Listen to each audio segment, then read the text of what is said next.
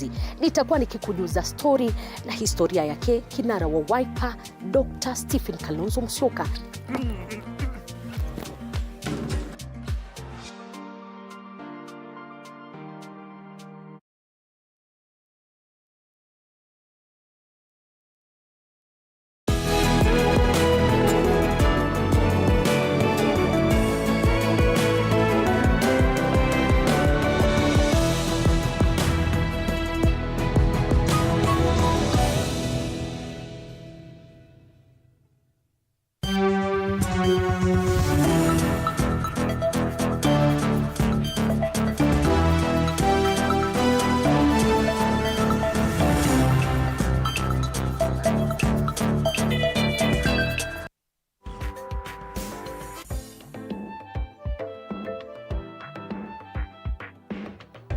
Good morning, welcome to Morning Cafe. How hot is your coffee this morning? It is the 3rd day of April 2025.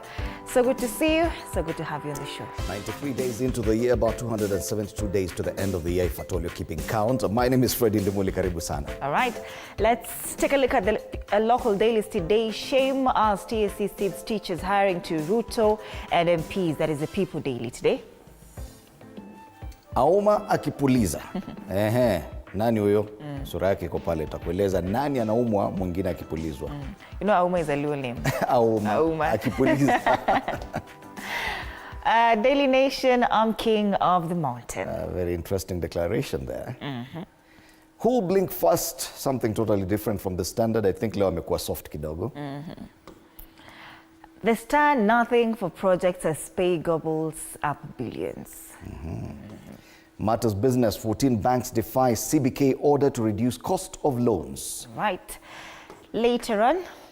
Yes, at 6:30 this morning, State of the Nation will be having at least two gentlemen here. Wilson Sosion, former SGK and UT, and Dr. Peter Mbai, leadership and governance expert. Basil Robert Ngui, the MP for Yatta constituency, was to join us, but has since sent his apologies. He'll not be able to make it. All right. But the conversation will definitely continue at 6:30. Absolutely. Kazi lazima iendelee. All right, let's cross over borders. We start off in Tanzania. The citizen paying at the pump, where relief is on the horizon, and fuel prices have risen for the 3rd consecutive month. But analysts expect them to drop once the availability of the US dollar starts to improve on the back of increased agricultural and tourism activities in the next few months. You realize in Kenya we stopped even checking how much fuel costs. Yeah. We moved on. We gave up. History ya paying at the pump, hizo headlines to move on. We moved away from that. Yeah. And they say according to new fuel prices in Tanzania announced yesterday, a litre of petrol now costs 3,037 in Dar es Salaam, up from 2,996 in March. That is Tanzanian shillings, of course. Other stories here. Factors behind low varsity enrollment in Tanzania revealed on page 2 of this newspaper. And Janabi steps up quest for WHO Africa top post. Professor Mohamed Janabi, who is competing against 4 other contenders yesterday, listed his key achievements in Tanzania and set out 7 priorities he would focus on if elected as chair of WHO in Africa. Restoration of Zanzibar Old Fort sparks debate, story on page 3, and they bid farewell to the 5th edition of the Citizen Rising Women Initiative. That's the Citizen. Still in Tanzania, gazeti la Mwananchi asema vurugu za RC zatikisa majimbo. RC ni regional coordinators, ama regional commissioners. Wajitosa majimboni kimya kimya kusaka ubunge. Wapambe wao wavuruga wajumbe kwa mbinu mbalimbali. Hatma ya wabunge kwenye hatihati. Ubunge watajwa fursa nono yenye uhakika. So basically they're saying regional commissioners wanataka kuchaguliwa kama wabunge. Na unajua hawafai kufanya hivyo. Hata kama ni hapa Kenya, if at all you're in government and you want to be elected, unaacha kazi at least a year before. Wasema vurugu za RC zatikisa majimbo. Masuala ya siasa. Pale chini ujumbe wa Daktari Mpango akizindua mwenge. Ni mwenge wa kazi gani huo? Makamu wa rais, hata tulijua for the first time tunaona makamu wa rais wa Tanzania kwenye gazeti. Makamu wa rais Daktari Philip Mpango akiwasha mwenge wa uhuru kuashiria uzinduzi wa mbio za mwenge huo wa mwaka 2025. Kama huko unajua naibu wa rais wa kule Tanzania sasa unamjua, anaitwa Daktari Mpango. Yeah. Nondo 7 za Profesa Janabi akijinadi WHO. I think that's a candidate for the WHO's boss post. Na sababu bei za petroli, dizeli kupaa, lita ya petroli sasa kule 3,026. Aha, masuala ya Kenya yako kwenye ukurasa wa mbele wa gazeti hili pale juu. That's how important jirani is. Mtifuano wa Daktari Ruto Gachagua warindima pale juu kwenye ile gazeti. Wasema mtifuano wa Rais William Ruto na aliyekuwa naibu rais Rigathi Gachagua ni kama umeanza mpya. Umeanza upya baada ya kiongozi huyo wa nchi ya jirani akaenda kukwea mlima. Habari kamili kwenye ukurasa wa 16. Tunapiga kelele sana. Hadi tunapigia jirani kelele. Jirani anajua kuna kelele. Anajua kuna rigiji. Let's cross over to Uganda and SGR project. Government releases 305 billion shillings and Turkish contractor to start preliminary works immediately. Sawa, wakianza hii sisi tufikishe SGR yetu pale kwa boda. All right, Uganda launches malaria vaccination. This is positive news for Uganda. I think CCP, we made this step a few years ago. A 9-page sustainability pullout. 2026 polls government to regulate social media. That's interesting, man. If at all they can do it. I know there have been attempts to do that in other areas. But with Uganda, varied they can. levels of success. Kenya ni kucheza na stima. Unazima tu stima. Yeah. Lakini internet hawajanyonga bado. All right, that's the new vision. Matters umeme still making it to the front page of the Daily Monitor. Umeme 430 billion shillings. Who takes what? This is sharing the buyout cash even as Umeme races against time to contest the payout amount before the 30-day window closes. This paper looks at what shareholders will walk away with. Kuna wale wanapata as high as 100.42 billion shillings from that. Kama nani wale? NSSF, they had a stake in that. Other private companies as well do have a stake in this. Matters South Sudan and the continuing crisis there makes it to the front page of this paper in Uganda. AU sends delegation to South Sudan. So that is a story that will definitely continue. Elsewhere, Trump advisors coming to Uganda over DRC. The US president's top advisors on Africa are to visit Uganda to meet President Museveni and his counterparts in the region over the escalating security situation in the Eastern Democratic Republic of Congo. And you do realize that we are in a very precarious time. South Sudan, kuna shida. DRC, kuna shida. Pale between Rwanda na Burundi, kuna shida tayari. Hapa juu hata we are feeling like Somalia is much safer now. Yes. Sudan kule juu zaidi iko shida. So ukanda kunaitwaje, the eastern side of Africa is not doing very well. Yes. Lightning kills teacher, injures 15 pupils. That's another story in Uganda on the front page. One teacher died and 15 pupils were injured yesterday after lightning struck Serena Primary School in Bulando Parish, Nyendi, Mukurugwe Division in Masaka City, Uganda. So these are the regional papers. All right, tuangalie hali ya anga kuko vipi. It's getting warmer. If you took the rains for granted like me, tunaona cha mtema kuni. We have the Zoom Earth today.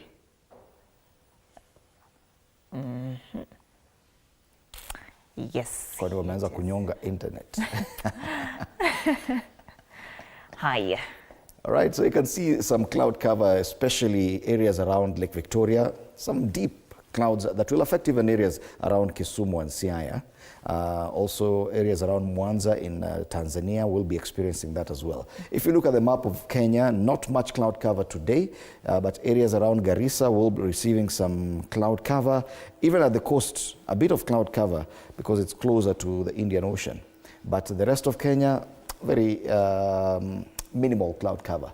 But today, President William Ruto will be in Murang'a County and Nyandarua County, in specific Kinangop. So let's take a look at Murang'a County to see what the weather looks like there today. All right, it's 18 degrees, feels like it. Slight cooling expected over the next 3 days in Murang'a. Today, it's partly cloudy. Highs of 27 degrees expected today in Murang'a County. Precipitation here is 7.4 millimeters, definitely 12 rain. And we can see thunderstorms, rain, kuanzia saa 8. But before that, there will be showers, most definitely. All right, after Murang'a, he'll be heading to Kinangop, which is in Nyandarua County. Kinangop iko karibu na ile barabara wanasema barabara sijui itapitia wapi ende wapi. It's much chillier there. 10 degrees Celsius, 10% imetoka wapi? 10 degrees Celsius at this time. It will only get as high as 19. Yes. Kwa hivyo leo rais lazima avae jacket. Yeah. In as far as precipitation is concerned, 4.3 millimeters of rainfall. So yes, the presidential entourage will definitely be rained on today. So mostly 10% cloudy. imetoka hapo. 10%. Because precipitation is 10% today, 4.3 millimeters. All right, yes, 10%. Kuna hapo. Tuangalize wapi? Tumeona kama Kilifi kuna some cloud cover. It's 27 degrees, feels like 30, mostly cloudy throughout the day. Lakini hapa pia kuna mvua kuanzia saa 7 mchana. Highs of 31 degrees expected today, and precipitation here is 2.8 millimeters. This will be felt, lakini kidogo, showers of blessings. All right. Finally, Nairobi, the city in the sun, 17 degrees Celsius, that's normal weather. Cloudy for the better part of the day. Highs of 26 degrees. Very comfortable weather. 4.6 millimeters of rainfall expected in Nairobi today. So be on standby. Kamvua kadogo tu hivi kukuchangamsha. Yes. All right, sasa tuangalie traffic. Are we getting lazy? Unajua, we said Thursday is the new Friday. It is indeed the new Friday. As at 11 minutes past the hour, this is the traffic situation in Nairobi. Pangani interchange, already we can notice that it is growing. Pale unaona that long stretch of red pale, Pangani interchange. If you go farther back on Thika Road, there's been a problem pale Garden City, lakini leo ni kama hakuna. I can see from as far back as Githurai, it's smooth all the way. Lakini pale, immediately after Githurai, just before you get to Kasarani, another long stretch of red there, meaning that this could delay traffic there. After Kasarani, it's green all the way past Garden City Mall, all stops, KCA University, Utalii Drift, all the way to the Pangani interchange. Kiambu Road is looking good, green all the way from the Ndigwa to Pangani interchange. On the eastern side of the city, take a look at Jogoo Road, only a long stretch of red Palembotela before you get to that roundabout Likoni Road. But after that, it's smooth all the way into town. Pale town kidogo, Haile Selassie Avenue, it's building up areas around Marikiti, but nothing to worry about. Pale Gikomba, Machakos, Mudhurwa, there's no traffic. Let's go further back to the busiest road usually at this time of day, and that's Kangundo Road. But you can see ni kama jana, not much traffic. In fact, a lot of the traffic is going away from town, heading towards Njiru. Wale wanakuja Nairobi ni kama wajaamka. Ama watu siku hizi wanafanya kazi from home. Holiday. Yes, Feather Estate, pale Pipeline and areas around Feather, Tasia. There's a long stretch of red pale, so if you're using Outer Ring Road, do expect some traffic there. If you're using the Eastern Bypass towards Mombasa Road, pale opposite Southfield Mall, pia kuna a lot of traffic. Mombasa Road sio mbaya, all the way to town. Hiyo inakaa sawa, past Capital Center, past Nyayo Stadium, into the CBD. Southern Bypass, nothing to report. Lang'ata Road, Mbagathi Way, Ngong Road, ni zile tu kawaida. Hata watu wa kutoka Kangemi, kuja town. In fact, you can even ride a bike or fly. That's a traffic situation in Nairobi. Or fly. All right, let's take a look at the quote of the day.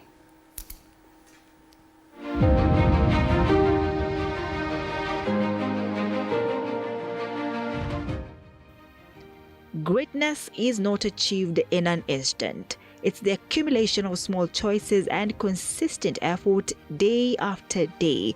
Even when progress feels slow, every step brings you closer to your dreams.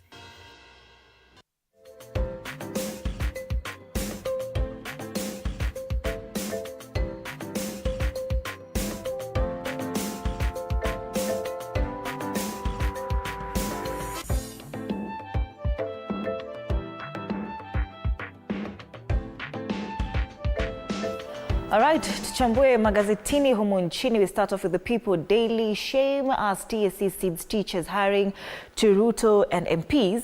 The politicians hawk appointment letters for up to 200,000 Kenyan shillings. That is according to this newspaper. And they say the Teachers Service Commission has found itself at the center of a controversy following claims of State House and politicians controlling recruitment of teachers across the country. And at the center of the controversy is a recent trend where members of parliament and governors visiting President William Ruto at State House issued TSC recruitment letters for onward distribution to their supporters, raising concerns about the fairness and transparency of the process, though not verified, allegedly. But one of the MPs actually said it. The woman representative for Murang'a County, anamuita Betty A. Sawa. Alisema ni ukweli, when you go to State House, actually each MP, yes, is given about 20 letters. So she said there were 11 MPs at State House and each got 20 letters. So those are 220 letters dished out from State House. Alafu wanaenda wanapatia wale watu wanapenda. So kama MP wako hajaenda State House, wewe hautapata kazi. Yes. Can you imagine that skewed way? Yet TSC is there and it's supposed to be the employer. And wanasema more than 20,000 teachers have been recruited across the country since October last year. No merit. Well, questions arise. Tutakuwa na one of the walimu, most famous teachers hapa studio, Wilson Sosion, also a unionist. Atuambie kama kweli hii ni haki. All right, how fraudsters collude with bank staff to swindle retirees. They say the most common type of spoofing is done through emails that are hard to detect, detectives said. And the telltale signs of spoofing email include incorrect grammar, poor spelling, badly written sentences or phrases, and are incorrect URL. Wanasema kwamba fraudsters are colluding with rogue bank staff to swindle retirees of their lump sum pension. As soon as it's deposited in the bank accounts, detectives have warned. Interesting. Wacha watu wakule pension kwa amani. Muturi, why I was fired. Amesema he wasn't fired because he was incompetent, as the president said, but because of his remarks on the abduction saga. On the top three, President promises Munya Linturi state jobs. That story is on page 8 of this newspaper. Yes. Auma akipuliza, sio auma. Auma. Auma. Auma, angesema anauma akipuliza. Rais William Ruto aonekana kuwa mwangalifu zaidi kwa namna anavyoshughulikia eneo la Mlima Kenya katika serikali yake, huku akiwafuta kazi baadhi ya viongozi na kuwateua wengine kutoka eneo hilo. Habari kamili kwenye ukurasa wa pili. Anasema katika hatua za kimkakati inayolenga kudumisha uungwaji, rais afuta na kuteua maafisa kutoka mlimani. Baadhi ya hao ni kama naibu wa rais, aliyekuwa naibu wa rais Rigathi Gachagua mlimani. Akaweka mwingine Kithure Kindiki mlimani. Wizara ya utumishi wa umma alimtoa Justin Muturi akamweka Geoffrey Kiringa Ruku. Wizara ya kilimo alitoa Andrew Karanja akamweka Mutahi Kagwe. Wizara ya ICT na uchumi dijitali akamtoa Daktari Margaret Nyambura akamweka William Kabogo. The latest one, bodi ya KICC, Irungu Nyakera alichomolewa jana na ni kama amekuwa replaced na jamaa anaitwa Samuel Waweru Mwangi, wote wa mlimani. So the president very careful on the same week that he's gone to the mountain. Hata kifuta huko anawarudishia, anaambia si bado tu nini. Msikasirike sana. Very well. Lucky Abi. Pale chini vidokezo zaidi, wanasiasa wachafua mlo wa walimu, vyama vikilalimika upendeleo. Yes, we just talked about that story where now it is MPs who are closer to State House who are employing teachers. Waomba EACC ifuatilie msikiti ulionyakuliwa. Jamii ya Waislamu imealika EACC kuchunguza madai ya unyakuzi wa msikiti wa kihistoria. Habari yenyewe kwenye ukurasa wa 5. Pale juu, jopo la IEBC laongezewa siku 14 zaidi. And this is despite some of the controversies raised by some of the opposition parties. Jopo hilo chini ya Nelson Makanda litafanya uteuzi kufikia Mei 12. No, walikuwa wamesema ni kama Aprili tarehe 14 hivi watakuwa tayari na IEBC. Tangoja mwezi mwingine. Na Chelsea tayari kwa Tottenham. The Blues wana rekodi nzuri nyumbani dhidi ya Spurs. Lakini timu kubwa Arsenal, Bukayo Saka alirejea. Alifinya mabao bao moja kwa Fulham. Taifa Leo, Daily Nation, I'm king of the mountain. Head of state seeking to win back support of populous region that swept him to power in 2022 poll race. Bare knuckles. President William Ruto says he does not need any political broker to ascend the slippery but vote-rich Mount Kenya region, brushing off the acrimonious falling out with his former deputy Rigathi Gachagua as inconsequential in his decades-long ties and friendship with local residents. Mr. Gachagua has previously declared himself the region's political kingpin and vowed to make his former boss a one-term president. I do not need political brokers to ascend the slippery but vote-rich Mount Kenya. That is according to President William Ruto. Amesema atawafanyia kazi and he will not sleep. Anasema he will not allow anyone to come between him and his people from the mountain. Yes. Wamekuwa marafiki miaka mingi. 20 years plus. Fury over TSC employment letters dished out to politicians, the same story. And Muranga MP Betty Njeri Maina's revelation that MPs allied to the government were recently handed Teachers Service Commission employment letters to give to their constituents has kicked up a storm over irregular hiring. Other stories here. Trump's in-law tours Kenya, Great Lakes with eyes on Congo minerals. And Masad Bolu, the new senior advisor for Africa at the United States Department, will be visiting Kenya and the Great Lakes region starting this week. Unaona tumesoma hiyo habari kwa gazeti ya Uganda. Sema kuna watu wanatoka Amerika wanakuja kuongea na Museveni sababu kuna vita DRC. Lakini Kenya unaambiwa they having eyes on the Congo minerals, not the crisis in Congo. DRC. Ni minerals wanaangalia. Ukweli wa mambo. Other stories here. MPs extend IEBC selection panel's term by 2 weeks. We've talked about that. It was to be on April 14, thereabout, and May 12. Yes, Daily Nation. Who'll blink first? That's a big headline on the Standard. This is a sacking saga between President William Ruto and his former CS for Public Service, Justin Muturi. Former CS Justin Muturi has taken on President William Ruto, accusing him of refusing to address abductions in cabinet and instead kicking him out for demanding answers. Muturi, who remained unbowed, placed the kidnappings at Ruto's doorstep, saying he will not be silenced. He claimed Ruto lied after the president said Muturi sacked himself when he absconded cabinet meetings. Na hizi accusations huyu jamaa kusema rais anasema uongo. Najua zimekuwa mingi sana sasa. Anafinya sana. Kila mahali, kila wakati mnasema huyu jamaa ni kama asemi ukweli. Kila wakati hawa ni masemi ukweli. Hiyo ndo habari. More on that story, I think, on page 5 of this paper. Other stories, looming battle over IEBC jobs. Now the push and pull because ODM yesterday responded to Wiper Party and the other parties that complained about a lopsided selection of IEBC commissioners. ODM wakakuja wakasema So now Kalonzo Musyoka is threatening to go to court should the appointments be done, but ODM is having none of that. The story is on page 4. What will happen? Now the selection panel has been given 2 weeks more. Meanwhile, people are saying they're going to court and stop the appointments. That's ni kama tutakaa bila IEBC. Drama ni mingi.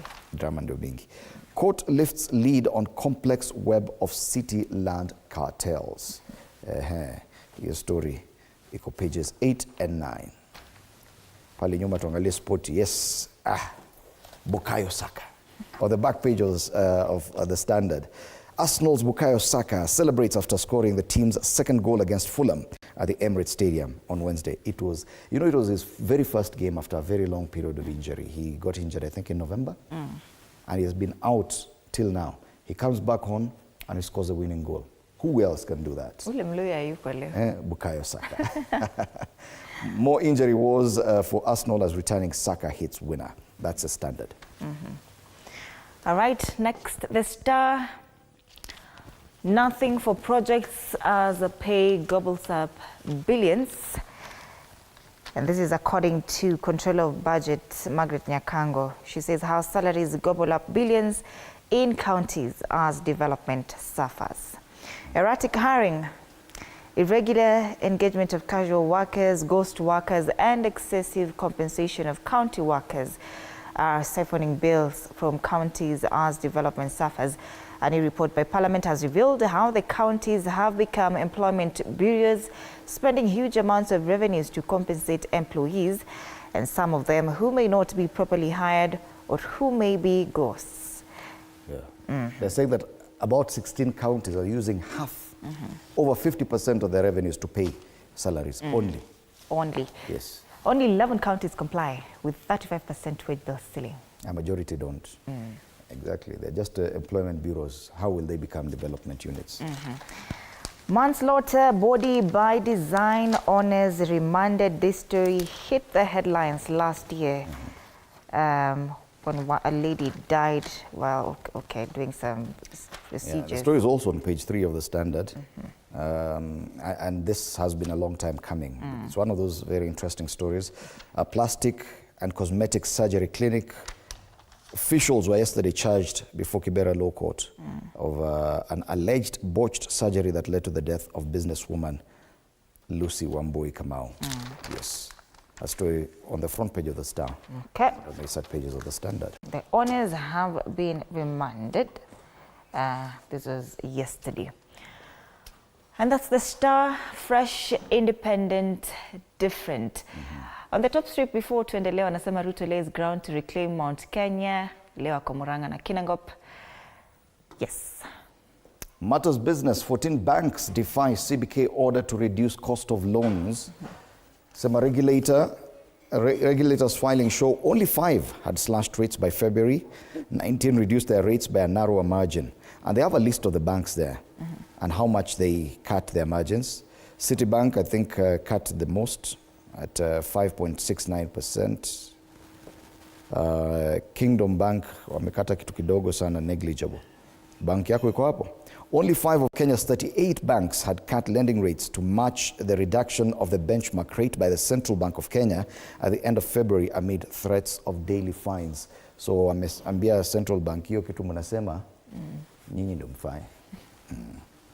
Why Treasury retracted comment on China debt restructuring. There's another story there on the front page of the Business Daily. On the ticker, manufacturers save 688 million shillings in power bills by off-peak production. Wanafanya kazi usiku.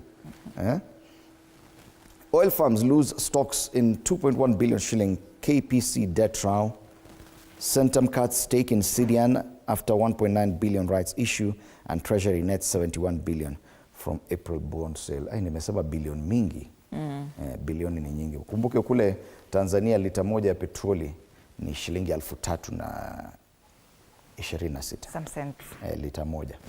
Ukiwa na 10,000 unaweka lita 3 ya mafuta. 10,000 ya Kenya. 10,000 ya Tanzania. All right. Those are the local dailies today. And these are the gentlemen who will be in studio. Let me put this here. These are gentlemen who will be in studio this morning. Wilson Sosion, a former SGK and UT and former MP, alongside Dr. Peter Mbaye, leadership and governance expert. Basil Robert Ngui will not be able to make it today. He's an MP for Yatta. But yes, starting at 6:30. Tuangalie masala ya caricature. All right. So 2 of the cartoons today have something very interesting. A truth meter. And this truth meter is being used on both the president and the former prime minister. So kuna truth meter hapa. This is a cartoon on the Daily Nation, talks about truth, some truth, or truthless. Yes. Truth lies. Truth lies. President William Ruto on Sudan tea imports. The former prime minister on South Sudan peace mission. That's a cartoon on the on the Daily Nation. Just see how similar they are with a cartoon on the Star. Bado truth meter, matters Sudan and South Sudan. President William Ruto there, caricature pamoja na hiyo ya former Prime Minister Raila Odinga. Who is saying the truth? Sisi atuchukui chai. Ni kama tumeambiwa hapa wote wawili ni kama whatever they're saying si kama ni factual. Yes. So, The Star. The Star. People Daily. Winners and losers of political handshakes. Yesterday, Daily Nation highlighted this story right here. how once mtu ameanguka, there is some exchange of checks just to try and stabilize whatever is going on. Na hiyo pesa ni ya nani? Hao watu wamebeba watu, wananchi. Hao ndio watu wana share pesa hapa juu for their own happiness, but it's the taxpayers' burden. That's the cartoon on People Daily. On the Standard, kuna naitwaje huyo jamaa wa KOTU anasema serving as a Secretary General of KOTU is a calling. Francis Atwoli, the long-serving KOTU Secretary General. Lakini commentator anasema then the gods must be crazy. If it's a calling, then the gods must be crazy. There have been calls for him to actually vacate that position and leave it to new leadership. Amekaa sana. Ati amekaa sana. Lakini anasema this is a calling. Hakuna retirement from this position. Unakaa hapo mpaka siku ile unasikia kabisa sasa nimeelemewa. That's a cartoon on the Standard. He recently got a... I was going there. He's still young. He's still young. Yes. Yeah, he's a new dad. Yes. Atwoli Junior, just a few months old. It's a calling. Yeah. All right. After that, we'll be talking to Dr. Malcolm Correa, that is a consultant physician and nephrologist, and Grace Simelane, a patient of polycystic kidney disease on that. All right. Baadaye, apparently did you know there's something called Good Deeds Day? It's tomorrow. Okay. It's tomorrow, so we'll be talking about it with Tasneem, a commercial manager, Renegade Air, and Meshak Odede, chairperson volunteer involving Organization Society Kenya. Today's Thursday, Fitness Thursday with instructor Nick coming later on. So stay with us, interact with us on our socials, TV47 Kenya on Facebook and YouTube. On X at TV47 News KE, my handle is at Ann_Dida. The hashtag is Morning Cafe. My handle is at Fred Indemuri.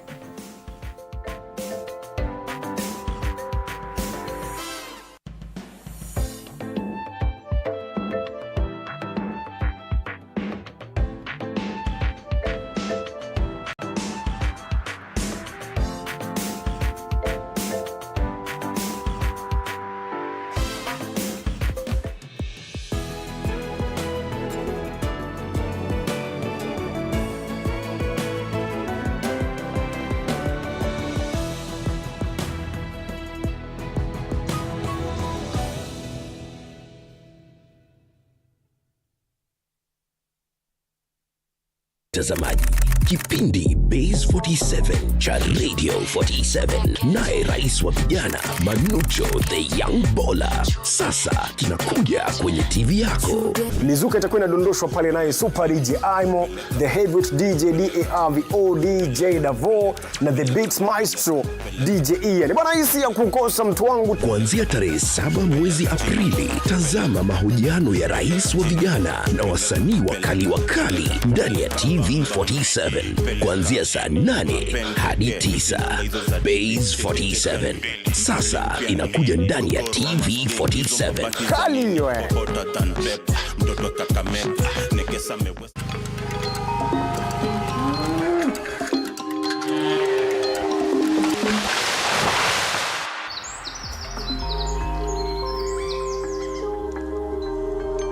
Our world is changing every day, and so should we, for the better. Each week, we tackle the big why, the question that should be on everyone's mind. Why isn't this fixed yet? Deforestation, global warming, and the adverse effects of climate change. The future isn't just something that we inherit, it's something that we create. Join us on The Green Fix as we tell the stories of those who refuse to give up.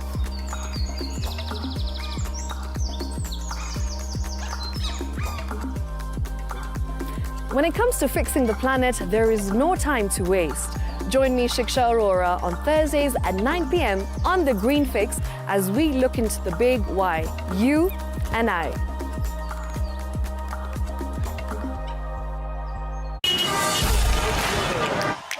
Older ladies, we gotta keep it together. If not, you're gonna die old. It has been quite hard to find someone. Love, by the way, si kitu ati inakuwaga na age. I'm 47 years. I'm 47. I'm turning 41. The ideal partner for my mom is a loyal one. Sio mnono, sio mkonda. Asikuwe na kipara ati hazina cobalt. Personally mimi niko na tabia mzuri, naweza hotspot zangu kama yeye hana. My first impression when I saw Brian. You know, we know the Bryans. I forgot your name, remind me again. Me, I work out to look good while naked. How you want some kids with me and you got a set of twins out there that you're not fighting for?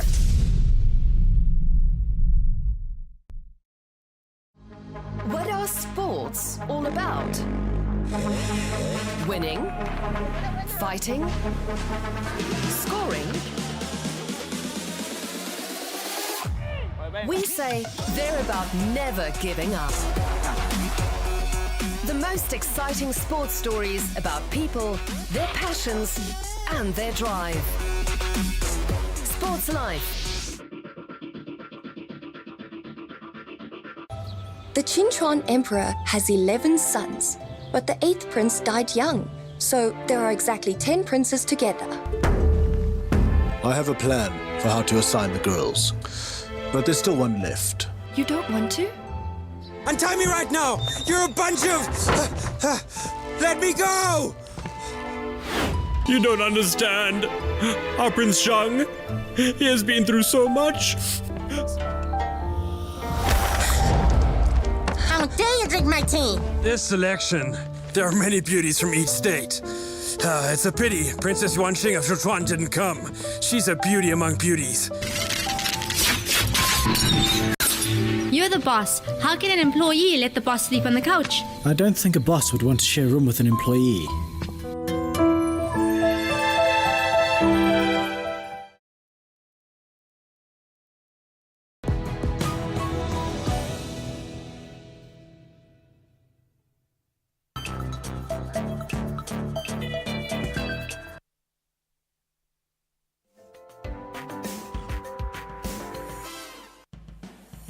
As we warned several months ago, from the promotion list published by the Teacher Service Commission this morning, the TSC has apportioned the 25,252 promotional vacancies equally across the country.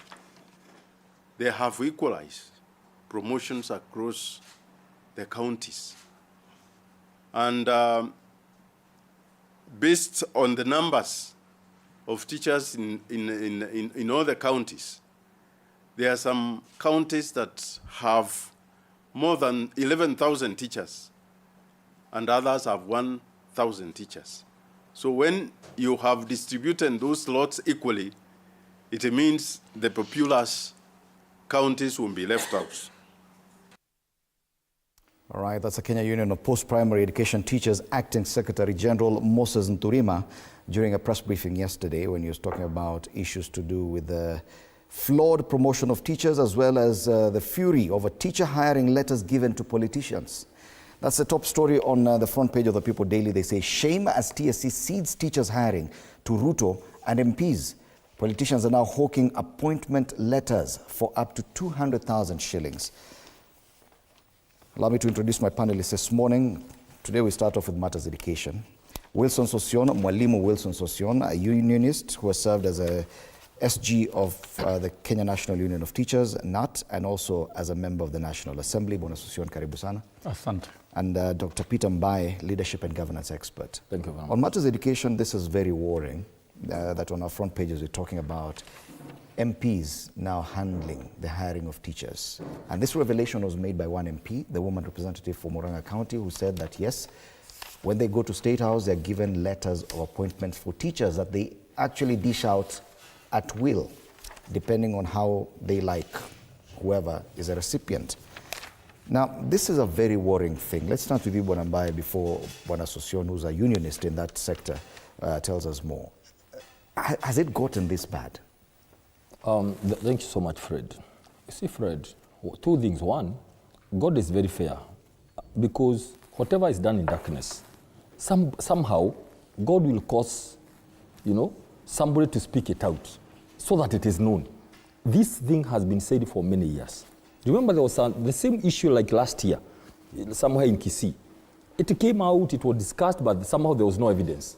Nobody would say, we were given letters. Now this one has come out. And God will put something new to just speak out like openly so that people can see. That is now, that's the first thing. But number two, I'll tell you, Fred, this is the extent by which, as a country, we are now willing to go for politics. I've been saying here consistently, very consistently, Fred, the moment you politicize life, you politicize development, you politicize the basic essence of living for Kenyans, we are all done. Because we are going to get into a ditch. By the time we come out, other nations, other economies are moving on. We are left moving around. Which hope do you give somebody who is there, doesn't know anybody?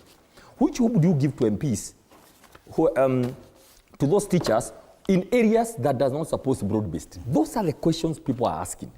Let me tell you, the moment we don't have equality in this country, the moment people think that other people have more privileges and opportunities than others, that is now chaos. That's where people begin getting angry.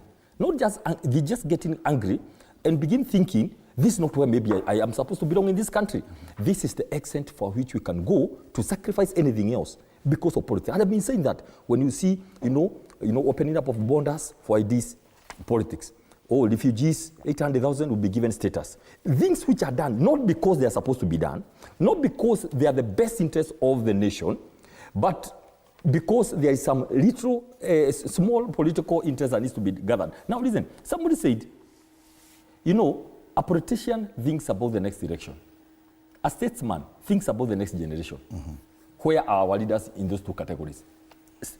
Politicians think about the next. It doesn't matter. Yes. Even if I collapse this country to half and I get power, they can do anything just to get power. This is not, Fred, what I would want to be associated with myself. Okay. This is not what I want to be associated with, because we are people who have been given opportunities for leadership so that we can inspire other people.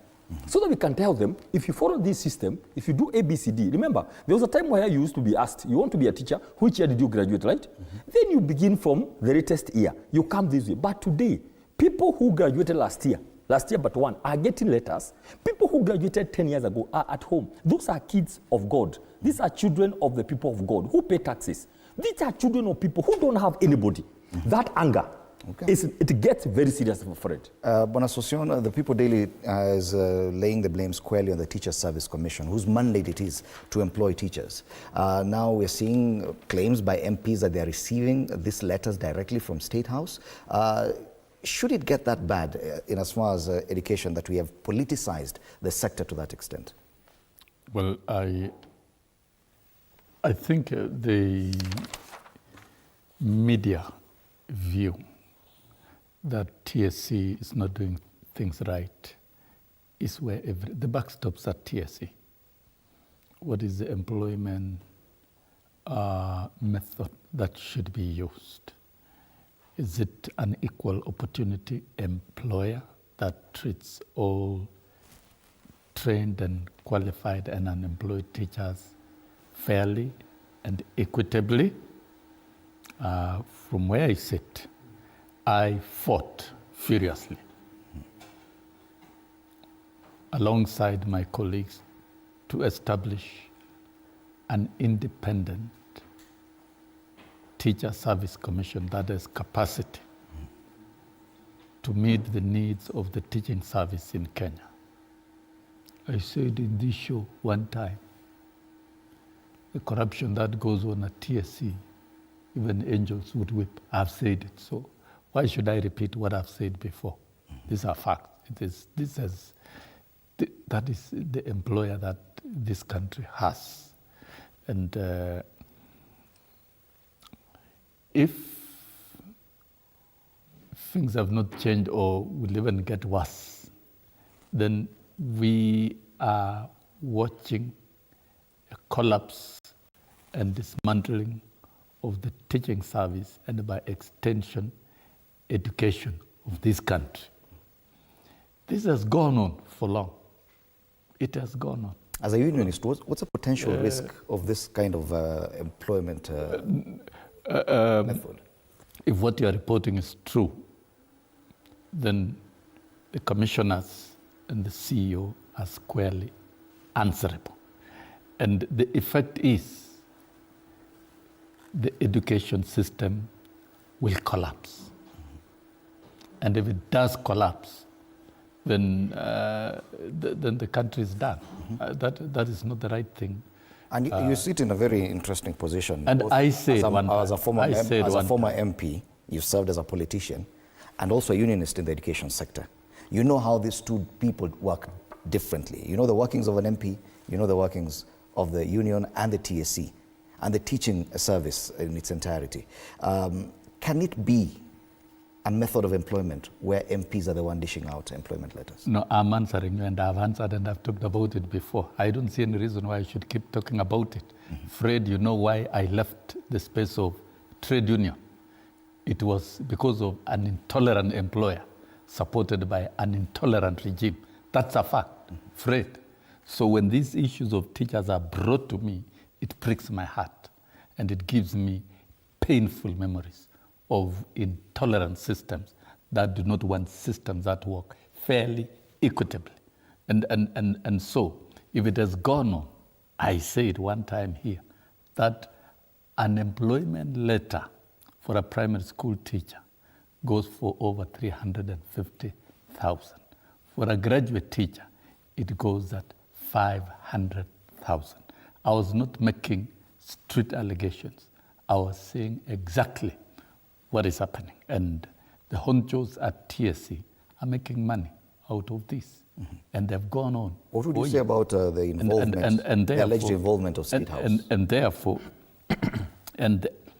I want to restrict myself to the employer. The Constitution, TSC is under Chapter 15 of independent constitutional bodies, isn't it? It is under Chapter 15. It's codified, it's protected, it's given adequate money so that then they can recruit competitively, equitably, and fairly. That is what the Constitution says. So, if what is being, because for me, I don't change my position. I made these comments. You can check in the media spaces. And I've never changed. And so, the buck stops squarely at TSC. Well, I left that space because of intolerance. Yet the political leadership, the hand of the political leadership is very clear in this. State House has been mentioned as a place where even the MPs are getting the letters from a leadership and governance perspective. This handling of the education sector, key sector, from the apex of this country's leadership, what would you say about it? Fred, I want us to be very candid, and you see, that is something that's not something that our veteran here can be able to say. The buck doesn't stop at TSC. We have one CEO of this country.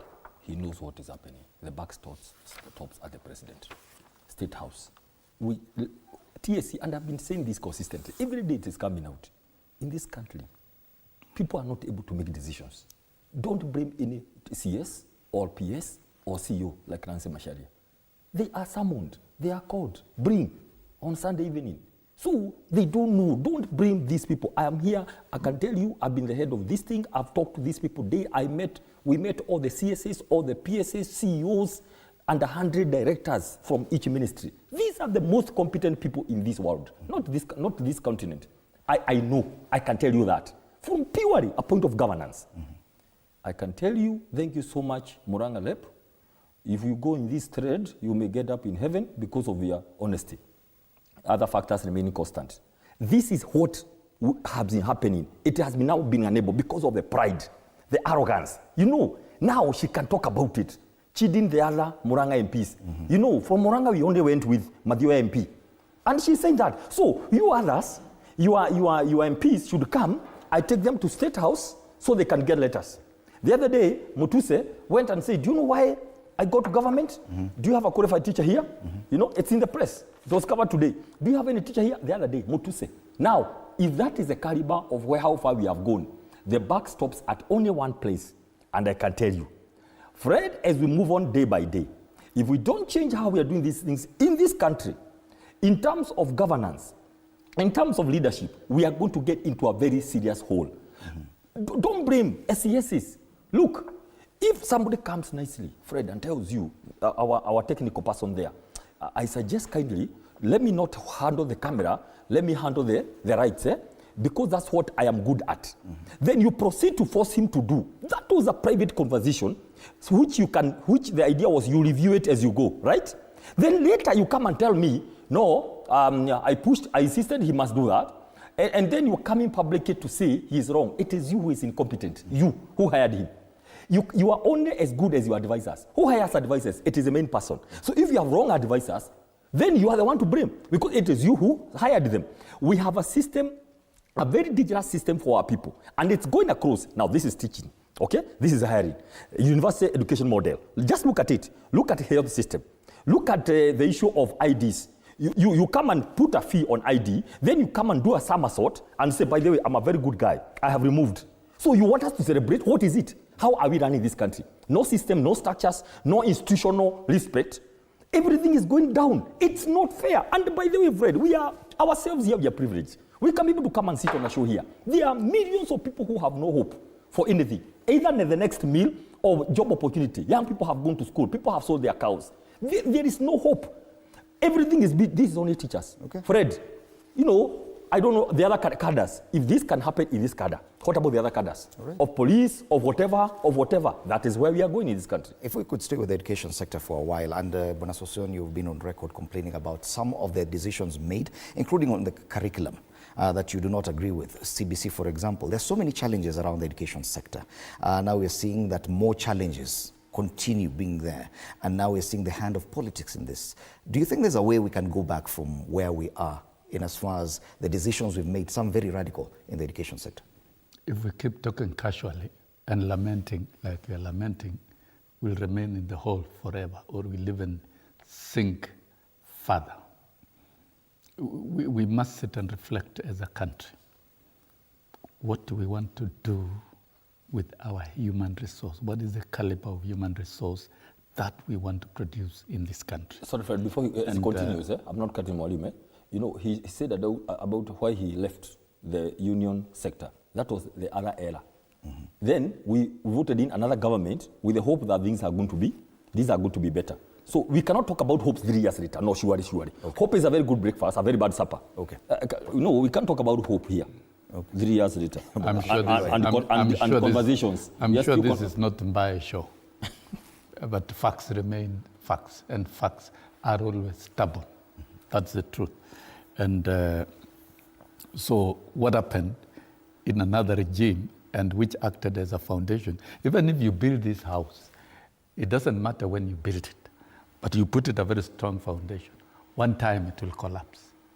And that time... Are you predicting that this thing, our education sector is set to collapse? So I'm trying to correct Mbai so that it doesn't have to paint some quarters as heavenly angels and others to look like total failures. Now, I raised a lot of concerns about how the curriculum was being rolled out. I was a lone voice then, and I did it through careful studies. And that was the view of teachers, and that was the absolute truth. And the challenges of CBC are not going to go away very soon. That's the truth. And the window for review of CBC that the president directed and committed in signing of the charter is the only way.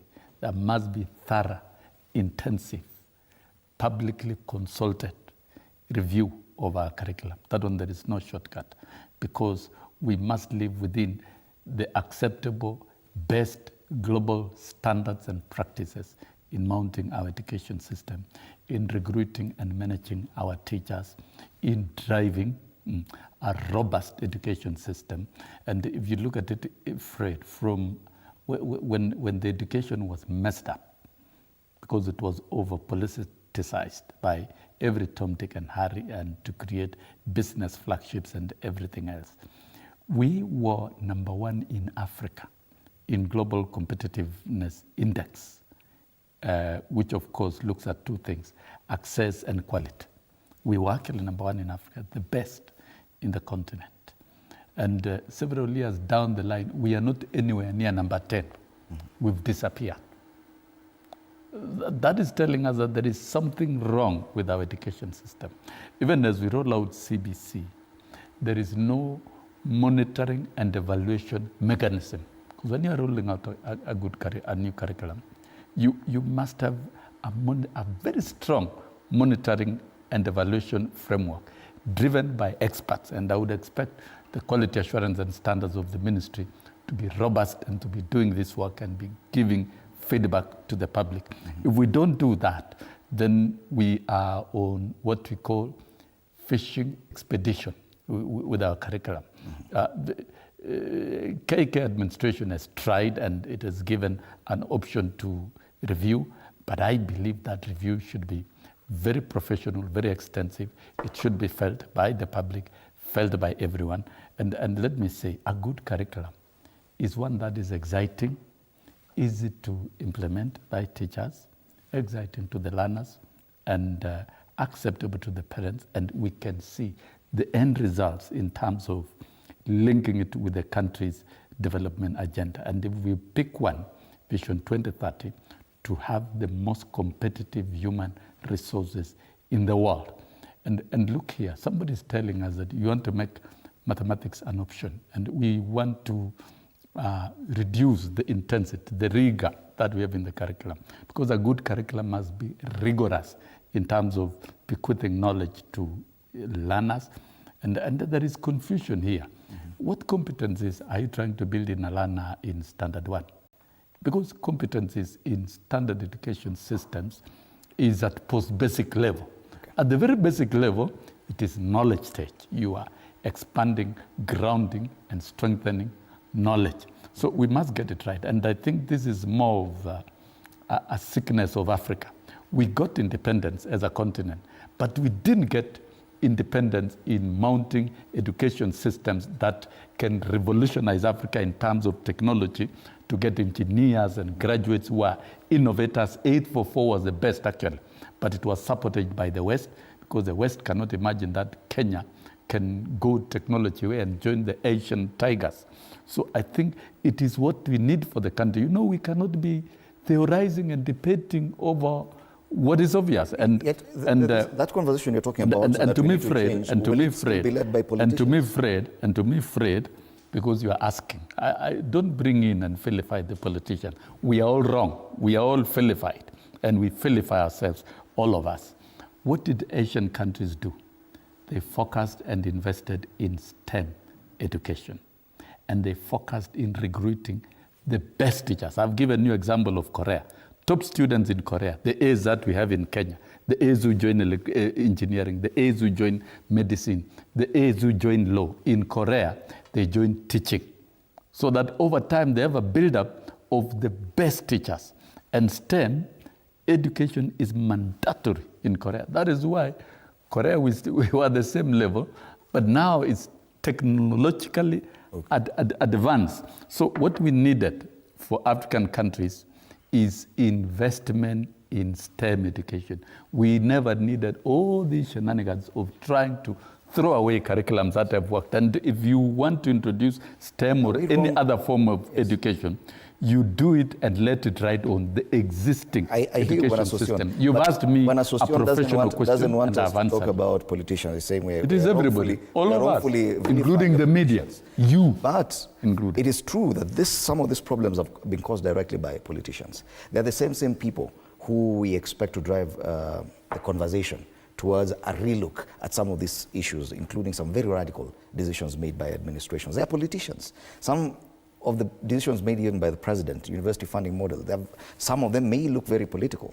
Is it wrong to say that politicians are the ones messing up the education sector? By the way, and I don't know whether you got that. He not only blamed the politicians, he only blamed you as a media. So I don't know. You are blaming the media. The work of the media is to communicate what has been said and the conversations going on. I don't know why people in government, they throw tantrums, they get uneasy, they get some, joto kwa mwiri when things are being discussed. Because instead of bringing facts on the table, you begin running away and shouting, saying, people are inciting against government. How can you say it again government and it is a government? You just need to come out and the first clear. There are so many unanswered questions. And by the way, one of these days, we are going to list all those unanswered questions from every sector until there are 50. Then we go telling them, guys, go and sit down, answer the questions. We are not fighting. We're in this country. So I'll tell you this. What comes to mind? Fred, number one, we cannot be discussing the same thing 3 years since. Forget about who brought the system. And again, if I go back a bit, the question is again, why did we do away with that? Why did we bring about? Why am I asking that, Fred? Whatever you do, whatever system you bring in every sector has to be driven by the public good. As a study must have been done to say, what is it we need, okay? Then, leave without that. I hope it was done and I don't know why, the motivation. Let's come here now. We are in this system. And the government said, we are not going to do away with this system, we are going to set a team to review and see what needs to be done. My question, and the question many parents are asking, okay? Because I'm one of them. We don't know. We are getting instructions daily. What happens there? And then you are like, okay, we are helpless. The question is, 3 years later, we should not be talking about we need to do. We need to review. There is one arm of government that's supposed to do this work. It's called the executive. The executive then works with the legislature if there are any amendments to any acts and all that. The question is this, 3 years later, Mwalimu Sosion is one of the best brains on issues education in this country. If you are to get a panel of 10. By now he should be telling us whether he has been asked to go, sit somewhere and craft a way forward. 3 years later, remember we only have next year. By next year, August, if you have not done anything, you will not be coming here to tell us, we hope, tunatenga, tunapanga, we are thinking. This is going to be dangerous. So you should be telling us candidly here, we are talking, right? Look, there has been all these issues since then. There was a team that was formed. It went round. Then I think things have been done piecemeal. What interests someone is what is being done.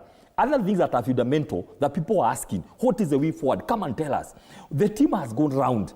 The Kenyans, this is what we propose. Then people discuss.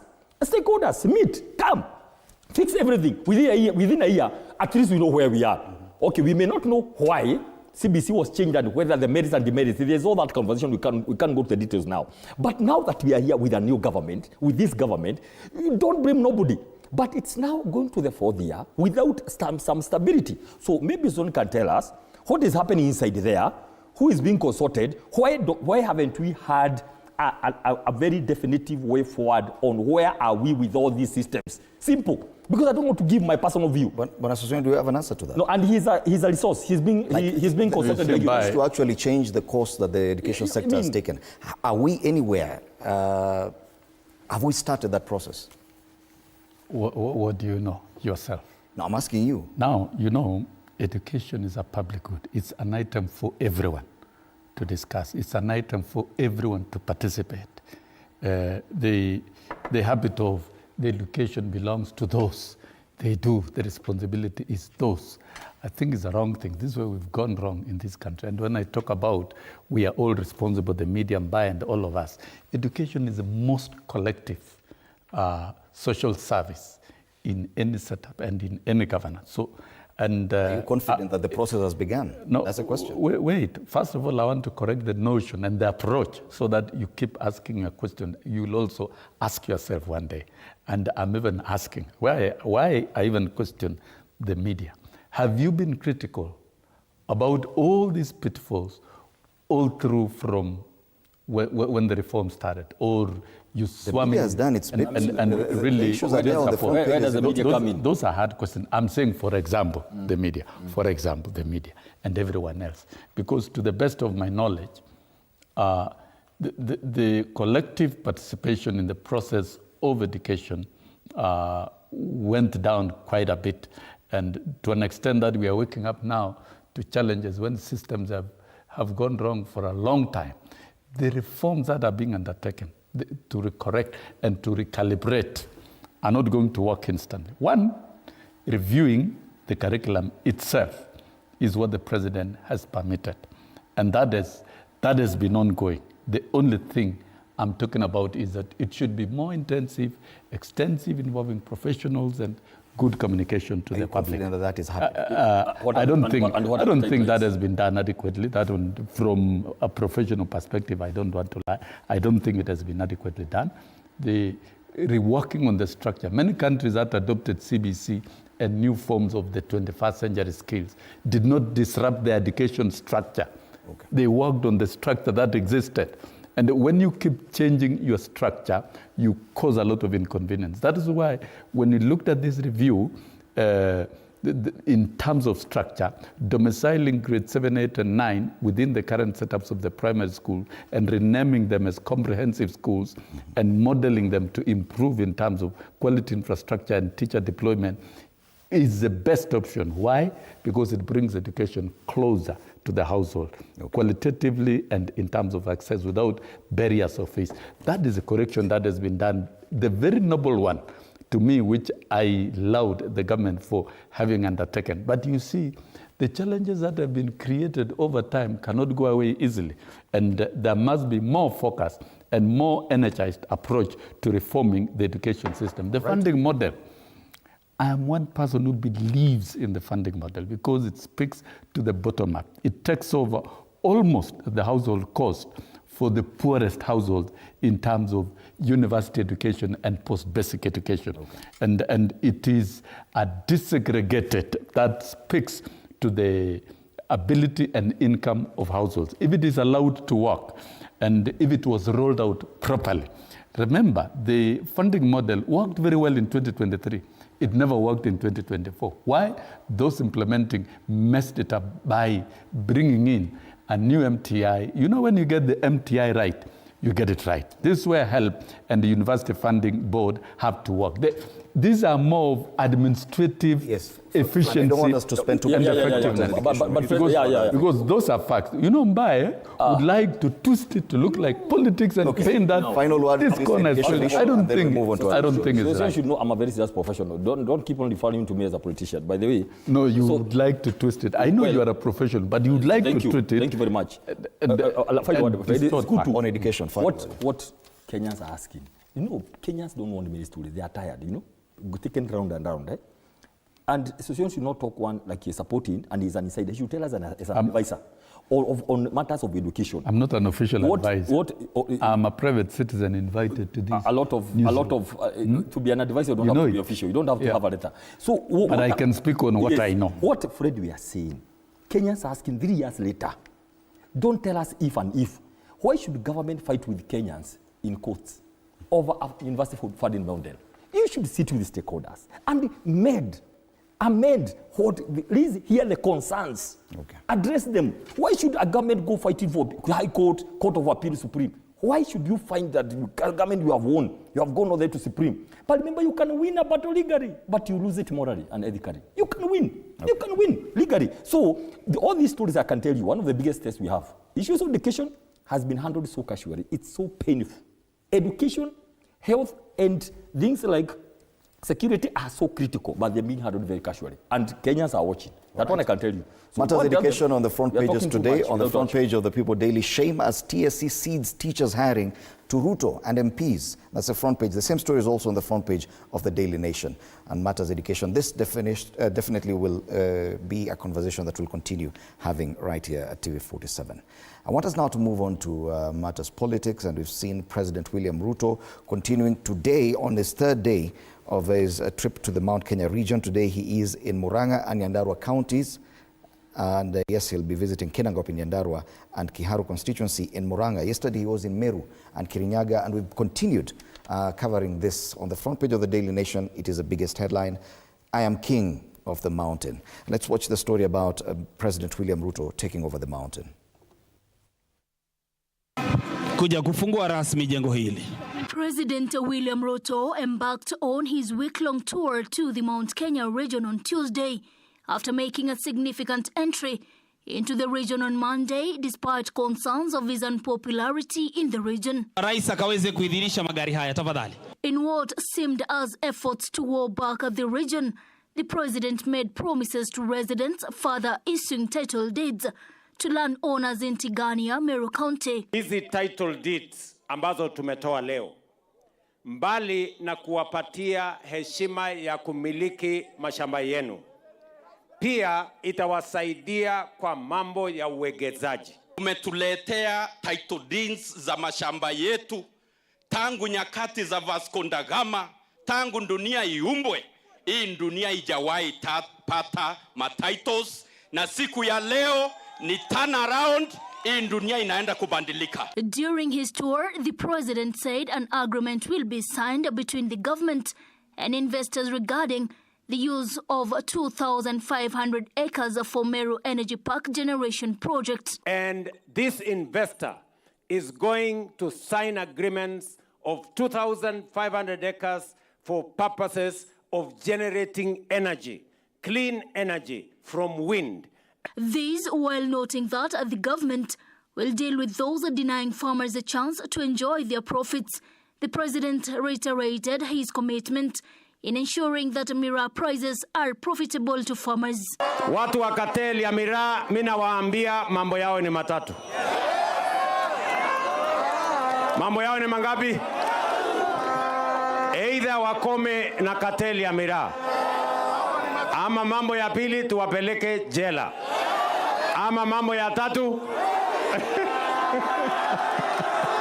The president called on Kenyans to unite and shun divisive politics, noting that unity of purpose would unlock the great potential of the nation. Nasema ya kwamba Kenya hii, ili tuweze kupata kuendesha mambo ya maendeleo kwa kasi, lazima tuungane.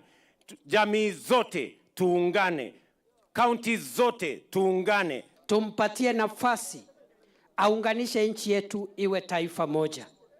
Tuachane na mambo ya ukabila na kusumbuana kwa sababu ya pahali mtu amezaliwa. Ruto, who embarked on his week-long tour on Tuesday, will traverse 9 counties in the vote-rich Mount Kenya region. Wale wanasema tuendelee na kazi. Chichi, Josephine, TV 47. Naelewana? Yeah, the picture on the front page of the Daily Nation shows the president somewhere in Maua, in Igembe South, Meru County, and he's standing somewhere, and there's a mammoth crowd there listening to the president. He says, "I'm the king of the mountain." Inside the story says that the president says he does not need any broker for him to approach the people of the mountain, yet he has found it fit that to say that he's he has been in talks with the former cabinet secretaries Peter Munya and Mithika Linturi to bring them back in government. Bwana Sosion, I know it is dubbed as a developmental tour, but there's a lot of politics in it. If the president does not need brokers for him to go to the mountain, why does he need to employ any more people from that region? You know, Fred, and this is where, when you hear me faulting the media, I'm not being malicious. I think the media, you guys should be able to bring out the exact issues as planned, but not what you think. Now, trying to approach the president's visit as political, I think we miss the point in the transformational agenda of the country. Yes, the president is a politician, that's a fact. Mm-hmm. And development of this country is founded on the existing political ecosystem, that's a fact. So we don't need to talk about it. The president going anywhere is still political. Talking to people is still political. So there's no news about it. What is key is that the president has an agenda for the people of Kenya, and particularly for the people of Mount Kenya, the several counties, because I think the real politics of President William Ruto and the people he engaged most in his political journey that spans many years are the people of the mountain. And he signed agreements with them. He has got development agenda for every county. And so when you see the president focusing on specific deliverables, right from Laikipia, all through to Nyeri, to Meru, to Kirinyaga, today is in Kinangop and Murang'a, he knows exactly what he promised the people of Mount Kenya. And when we are talking about reforming agriculture, the mountain is the bedrock, in fact, the backbone of agricultural activities in the country, including the cash crops. We are talking about coffee now leaping from 50 shillings to around 120 shillings per kilo.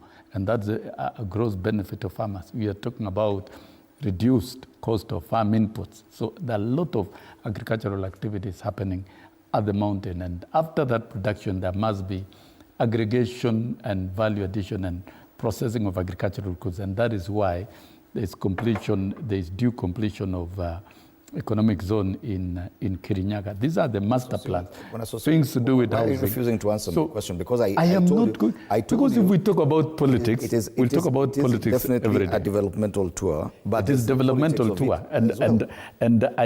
For me, my conviction is that this is not the time even to begin talking about politics, because if we talk about politics, the end product of that politics will be the ballot in 2027. And if we must talk about politics... Now that you've refused to talk about the politics, let me take it to Bwanambai. Bwanambai, can we ignore the politics of the mountain when the president goes there after 6 months of staying away? We cannot ignore the politics of the mountain. And one, as we speak right now from where I sit, there is no meaningful development going on in this country because development has been politicized. So anything you see, all the visits are meant to score more politically than development. Because development happens within some system. There's some way where you want to do delivery and performance. There's some things you must put in place which are not there. Yeah, this is just haphazard, let's go there, let's try to whip the crowd, let us do mobilization, so that the optics can be seen. That is politics. There's nothing like development there. And if you want to know there's something like development, the former president, Uhuru Kenyatta, started a major project of title deeds. Major, you remember, where they were to issue millions and millions of title deeds across the country. And teams were sent in all the counties equally to just clear the title deeds. Now, where did that program? That's what you call development. You come and pick up a project, run with it until the end, even if there's a new change of government. Now, the question is, where is that project so far? But we just see some title deeds being issued in Timau or something like that. Now, that is tokenism. Fred, that's not development. That's tokenism. Come and give a statement and say, since when I took over, by the time Uhuru Kenyatta left, we had so many title deeds in that program, because it was a national government program, right? Since then, I have issued so many to how many counties? That is what we call development. We don't want tokenism. He's talking about Mira. Again saying he's going to take to heaven, or wherever he's going to take to, cartels. Leader, there's a president, 3 years later, you are still complaining about cartels? What did you say? Nikiweka Bibilia chini, cartels wataniona. They are still, why? Because personal interest came into the trade of Mira. Personal interest came in. The people who are there in the former government were removed. Other cartels came in. That is why we can't move, Fred. There are so many handles put in. Now, why we cannot ignore again the politics in the mountain is because Mount Kenya politics and everything changed after the impeachment of the second deputy president. It changed. That is a fact. So the president was going to see what can happen. And I'll tell you this. Do you see these crowds? Two things. These crowds, I don't want to go to the details, but proper mobilization, proper money was spent on mobilization. Every stop, there was some good amount of money that was given to the MPs in the broad-based thing to go and mobilize. And I can tell you, Fred, it's not a lot of money if you look at it, and it is so much money for a common mwananchi. If you have a crowd of 5,000 people, each 1,000, that's 5 million. Yeah, and the money that was given was more than that. Fred, anybody, politician, give them money, can bring even 10,000 people in a field. That's simple common sense. But where is the catch, Fred? We have been there since 2018. After the handshake. That is when the Mount Kenya decided we are going to vote for Ruto because of betrayal. That Mount Kenya thought he had suffered because of the handshake. I can tell you, the campaign went for 4 years. Finally, and Mount Kenya never changed their mind until the ballot. I can tell you, the day Rigathi Gachagua went down, that's the day Mount Kenya, a majority of them, at least they know. They are not sure because we are still working on the opposition coalition. They are not sure who to vote for, but they know who not to vote for because of betrayal. So all what is happening here, if you can imagine the love, when the deputy president then, Ruto, used to come to the mountain, I can tell you, my brother, people would wait for him for hours without a penny. Yes, are you saying that you doubt the authenticity of this crowds? Hired crowds, in a nutshell. People would come with love. That love translated into votes without a penny. You know the difference, the pain of buying votes in 2027. Okay. The pain of buying votes. Loyalty and friendship and love, You cannot compare it with anything. Okay. I can tell you this, Mount Kenya, betrayal, the issue of Rigathi Gachagua, you can go west or right or north, they even know themselves. That's why a lot of money is being spent on this. But again, unfortunately, so far, the very promises. Nothing new. We have been waiting for commissioning of completed projects. Mera Katelo nitapeleka binguni. For 3 years, you have been the president, right? Title deeds, where is the program that Uhuru Kenyatta left? Those are the things. And we are going to analyze them next week to say what finally happened. Where are the commissioned projects? Yes, cherry-picking issues to make political capital and drive an agenda, I think that is a tired narrative in this country. Where Kenyans have reached, and that includes the people of Mount Kenya, is actual transformation of their lives. That is the politics of the day. But even if we must talk about politics, President William Ruto stood by Uhuru Kenyatta in 2002. That's a fact. You check in the archives. President William Ruto in 2013 seeded his ambition for presidency to support Uhuru Kenyatta. I was in that space. And in fact, I was on the side of Uhuru Kenyatta. And I'm among those who went to plead with William Ruto to have a joint ticket. In 2017, President William Ruto fully supported Uhuru Kenyatta for re-election. In fact, even at a point when he had given up. And so doing politics in the mountain is no longer news, and engaging political leadership and the people of the mountain directly is no longer news. The politics that the president is driving, and this, you have seen him engage Raila Odinga, and the issue of inclusivity and bringing everybody on board. And that issue that you've just mentioned, including Raila Odinga, it is the same thing that he demonized when Raila Odinga did the same thing with Uhuru Kenyatta during the campaigns. He kept on saying that even the Big Four agenda did not materialize because the president got into a deal. The political circumstances. How is it right this time round? Right now, you see, what was happening with the handshake of 2018 of Uhuru Kenyatta, it was not really a handshake. It was a tool used to whip others. It was an alliance of convenience to dismantle other people. And that is a fact. But what William Ruto is doing now is bring the entire country on board. And he pronounced it on the basis of the NATCO report at KICC, which was a product of dialogue. That will need a broad-based government. And he has walked the talk. And the ODM are properly now aligned. And so the tours he's making in the country, the tours he made in Western, Northern Kenya, Coast, Nairobi, and now Central, have said are purely developmental. And the foundation of that development is a political agreement that the president agreed with the people of Mount Kenya. And there are a lot of things that are ongoing, a lot. And you must mobilize people at the grassroots around agricultural activities. That one you must do it. And the president is doing that so directly. You must mobilize people around matters to do with UHC. That the universal health coverage is a must-deliver program for the good of all Kenyans. It's not only Mount Kenya, the entire republic. You must mobilize Kenyans around housing issues is a key pillar. You must mobilize Kenyans around ICT infrastructure. We are moving to the fourth industrial revolution where everything is on digital, and as a country must expand.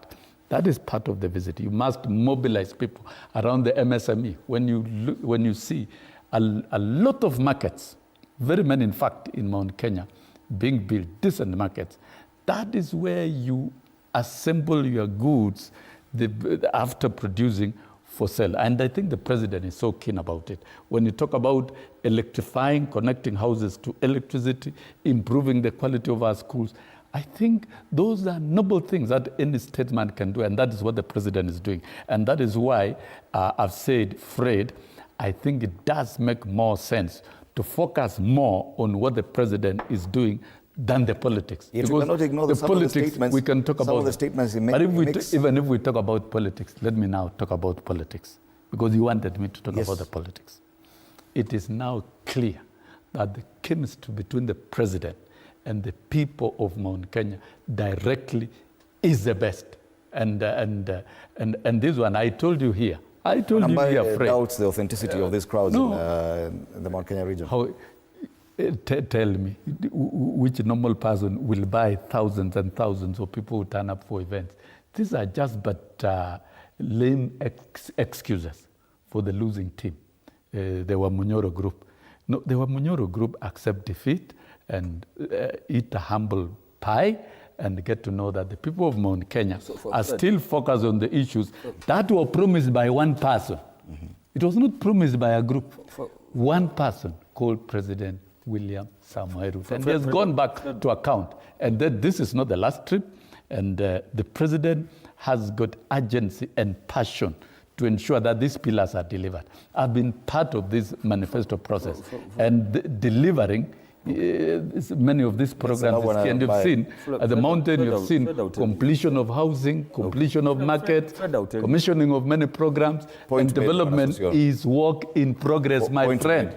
It is not an event, it is a process. I want to be very sure, because we are here, and I can tell you this, Mount Kenya people, just like other parts of the country, they respect government, they fear God. That is two things that people from the mountain do. They have a lot of fear. They respect the Mudamaki, the king. You are the king, right? And they fear God. They will not fight. And if you come, you come. If you come, you come. There are people, so many people who are unemployed. They want to come and see and watch and see the spectacle, you know, of 50 vehicles, black civic vehicles and all that. And we have been saying, the president has a right to go. Let's hear the message. That's why we've been quiet. People have been waiting. Let's see. Up to Saturday, I think, then we do analysis and see what exactly was commissioned, right? Then we'll come back and say what we have been saying. It was a political thing to go and flex your muscles. This talk of yes, it's neither here nor there, because we know the relationship between the current president and the former president. It becomes sour just in 2015. So don't say that me, I was loyal, I was good. Let's not go there. You know, bedroom matters. Don't bring it to us. Don't bring it to us and all that. Those are issues that are not of interest to us right now. But what is important here? I can tell you in principle, Fred, what the president was saying, consistency in messaging. When he attacked consistently the handshake of the former president and Raila Odinga, saying the 4 agenda failed because of the handshake. I can tell you today, seated here, anything that Kenya Kwanza put in the manifesto, the economic charters that were agreed by 47 counties will suffer because of this confusion called broad-based. Because the people who had the heart, the people who had the will, you know, that missionary spirit of we are going to serve, they were all kicked out. Okay? And the ones who remained, they are under fear of being sacked. Ilongo Nyakera was sacked through a special gazette notice. They couldn't even wait for Friday. You know, so everybody is sitting on the edge. Wow, anything I do, anything I say, I'll be out. So nobody's working. Because there's that terror. You know, something was like I'm saying anything. Eh? So now, the question is, I can tell you, they will suffer because of this. The people who propelled you, who had, you know, that moral support, you kick them out, bring other people who have no idea. They are there to eat. They are like, no, last time we were accused of being in government, we didn't eat. Now, we must. And they are not even sure about what will happen. I can tell you, the whole issue of Kenya Kwanza Manifesto, the whole issue of the economic charters, and if they think what I'm saying is wrong, let it publish them. Publish all the issues in the economic sectors. And by the way, Fred, that's where also you need to help us. Write letters officially to Kenya Kwanza, to whoever, to give you copies, signed copies of the 47 economic charters. Let us discuss them here. And then the Kenya Kwanza Manifesto. Where are we with each? You know, so these things will fail. And I'm talking broadly. So coming back here to the mountain, I can tell you this. And I can tell you this. The moment you mess politics, the moment you mess the politics of a country, development suffers. That one I can tell you is a principle. The moment, that's why you see we are not sure whether we are with ODM, whether who is the majority in parliament, whether, you know, we are seeing all these things. Now, Fred, there are some questions Mount Kenya is still asking. 2 more days to go. So that let's remind them so that by the time they finish, they answer the questions. Number 1, if Rigathi Gachagua is of no consequence, why send police to stop him from talking? I was in Naivasha, right, on Saturday. Why harass him? If he is done, if he is finished, why chase him? The Museveni style. Opposition, BCJ, not talk to anybody, house arrest, right? Why chase, if Rigathi Gachagua is of no consequence, Fred, why send young men from Mount Kenya so that they can fight each other to go and stop his meetings, even his spouse prayer meetings, if it's of no consequence, right? There's other questions he has not answered. What happens to the chairman of the committees? Look here, you are going to show that you are, me, I will never leave you. I love you. But your chairman, 12 of them, chairman in Kenya, people don't know, Fred, is a very powerful position. It's like a minister in the legislature because they wield the powers. These are people who relate directly with the ministries. They are very powerful. Now, what happened? Nobody is talking about that. Those are billions of shillings worth of influence that have left Mount Kenya. Nobody's asking. So those are the questions people are still waiting. Finally, go do what you can. You came to Mount Kenya. Those are the questions we are waiting to be answered in a very nice way. Why you are still harassing the Gachagua if there's no cause. And then, Fred, please, let us have manners in this country. We must have political manners, political hygiene. If Fred, the Gachagua is of no consequence, why spend a whole half interview talking about a man that you crushed? Why? Why did he find it necessary to try to character assassinate the former DP in Mount Kenya on the first day? Because he feared him. It is fear. Because this guy has a lot of influence. Let me try. And even yesterday, they repeated the same thing. Oh, this man, he was not helping me. Now I have a man who is helping me. Why keep on talking about Rigathi? Because he knows it pinches. He made a blunder. Even Laira, Kibaki, Uhuru, they got into those deals, called them handshake and coalition during the second term. So how craft do you think you are to come and mess up the whole constituency of 5 million people and think you are safe? Now, let me tell you, Fred, let's have manners this way. If you want to kick me out of this show, don't mess my name. Say, Bai comes late, he's not eloquent. Just tell me, I think we have a better replacement. We'll call you next time. Okay. Don't come and say 10 billion. Those are bedroom issues. Who cares? By the way, if anybody thinks, Fred, that those allegations against Gachagua make any sense, Kenyans decided a long time ago to be done with the government, and they're waiting for the polls. So 10 billion, let me ask you, why didn't he tell us the context? What was the discussion between the 10 billion? What was it for? And then, there are also, we can go back and say, there are allegations that there was some money that he was paid to help Uhuru Kenyatta. There are some allegations, a lot of money has been paid to Raila Odinga. But we are not interested. There are things that are going on. How much money was Raila given? Okay. Even when he lost AU? Let's not go there because it's not helping us. So don't come as a head of state to give us bedroom issues that we don't care about. It's not necessary. Why mess Mutuli's name further? Because you want to sack him. Why talk about incompetency? Then you come and say, it's true, he had told me he's not able. Why are you bringing those issues? Because you are cornered. Okay. Why mess people's name because you won't finish them? I can tell you this, all these Kenyans are hearing with this here, and they are saying, hey, you are talking now because you messed us up. You destroyed the relationship. The president was very keen on politics of conmanship, deceit, and betrayal. He spoke about it for 4 years. Since 2018, he is doing exactly that, and Mount Kenya is watching. And the president definitely will be blamed for setting the tone on the first day of his tour when he was at Sagana Lodge in that media interview, that he talked about the politics of the region himself just a day before he actually engaged in the trip, meaning that he was interested in addressing the politics in that region. Even as you say, you're not willing to talk about the politics, the president himself is not shying away from it. What happened at Sagana Lodge, that was a media brief, and the president answered questions from the media. He gave a lot of details that he didn't have to. Yes, of course. What are the details to hide? In Kenya, now under the Constitution, the public has a right to information. The right to information, we have declassified the country, and so declaring facts to the country is a duty of the president. The person who should lead in being truthful to the people is the president. And the president spoke.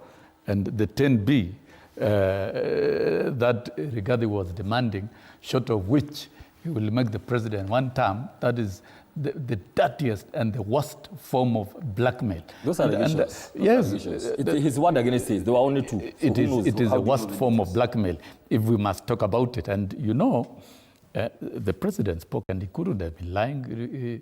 The Wamunyoros have not come out to decant or to dispute the same.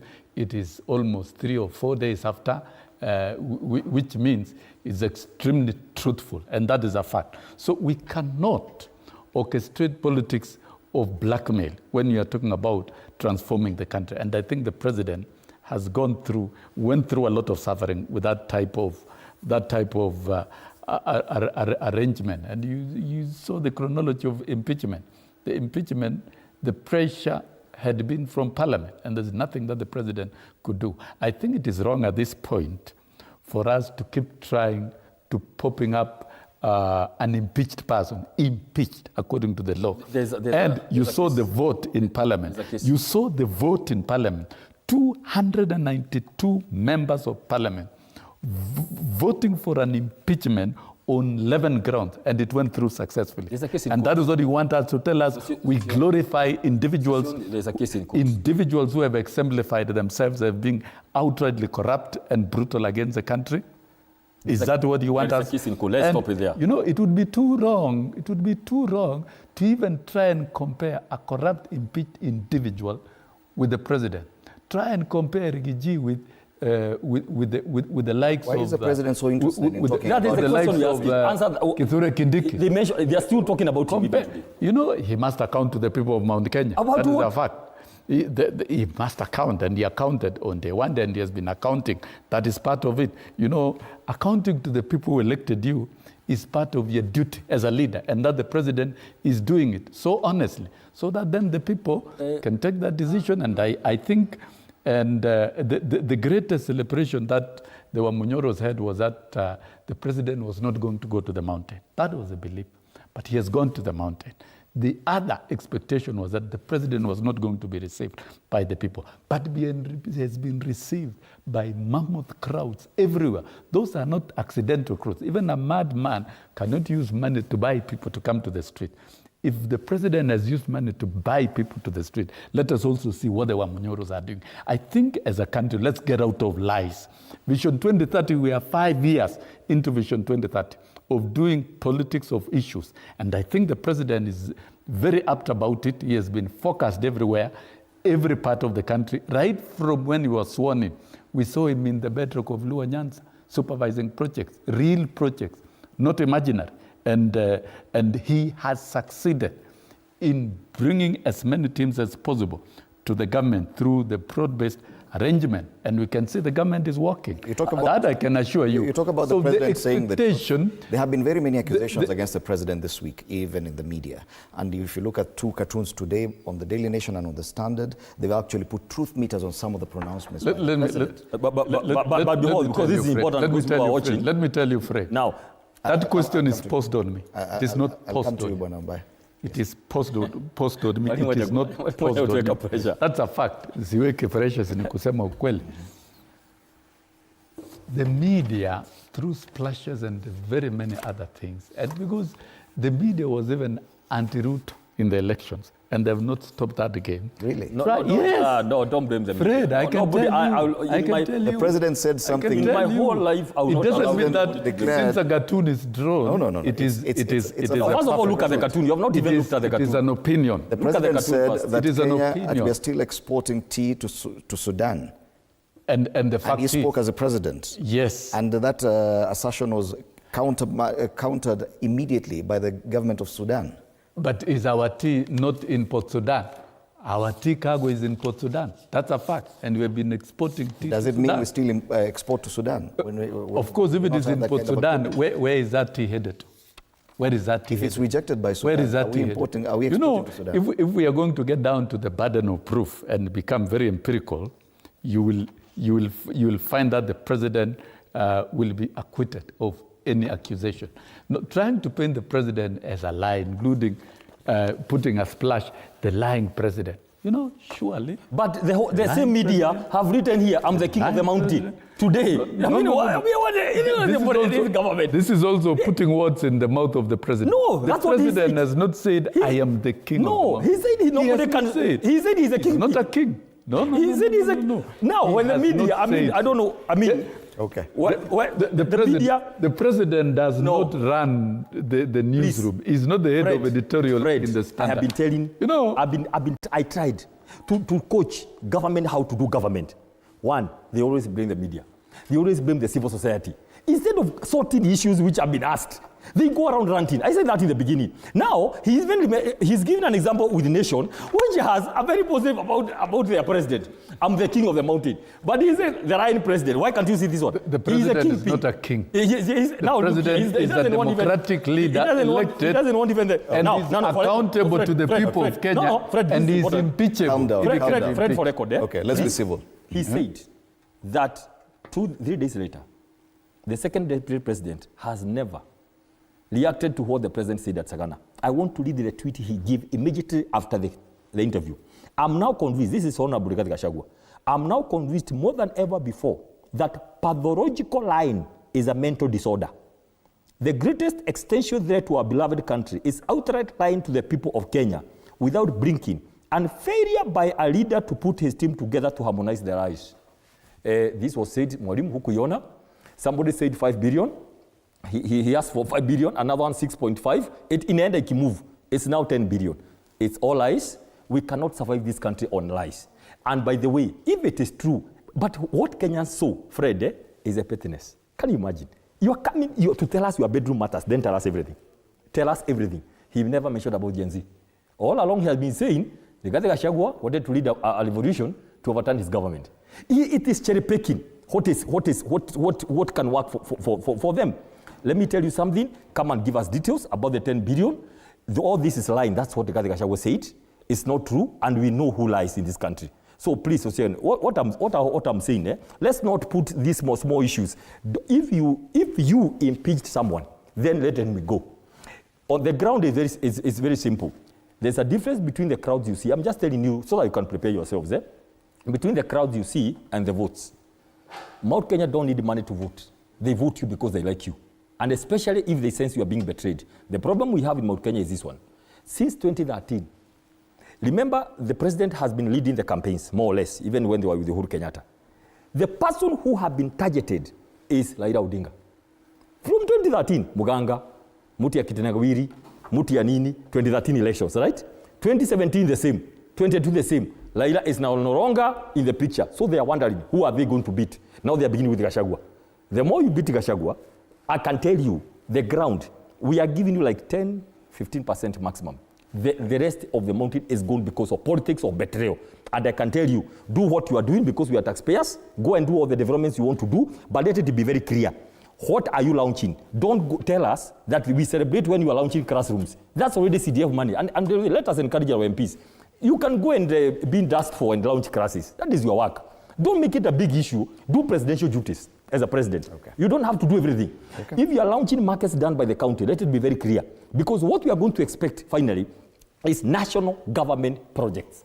Done. Those are the ones that we know, which should be done by the president. Okay. And let us know who funded them. Is it from Exchequer? Is it loan from World Bank? Is it grant? And this information, Fred, should be given out. Not waiting for us to reason. Let us reason what president has for Mount Kenya. It should be there. Turkana people should be able to lead their projects. Wembuye. Okay. People should be able to know before. So that's what I'm saying. That's how. Do you have anything to add on this discussion? Because I want us to move to the IEBC one as we come to a close. Anything else to add? Yes. I think the Wamunyoros are shocked with the shift of turns and the turn of events in the mountain, because they put a lot of premium on some rebellion, imaginary rebellion. And I would like to say Kenyans, including Mount Kenya, are strongly appealing to Vision 2030 of driving politics based on issues. And the president has prosecuted issues very well everywhere he has gone in the country, not only in the mountain. And he's driving the agenda of his pillars very well, and they're being delivered effectively. It is not an event, it is a process where we've seen housing projects that are almost due to completion in various parts of Mount Kenya region and other parts of the country. And those are the initiatives of the president. I also wish to state that even if there are projects of CDF, those are projects of the government of the Republic of Kenya. And who is the head of the government of the Republic of Kenya? It is the president. And it is noble for the president to commission projects that have been completed, for use by the public. That is part of accountability, and that is part of mobilizing people towards achieving developmental targets. So the transformative agenda of the president should not be confused with negative politics. The president is a politician, and of course is elected and is operating on a political platform to drive the transformative development agenda of the country. And that will go on, it will happen. And I urge Mbaya and the team, can you now stop pulling the president to the level of an impeached person and trying to deal with the Mount Kenya politics. It is you who is doing that. And you are mentioning his name. By the way, you are mentioning his name every day.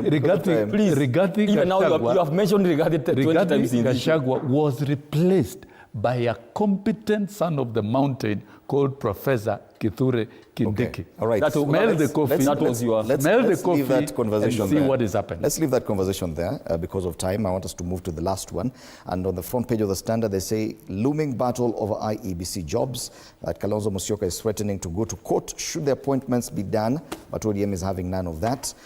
Meanwhile, this is also on the front pages, the IEBC selection panel has been given 2 more weeks to conduct its job. Members of Parliament say they granted the request for extension that is meant to give the panel adequate time to complete the interviews for the commissioners, meaning we are not getting this IEBC anytime soon. Bonambaye, do you share these concerns? We anticipated that by mid-April, at least we'll have a commission in place. We have a problem, Fred. We have a problem. I can tell you, I see a lot of problems. One, everything is as good as a process. Everything is as good as a process. Remember the words of the retired Chief Justice, that was Maraga. The process is everything. And people can watch and see the process. You may not be a lawyer, you may not be a magistrate, but you have some common sense. So the question that is being asked is this, Fred, why out of that 5 people who applied for chairmanship, why pick 11 who are already state officers, and one of them is actually either serving or a UDA chair of a dispute tribunal? First question, everything is about trust. Election is about believability. For me to subject myself to the process, it has to be believable. Then I will say, I think this team now, I can go mobilize my people to vote. This is being the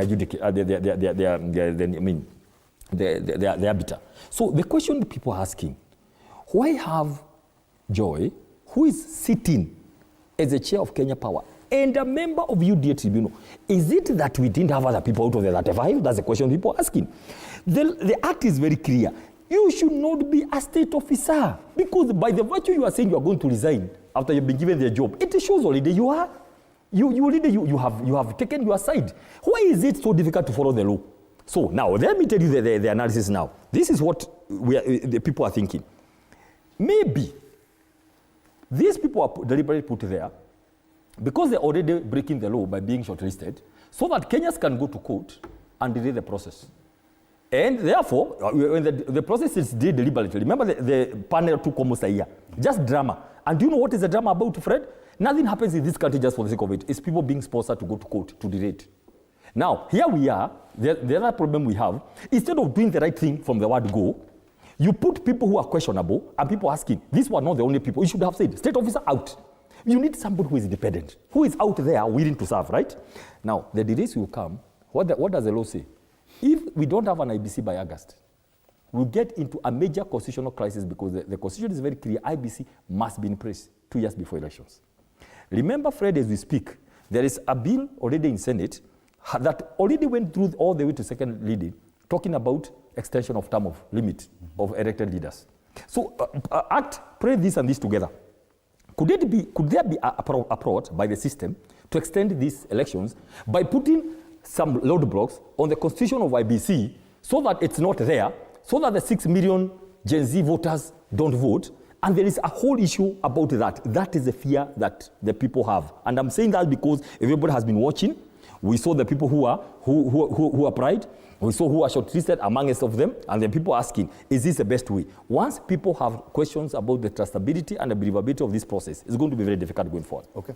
Bonasusion, we've stayed for over 2 years without an IEBC. We were hoping to get one in a matter of weeks. And that is why confusion should not delay the reconstitution of IEBC any further. The constituting panel is already working, and the bone of contention was the membership of the panel, and that was delayed by the courts. Now they are working. It's a constitutional process, it's a legal process, and I think going too far to begin attacking credibility of individuals and that of Kenyans who qualify and deserve to hold any position is just but pure mischief. We must have a chair of IEBC in place as soon as possible and as provided in the timelines. We must have commissioners in place so that then the by-elections that have delayed for over 2 years can be conducted, so that the audit of 2022 elections can be conducted. It can only be conducted by the chair and commissioners, so that the voter registration process can be conducted, and we have a register in readiness for 2027 elections, and so that the delimitation of constituencies can be conducted if time shall allow. There's a lot of work that needs to be done, and the more it delays, then we are driving the country into anarchy. Don't fear the ballot. You talked about the process. If you love politics, if you desire to occupy positions in this country, don't fear the ballot and don't fear the process, and stop picking up lame excuses at the moment. There are concerns that even the selection panel itself, as currently constituted, it is too late, because probably by the time they were negotiating for political parties to be involved in it, ODM and UDA were on opposing sides. Now the fact that they are in this broad-based government that has caused confusion even in the houses of legislation, there are serious concerns that even the selection panel is already lopsided. No, the selection panel, nobody has raised complaints about the selection panel until we had it yesterday. How do you raise questions about the selection panel when they're about to conclude its work? It defeats any ordinary, normal logics. And political alliances will happen before and after election. And this is not the end of formation of alliances. And that does not affect that panel. That panel is construed to be independent because it is constituted according to the law, and the bodies, the constituent bodies that nominated members did their work. They nominated and forwarded their names. It is time the country move on. Can we move now towards 2027, I think 9th or 10th of August election, and let us prepare those who want to swim in the swimming pool of the ballot box of 2027, prepare, let Kenyans exercise their sovereign power through a properly constituted IEBC in the month of August of 2027. We cannot wait and prepare in future. It must be done now. Okay. There must be a chair in place by end of April and commissioners, and they must begin working. That is a constitution. We cannot delay. It's been extended into mid-May. Barring any other legal hurdles, you're saying here that the Wiper Party leader Kalonzo Musyoka is threatening to go to court. There are serious concerns that we may not have the IEBC. Even if it is going to have it in May, depending on the logistics, at the earliest opportunity possible, because the by-elections must be conducted. IEBC must be seen to be working. It is an independent and constitutional body under Chapter 15, and it must be accountable to the people of Kenya. Yes. And it is an institution that is vested with the responsibility of giving the people of Kenya the constitutional opportunity to exercise their sovereign power. And that sovereign will must be exercised in an open manner. Let me say this, because because we like action and moving forward. When Kenyans ask a question, like I'm asking, I mean, he should not defend it, because in any case, a selection panel is not a government thing, more or less. You know, let's not defend everything. It is not defending, it's prosecuting. The panel Nobody is defending anybody. And answer the questions Kenyans are asking. Was it necessary to interview state officers? My good friend, I worked with him when I was in the government, Nyachai, he's the chairman of Kenya School of Government, and he's there. You know, I'm asking, God, where did we go wrong in this country? And he is asked a question, are you a state officer? And he said, I am not sure. Maybe I am. Maybe I'm a public service servant. Really? Where are we doing? The question we're asking, Fred, did we have to spend taxpayers' money and time, even media? Surely, even media, sorry. Media is there. Do we have to spend media space and time for 3 hours interviewing someone who was not supposed to be shortlisted? That's the question people are asking. If you ask a question, answer the question.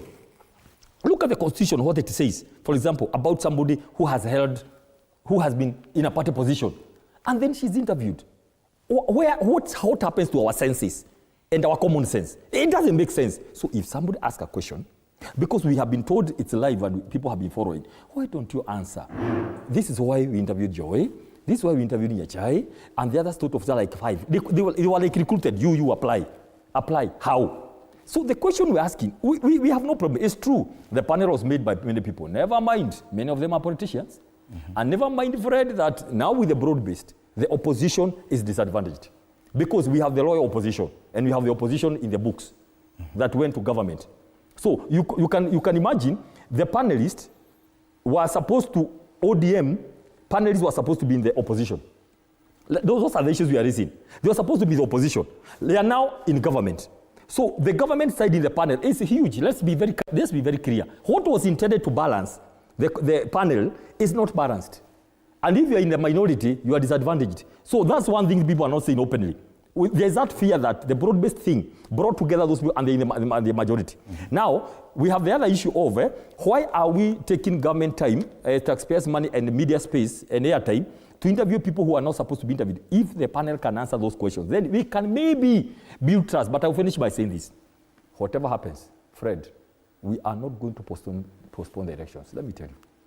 Whatever happens, we must register 7 million new voters. So they can do the drama. You know some gymnastics, you know this and that, whatever. But I can tell you, finally, Fred, we are saying, even instead of going to court to drag the process, we will say it's okay. If you want to control the chairman and all that, we will go and mobilize the voters. We will meet at the ballot. The problem we must avoid, Fred, in 27 is to have people winning with 100,000 votes, okay? 200,000 votes. We have to give a good gap of about 3 million plus. So that even if people want to manipulate the results, it's not going to be possible. So we can allow them to have the ABC, but us go register the voters and we meet at the ballot. That's what is going to happen. Because there are people who believe, instead of going to mobilize voters, let me go and handle the adjutant, the arbiter. This is a long, historical and old thinking. Final comment? That's what's going to happen. Final comment. Our Kenyan electoral system has come of age. Number one, the Kenyans who are shortlisted and were interviewed merited to be interviewed, and any one of them can be chairs or commissioners of IEBC. That is one fact. Fact number two, elections in Kenya are conducted at the polling stations and results announced at the polling stations. So there is no magic of manipulation. So people should prepare. Those interested in leadership, from president to MCA, should prepare to be on the ballot in 2027.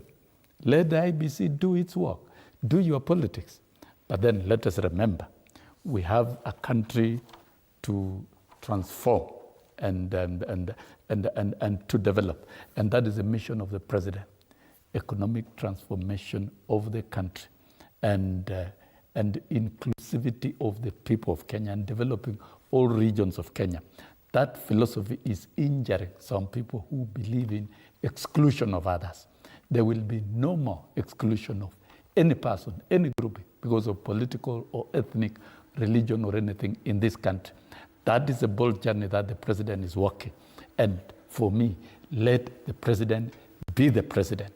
He will have his own exam at the ballot the first week of August 2027, like the rest, those who are elected and who are in position. So I think as a country we are progressing well. We should pivot more to issues that are very important to the country and to the development agenda, and particularly to the pillars that the president promised the people of Kenya. Remember, it is not an event, it is a process to deliver them. Ranging from universal healthcare coverage, it must work, housing must be delivered, ICT infrastructure expansion must be done, MSME, and a lot of work in the agricultural sector, and not forgetting the power infrastructure, improving our education. We must be positive. There must be tremendous steps that are measurable indicators that even a blind man will see without spectacles in 2027. Thank you, Fred. We are still talking. And they will not need spectacles to see those ones. You'll have to remove your spectacles. We are still talking about futuristic, hoping we must do. A government has been there for 3 years. Remember, life does not start and end with Mount Kenya. We have a whole country. There are issues. Every other part in Turkana, Vihiga, in Voi, they are crying about. Questions, they are still waiting for the government to answer. Issues on SHA. Moving of CSS is not the solution. 2.5% contribution, where is that money going? People are asking questions. 60 billion, why put it in board after cutting the housing levy? People are asking questions. Many on university funding model, on Haiti, 2 more soldiers, injured. People are asking, why push things? Why force things? Why don't you do things only which are necessary? We have had presidents in the past, many presidents in Kenya since 1963. You cannot come and say, now you have been doing nothing. Let me change everything. Let me make proclamation, open the border for ID. Let me do all those kind of things. Kenyans are watching and they are pained. If you want to know whether the economy is doing well, Fred, don't talk about inflation, dollars. Wanjiko in Kagio market, in Moro, doesn't know those things. They want to know the impact of whether they have money in the pocket. The border person, I used to earn this amount of money in 2022, now it's less. The shopkeeper, the person in the market. So it's about how much money we have in the pocket. People who are making money, the small percentage in Kenya, let's advise them. Don't take money outside the country. Please use the money here.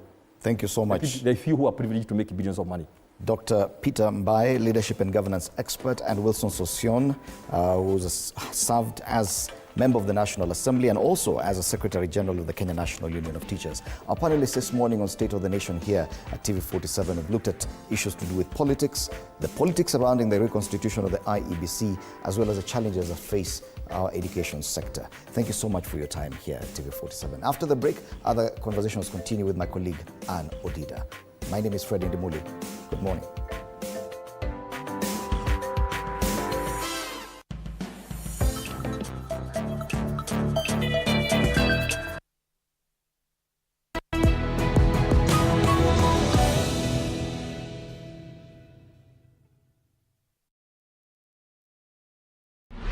Machinations, the red tape, the hardball, the shame, the glory, the secrets, the covert, the overt, the good, the bad, the ugly, the wins, the losses, the squabbles, the treaties, the twists, the turns, the tenders, the contracts, the game, the drama, the spats, the dossiers, the scandals, the naked truth, even their clandestine meetings. Everything you ever wanted to know, now you'll know with a new boldly reimagined and revamped Star. Grab a copy of the Star, because smart people read the Star.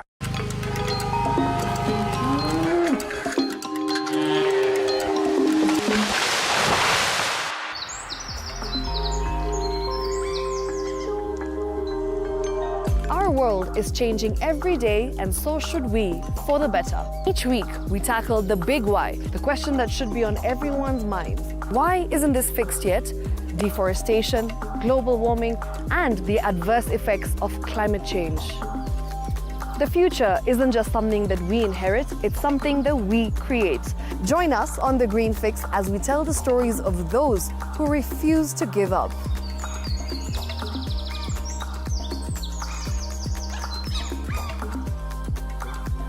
When it comes to fixing the planet, there is no time to waste. Join me, Shiksha Arora, on Thursdays at 9 p.m. on The Green Fix as we look into the big why, you and I. Welcome to the 77% Magazine Show. We have a lot more prepared for you, including from our street debate. What do you think needs to be done more by us as a community, by government and other stakeholders? So for the fact that people are running away because of money is a problem to me. You took an oath to save lives. Very good points raised in that debate.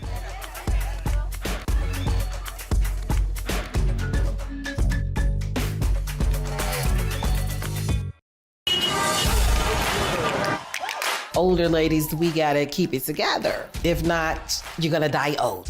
It has been quite hard to find someone. Love, by the way, si kitu ati inakuagana age. I'm 47 years. I'm 47. I'm turning 41. The ideal partner for my mom is a loyal one. Sio mnono, sio mkonda. Asikuwe na kipara ati azina cobalt. Personally mimi niko na tabia mzuri, naweza hotspot zangu kaa yeye hana. My first impression when I saw Brian. We know the Bryans. I forgot your name, remind me again. Me, I work out to look good while naked. How you want some kids with me and you got a set of twins out there that you're not fighting for?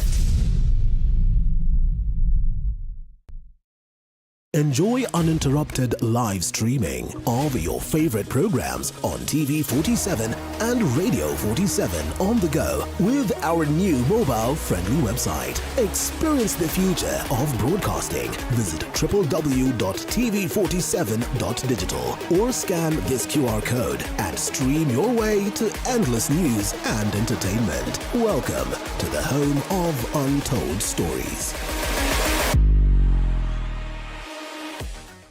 Ladies and gentlemen, my name is Betty Kialo, and close to a year, I have been your driver on this Friday. Kenyans have been really missing you so much. Let's buckle up as we rave into the weekend with elegance, energy, good vibes. We also have the man himself, Willis Ochieng.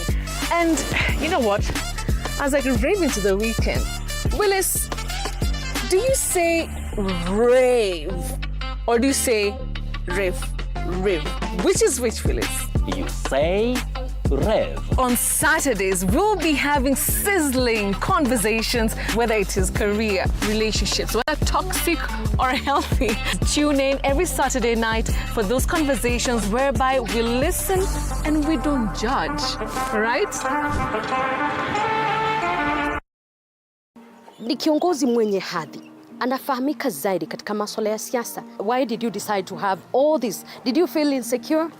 Yes, I hung the only pair of trousers I had at night, and then I hid at the corner, all right? And this guy comes, he fell into my trap. Zaidi, akifahamika katika umahiri wake kwa mambo ya diplomasia. Did you ever consider quitting politics? With a wife who has been unwell, it has occurred to me severally. I could just quit and look after my wife. But I know Pauline will not agree. Alhamisi hii katika Mfahamu Kiongozi nitakuwa nikikujuza story na historia yake kinara wa Wiper Dr. Stephen Kalonzo Musyoka.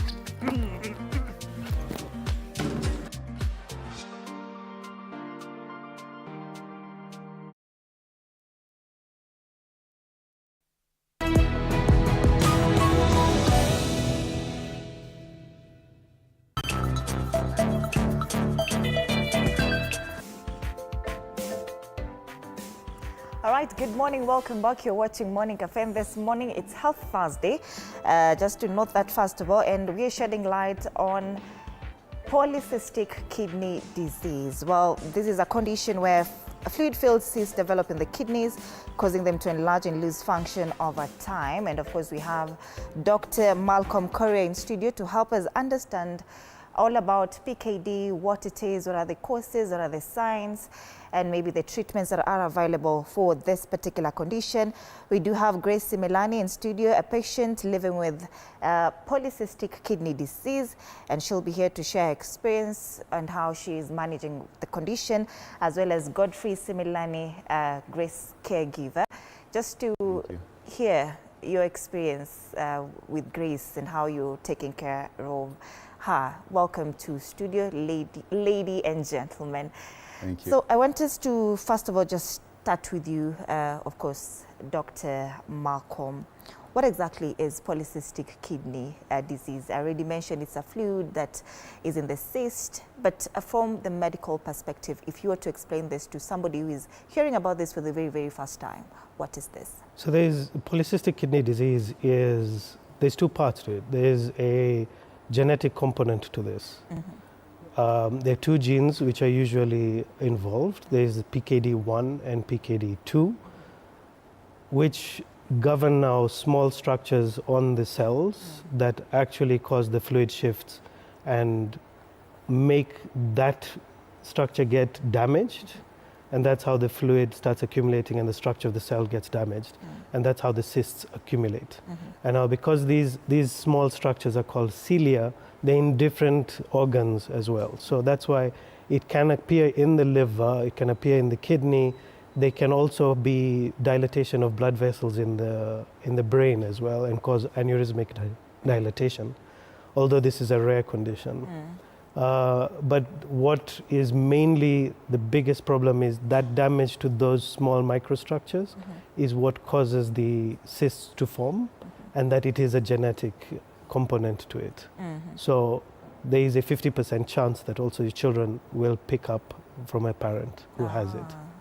Okay. So that answers the question of, is it a genetic condition? 50% it is. Yes. All right. So that's the part of the AD, PKD of polycystic is now the autosomal dominant polycystic kidney disease. How about the AR-PKD? Because I understand There's also a recessive form, yes. Oh, that one affects, they say that the autosomal recessive PKD, that is the one that are more prevalent for infants and children. Yeah. And then how different is it from now, AD-PKD? So usually the adult form, because that's the one which we mostly get in touch with, is mostly picked up between the age of 27 and 42 years of age. And it's over time because this damage occurs over time as well. And that's when the cysts start occurring. So that's the difference between the two, the recessive form and the dominant form. It's just the way it is passed through from one parent to the child. Between the AD-PKD and IR-PKD, what percentage is the transmission? Is the 51% for AD? AD-PKD, it is because it's dominant, it can go through to, there's a 50% chance of any child getting it. So it's a bit of a coin toss as such. You can't really know which child you'll have who will have the AD-PKD passed on to them. All right. Of course, Dr. before we bring in Grace and Godfrey, what causes the cysts to form and why do they affect kidney function so much? So the cysts form because of the damage to those little structures, the cilia. And those cilia cause fluid shifts to accumulate inside the cells. And those cells are found in the tubular structure of the kidney, they're found in the liver, they're found in other organs like the pancreas and the lung as well. So these cysts can form in other areas, even outside of the kidney. It's just that because the kidney is the most found, is why it's usually found inside of the polycystic kidney disease. But when there's liver alone, then it's just polycystic liver disease as well. So that's how the cysts form, because there's damage and then there's fluid accumulation inside, because once there's the breakdown of these little proteins which help the structure of that cell hold, then there's a drop in calcium within the cell, and there's a little part called cyclic AMP which is used to cause the fluid to accumulate into the cell. And that's how the cysts now form. It damages the kidney because the cysts are not useful. They're not structured in a way where they will actually do kidney function. So they crowd out the normal kidney, and that's how it damages normal tissue, and that's how your kidney function ends up going down. The same thing will appear in any other structure that the cysts appear. So if it's in the liver, then it's a crowding out form issue. The cyst will damage normal tissue, the tissue doesn't work anymore, and the liver function goes down. Same as for the kidney. All right, Grace, let's talk about your journey. When did you first learn about you having PKD, and what was the initial symptoms that you had? I first learned about it when I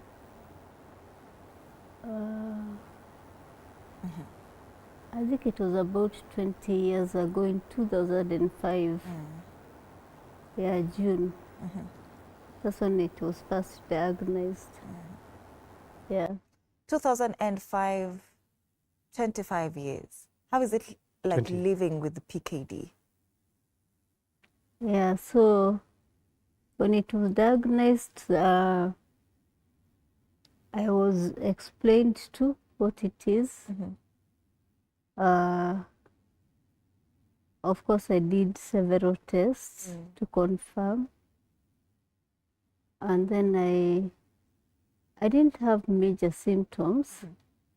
Yeah, because what I observed was just accumulation of fluid in the body.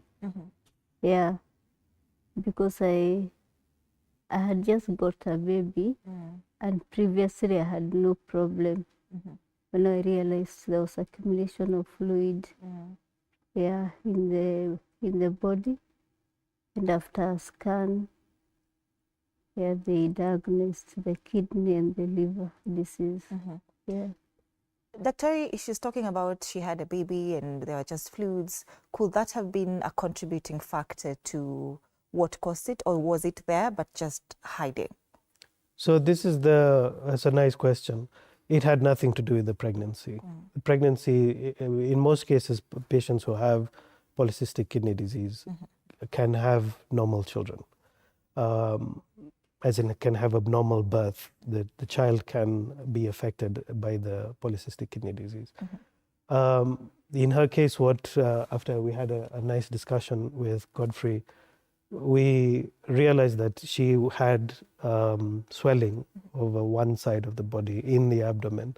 And after now going to fish out why that's happening is where the scan was done, and then the cysts were found. So this is the way usually a diagnosis can be made on polycystic kidney disease or liver disease for that matter, is it can be an incidental finding on imaging. You went in for something else, and then you're told, oh, by the way, there are several cysts on the liver, several cysts on the kidney. You need to have this checked up. And that's when a new journey can begin. So that's really what's happened to her as well. So the birth, the only issue that can happen with pregnancies that they can be complicated pregnancies because especially like at this point when it has progressed and then you want to have a child at this point, it can be more complicated to have a pregnancy. But if you look at it, it's 20 years ago, the cysts were probably very small at the time. And the hormonal shifts and everything at that point would not cause any changes to being able to successfully carry a pregnancy. All right, Godfrey, let me just introduce you in. Maybe you can now bring us into your relationship with Grace as a caregiver, of course, and how this is affecting your day-to-day life. Okay. Yeah, Grace is my wife. Yeah, we have journeyed together, got married in the year 2002. Yeah, and so when the diagnosis was done in 2005, we have journeyed together, gone to a number of doctors, and their assessment to her condition has been consistent in that it's a genetic condition. Yeah. Or, by any chance, are the kids also affected, or are they having a higher chance of having PKD now that you're talking about it being genetically transmitted, sort of? Oh, okay. Okay, we've not done a check on my son, but my daughter also has that challenge also. Yeah. So, Daktari, chances of it being in the children, is it also high? And can anything be done maybe at an early stage to try and prevent it just maybe growing to something bigger as they grow? So unfortunately, prevention impossible because it's a genetic thing, unfortunately. So it will be passed through the genes. But there is medication that we have available that can delay the progress to kidney failure, and the drugs we use currently stabilize more of the cysts. So they work on a hormone which actually causes the cysts to stabilize and not become bigger. So the decline in kidney function, instead of being as fast as it usually is about 5 to 6 mils per minute per year, it goes down to about 1.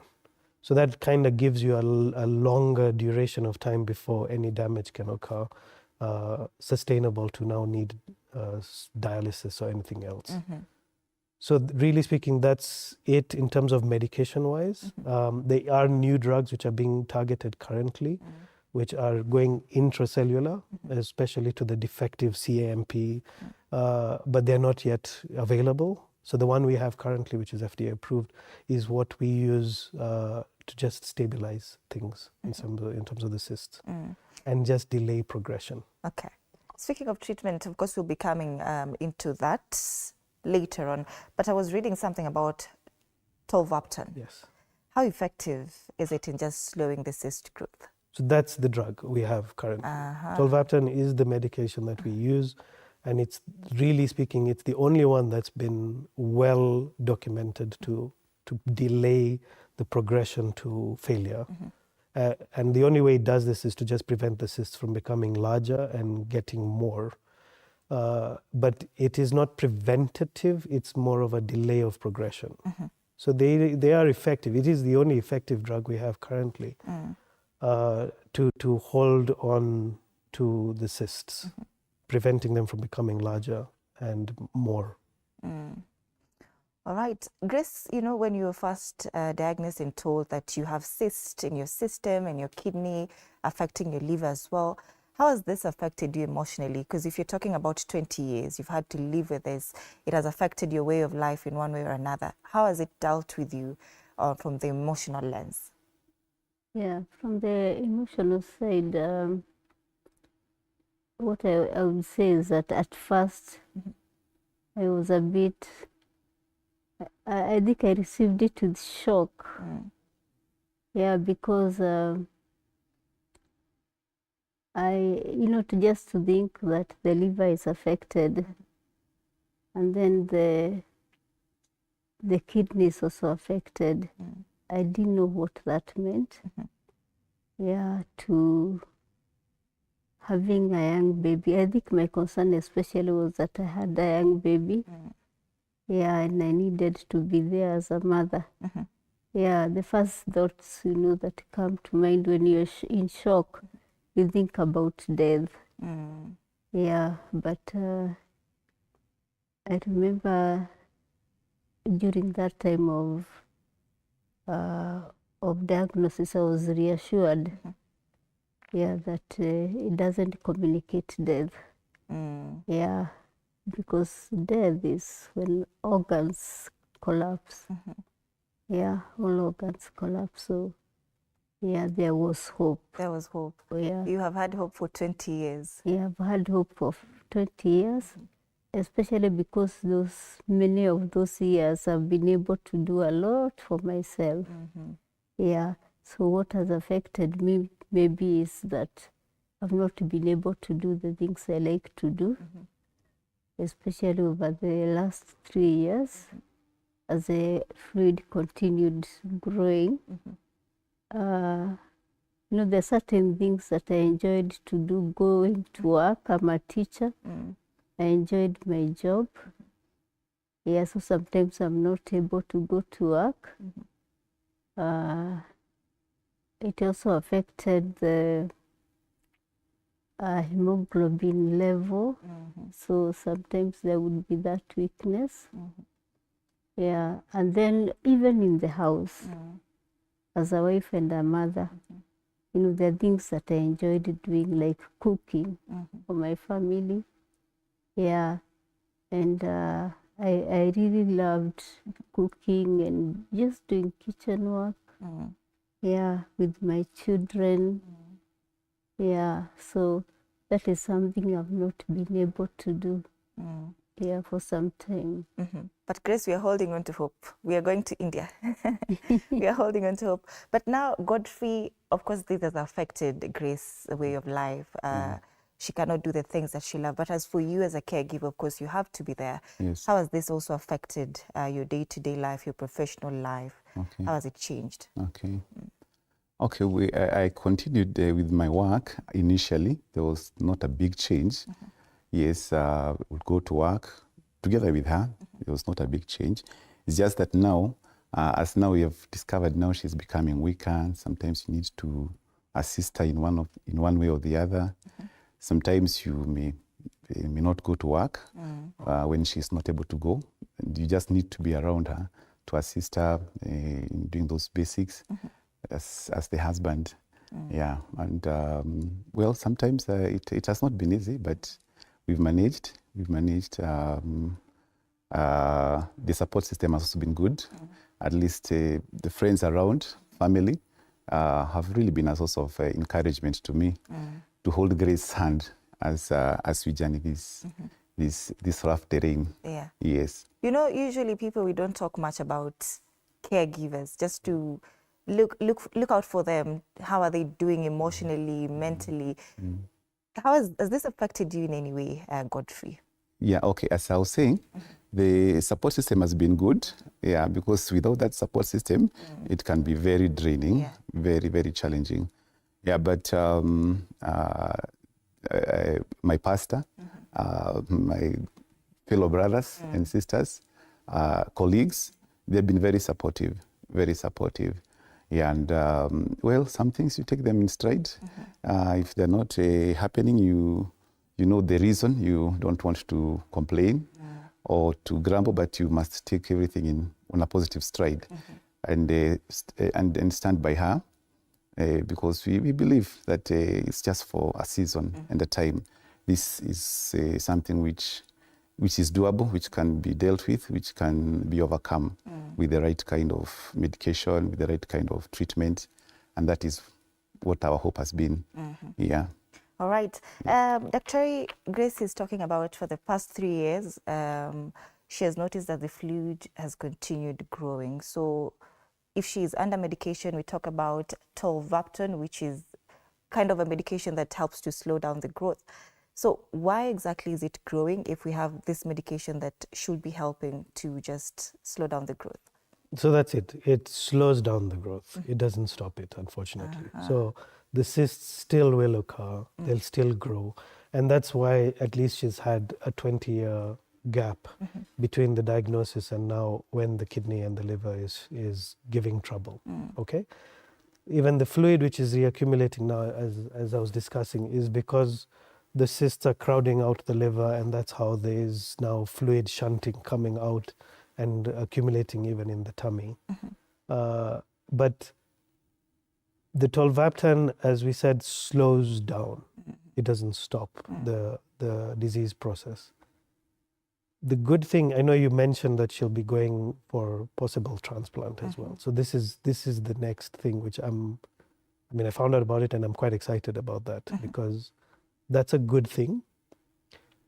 And like I had just told Godfrey as well, the good thing with this is it's genetic. So it is you fighting you, or you have created something that is against you. When you bring in a new organ, it's not going to touch that organ. So there's no risk of ADPKD or polycystic kidney disease occurring in the new organs. So if we get a new kidney, a new liver, then that's it.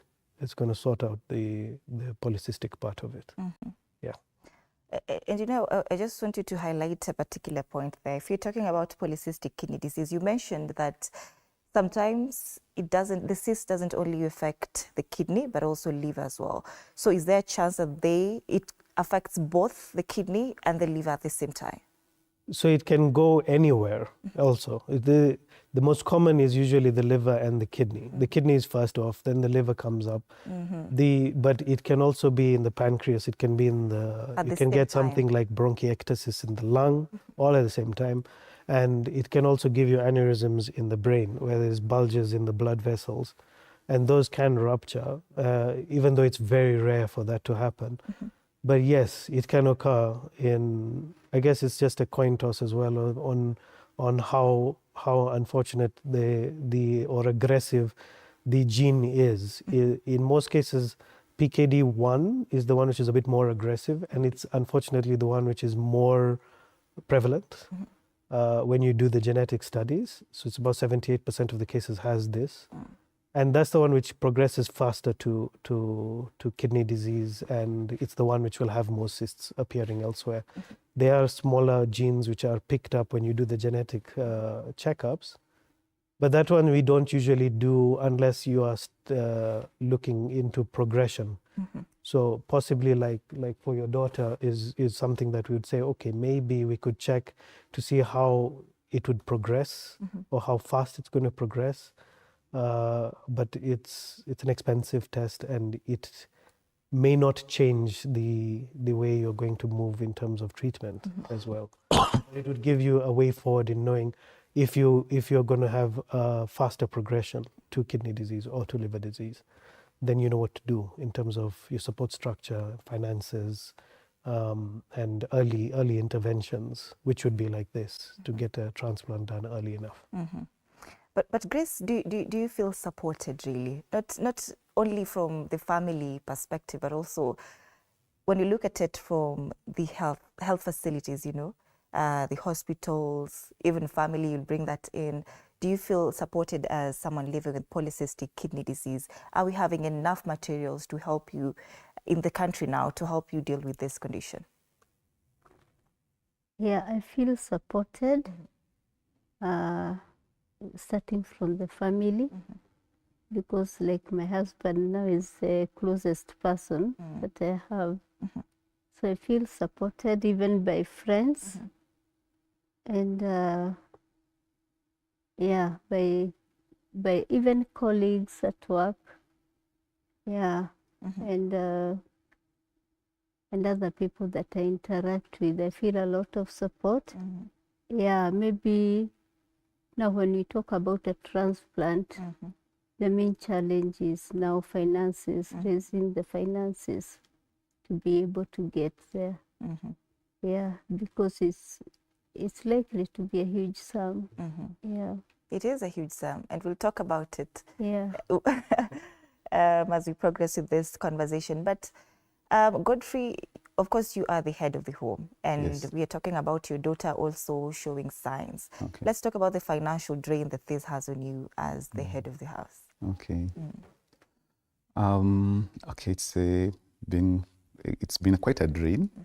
Yeah, but I also want to thank God, because at least my high employer at least has also been very supportive in the fact that some of the hospitalization have been taken care of by the employer. Yeah, and you see, again, the employer also has a limit. Yes, so after a certain limit has been exhausted, then you may have to use it. You may have to dig into your pockets. Yeah, but friends have been very supportive, especially the last 1 year. We've had quite a number of people coming together, donating, and ensuring that Grace does not miss her clinics or is not grounded at home because of financial aspects. Yeah, but it has some. It is draining, as the doctor has said. Especially the medicine, tovaptan, is quite an amount. Yeah. So it has its effect, but the support system, I repeat once again, has played a key role in helping us remain afloat. Yeah. Yeah. Is it only Grace that goes for this medication, or the daughter as well? The daughter has not been using the tovaptan, because her condition is not very critical.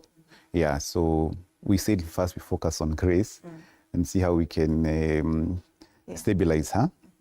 Yeah, but my daughter has started on a small scale, yes, on the tovaptans, and she's doing well. Yeah.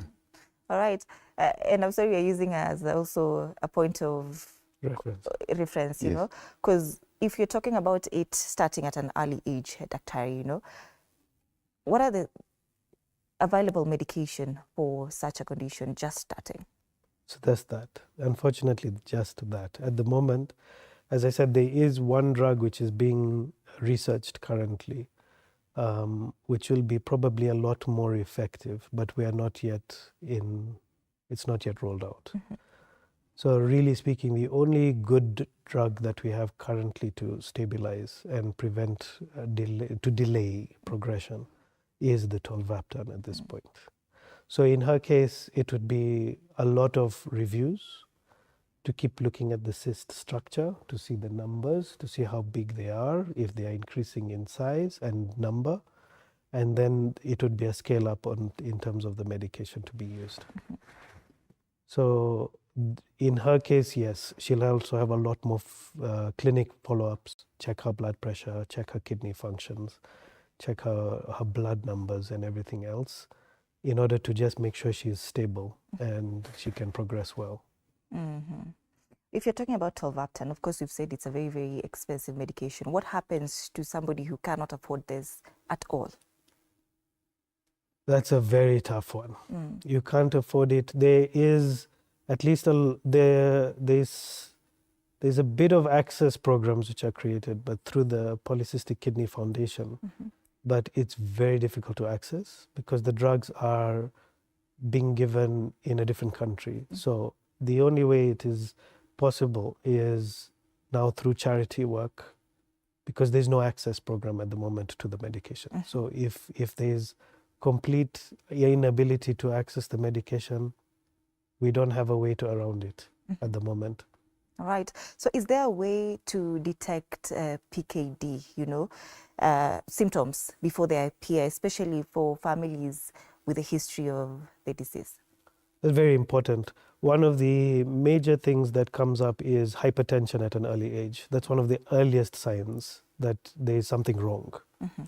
And especially if you have a genetic component and there is a family member with PKD, then it would trigger you to go in and have other checkups done, especially now the imaging wise, to look at an ultrasound or an MRI or a CT scan, whichever is done. Usually an ultrasound is more or less enough to see if there are cysts which are in the kidney. And there is a scaling, an image classification which has been done by the Mayo Clinic to now look at what would be more aggressive. It can also give you in terms of progression. But somebody who has like a family, that's one of the major things that also affects patients is the family around them. There's the concerns because now, yes, Grace has PKD, but now it will travel through her siblings and through the entire family as a network that, hey, wait a minute, there is one of us who has a genetic component. Does that mean all of us have it? And the only way to really go through that is now getting a scan done and making sure it's checked. Then there's the issues I've said. You check your blood pressure, you check your sugar, you check your kidney function test, and you have it more or less checked up more often than not. That's the only way to early detect it. And then once it's detected, like now in the case of the daughter, it's been detected, so then you can initiate some follow-up and medication if needed. So it's a game of trap and then follow, prevent it from getting worse early enough, and delay the progression. But it's not something that's going to tell you, oh, I got something cut and fell off, and that's how I know now this is a problem. It's subtle, and that's the problem with kidney disease. I have something that I keep telling people. Kidney disease is very forgiving until it's not. And when the kidney stops working, things really just drop very quickly. So she's mentioned the things that happen. You'll get pain in the abdomen, you'll get this fullness, you'll get this feeling like you can't eat anymore. Then you get weak because of the anemia and because of the decreasing kidney function. And those are the subtle things that give you these problems that, okay, there's something going wrong. And if you go to pass urine, you might see blood in the urine, or you might see foam like soap, in the bubbles appearing in the urine, which then tell you, oh, there's something else going on. And when you check that, you might find there is blood in the urine or there is protein loss in the urine, which then tells you that the kidneys are actually dysfunctional or they're damaged. So those are the early things that if somebody's keen, this is the kidney in the end. And every nephrologist will tell you, please keep looking at your urine. Because that's an easy way of telling you yourself something's going on. Interesting. before we come to the family, you know, sometimes they say that someone can survive with one kidney. Can that be an option, maybe to remove the affected one and to let the patient survive on the one remaining? So unfortunately, because it's genetic, it usually affects both. So the cysts will be on both kidneys, and both kidneys will be dysfunctional. And the GFR, which is the glomerular filtration rate, that's the functioning level of the kidney, will come down because both kidneys are affected. So we rarely remove kidneys in ADPKD. It's only done if there is no room. Usually when you're doing a transplant is the only time you'd take out one or both, or if there's incessant pain and it's a dysfunctional kidney. That's the only time that they're taken out. But even if you took out one, it's not going to solve the issue because the other one's still affected. And you know, Grace, for most genetic disorders, we've seen people facing stigma, let's say, very many conditions, you know, when it's genetic, you face stigma. Have you faced stigma living with polycystic kidney disorder? Yeah, there has been quite a bit of stigma, especially, you know, when people see your stomach is distended, they don't know what is the cause. Most people imagine you're pregnant. Yeah, and then, you know, the people you live with will wonder, are you pregnant all the time? Some will comment. Yeah, like, when are you due? Or they will call later to find out whether you got the baby, whether you got the blessing. Yeah. Yeah. So some of it you explain it's not a pregnancy, so don't wait for a baby. Some of it you just laugh it off. Yeah, some call my husband also to congratulate him. Yeah, so I think that's the main stigma that I've faced. Yeah, most people looking at you and imagining you're pregnant. Yeah, and if it's taking too long, you know, and especially as it grew bigger, now people are more courageous to even suggest this look like twins. Yeah. How does that make you feel? I think I've lived with it long enough to know, well, that doesn't make it a pregnancy anyway, and I know the truth. Yeah, but you see, sometimes you don't want to explain. Yeah. You've explained it for too long, now you're tired. Yeah, you're tired of explaining. Yeah, so you just let people live with it. Yeah, some are not people who are with you all the time, so they will move, or you will move, so you don't have to offer any explanation. Yeah. So Godfrey, when they call to offer you congratulations, what's your reaction to such approach? Okay. Okay, I have had to explain to the number that have called or approached me and told me, mlibarikiwa, that's the key word that has been there. Were you blessed? Were they twins?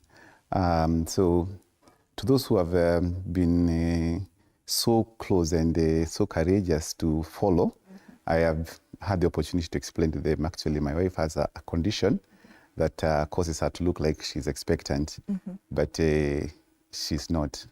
And even some of the friends that I've approached, especially now as we are trying to mobilize resources, they've told me, we thought she was expectant.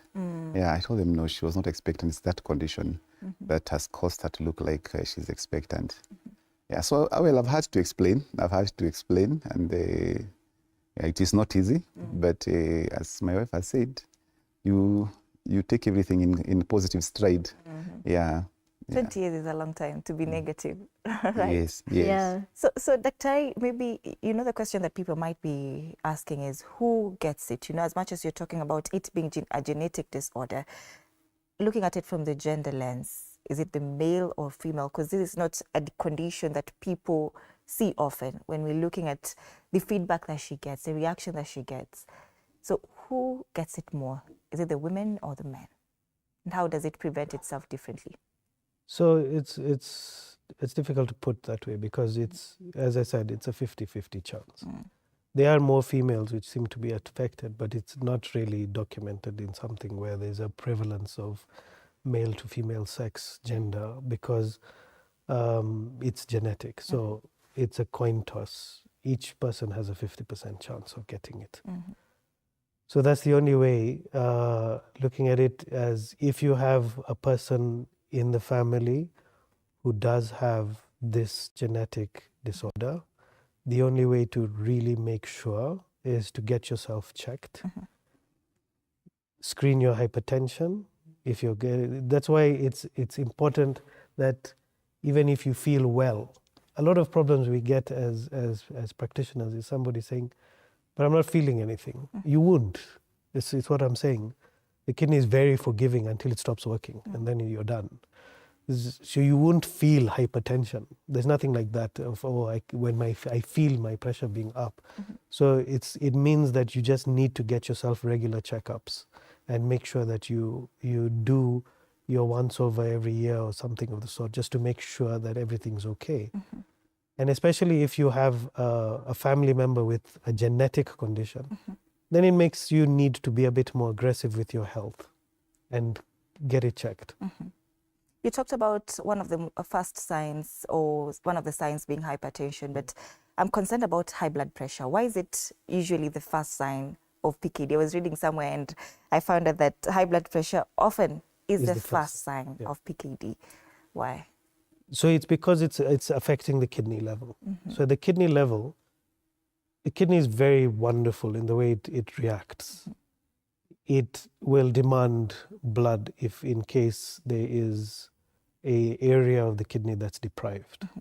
So when it does that, it will send in hormones to the blood system to push up the pressure. So it's from the kidney asking, I'm not getting enough.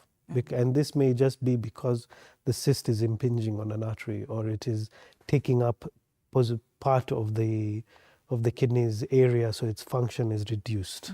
And because of that, now the kidney says, look, I have X amount of blood to be passed through the system. 180 liters of blood every day has to go through that kidney. So if it has to pass through, it's going to ask, I want this blood to come through.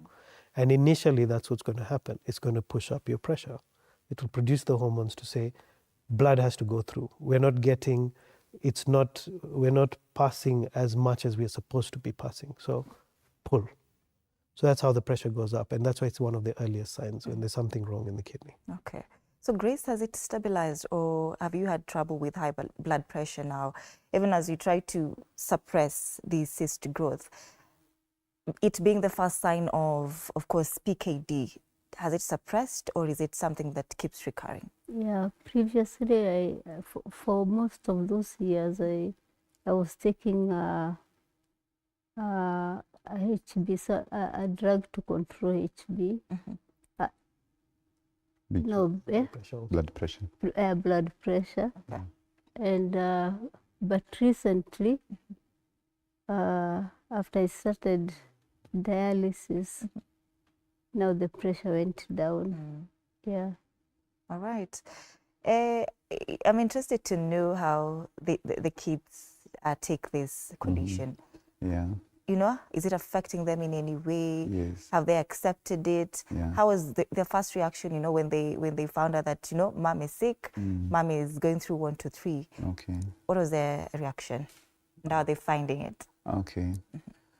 Okay, now, my son, when he was born, the mom was already having the challenge. So he has lived with it. He has all his childhood, he's 12 years. Yeah, so it's like the main concern for my son especially has been the issue of, is mom pregnant? Is mom, yeah. So I think for him, it has affected him a bit negatively a bit to accept some of those challenges that she sees the mother going through, because sometimes even the mobility, she needs to be supported. and it affects him. But we have tried to encourage him to be positive, to be hopeful. He's schooling in a boarding school, so most of the time he's not around the mom. When he's around, that's the time now it hits him, it affects him, but he's taking it positively. For my daughter, she has courageously accepted this, and she's positive. Her support system has also been very good. At least she has been able to get a lot of support from family members, so that and friends who have shown her that it is possible that your mom is going to go through this, and she's going to make it. Yeah, at least also she's a bit maturer compared to my son. The firstborn is my daughter. Yeah. So at least I think with the issue of maturity, she has also been able to accept that fact and seeing that she can still live. If her mother has lived this long, even her, she's going to live. Yes. And I was coming to that particular question. She's drawing inspiration from mom. Yes. If mom has it, then I can also live with it. But has she ever really come to you and told you that, Mom, I'm really struggling with this. I'm really struggling to accept this. Why is this happening to us? Any challenge that you've seen in your relationship with her in regards to PKD? I think that happened. The only time I noticed was when she was first diagnosed, because at that time she already knew that I had it, and so she used to worry about me. But now when she was diagnosed and she discovered it was that day, I remember it was a night. That night she was really affected. We talked a lot through the night. I assured her it's not a statement of death. Yeah, so I think that is what I noted. After that, she decided to be very positive about it. And the good thing is that her symptoms, as Dr. was saying, her symptoms are not bad. Yeah. Actually, she takes medication to control blood pressure, but her pressure is properly controlled. So she doesn't think much about her condition. What affected her now is when she started seeing my mobility is affected. Yeah, but we keep talking about it. Yeah. All right. Doctor, there is also this concern. We see a condition like sickle cell. Maybe, I know it's something with RH, if the parents don't have something, the challenges with sickle cell. Is it the same case with the PKD as well? Or is there maybe a particular point where, let's say, one parent has it and the child will not get it because they married maybe a partner who has a stronger gene? So that's the dominant part. The dominant part means it doesn't matter who else is involved. It is now a flip of the coin from the genetic transmission to the child. It will not matter whether if you have two parents who have it, then, or one parent who has it, it's that dominant factor that will go through. If it's in the recessive form, then that can play a part where there is a dilution factor as such. But in the dominant part, no. It doesn't matter who your partner is. And that is the main part of where genetic counseling comes up, which is, I'm sure, something that they've already had a little chat about, or it's already been introduced for the daughter, that if she does want to have a child or something of the sort, then this is something that she can also, if she has a natural birth of her own, then it's something she can transmit as well. So it would be something where genetic counseling of an egg which is not hers, which is not containing the gene, is something that she can carry as a child, rather than have so there's a lot involved in terms of that now. Because yes, you can carry a pregnancy just the way Grace carried the 2 pregnancies without a problem.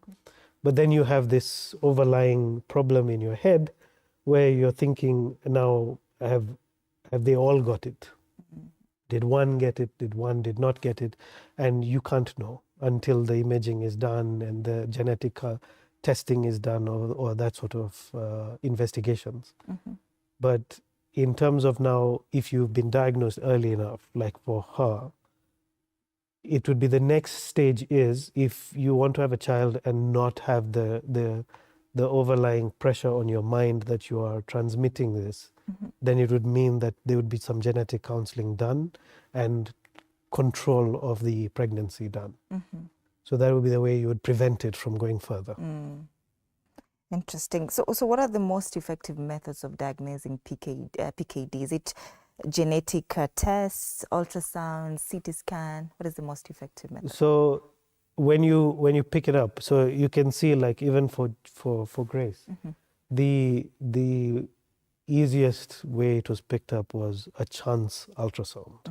Okay, so that is the only best way that it can be picked up, because even the classification of the different types of cystic lesions based on age and progression, even for the Mayo clinic, the one that they created, it is based on the ultrasound and imaging.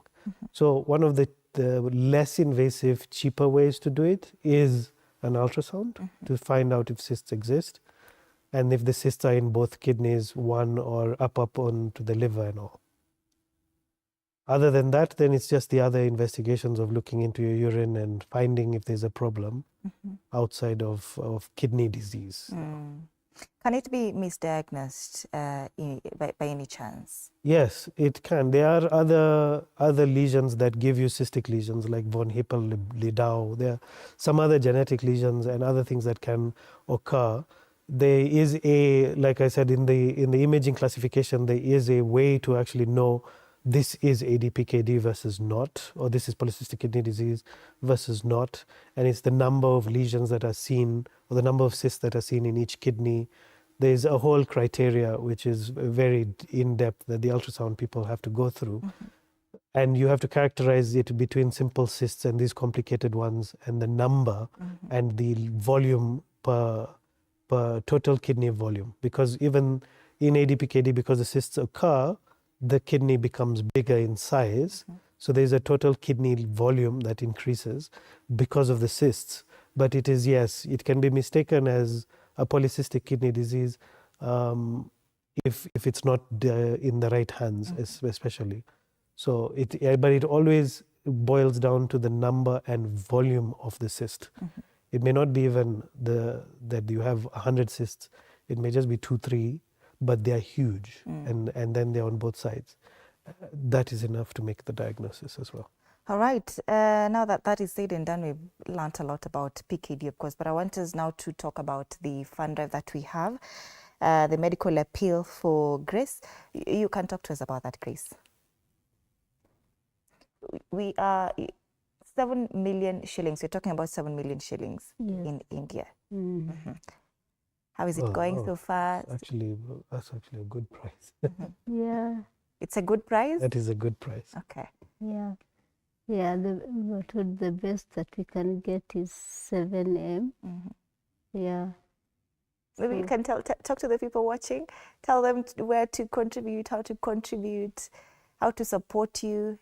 And also, GOtv will also chip in on that. Yeah. So there is an appeal for people to contribute. There's an M-Pesa PIN. Pay bill? Pay bill. A pay bill. There's an M-Pesa pay bill.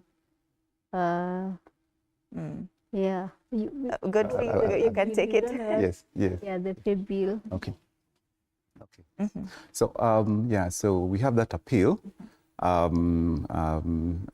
Dr. has said, that figure is conservative. Yes. Yeah, I thought it was high, but the reason as to why maybe we are having such a figure is because both her kidneys and her liver are affected. So we have a kidney donor, we have a liver donor, we have the patient, and also a caregiver to go with them. The liver transplant can't be done in this country. It has to be done outside. and we thought India would be a good destination for us. So we've been mobilizing through churches, through friends. We have a pay bill. The pay bill is 222-111. That is in the family bank, family bank pay bill. And then the account number is 550055. Yeah, so we are requesting as many people as possible, people of goodwill who can stand with us to ensure that Grace lives a full life. She's still very young, and I believe her work is not yet done. And if she can be able to be done that transplant of the kidney and the liver, I shall give her a new lease of life. Yeah, so that's where we are. We want to believe within the next one or 2 months, she should proceed for this operation, this surgery. Yeah. All right. Yes. Let's have that pay bill for the very last time, Godfrey, and the number as well. If somebody wants to call you, where can they find you? The pay bill and the number as we close. Okay. The pay bill is 222-111. Yeah. The account number is 550055. Pay bill 222-111. Account number is 550055. The phone number? Yeah. My phone number? Yes. My phone number is 0722-434475. All right. Thank you so much, Dr. Malcolm Korea, consultant physician and nephrologist, for helping us understand what polycystic kidney disease is, and Grace Similane for making time to come to studio. And we wish you a quick recovery, of course. And Godfrey Similane, we wish you well, and we hope we'll get people of goodwill to just chip in and help with the drive. So that brings us to the end of this conversation. We're talking about polycystic kidney disease. Up next, we want to discuss Good Deeds Day after this break.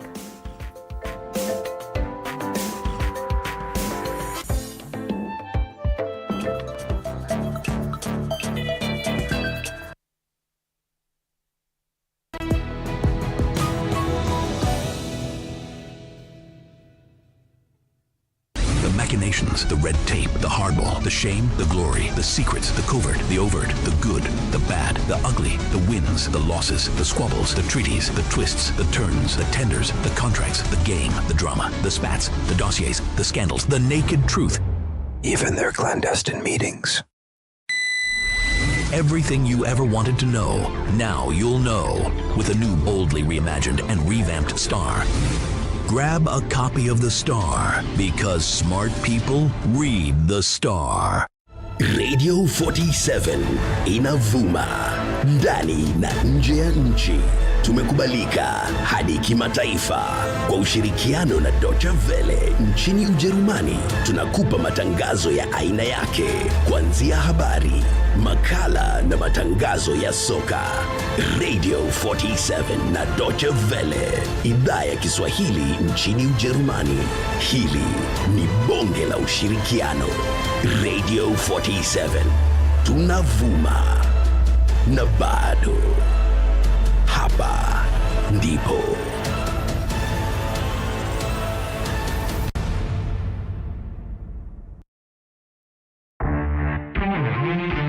Let's give a very warm, hot seat welcome to the star of the night. You are a true testimony that nothing is impossible. He's made a permanent mark on Kenyan comedy. A man who was single-handedly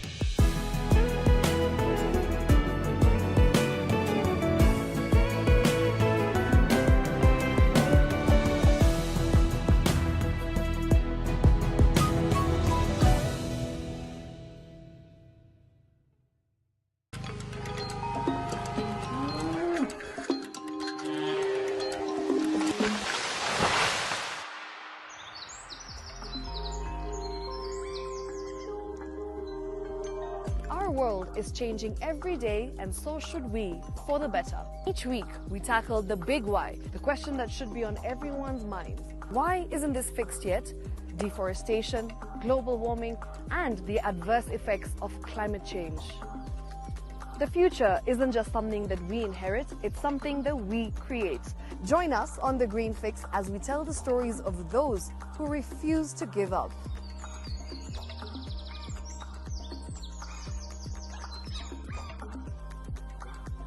When it comes to fixing the planet, there is no time to waste. Join me, Shiksha Arora, on Thursdays at 9 p.m. on The Green Fix as we look into the big why, you and I.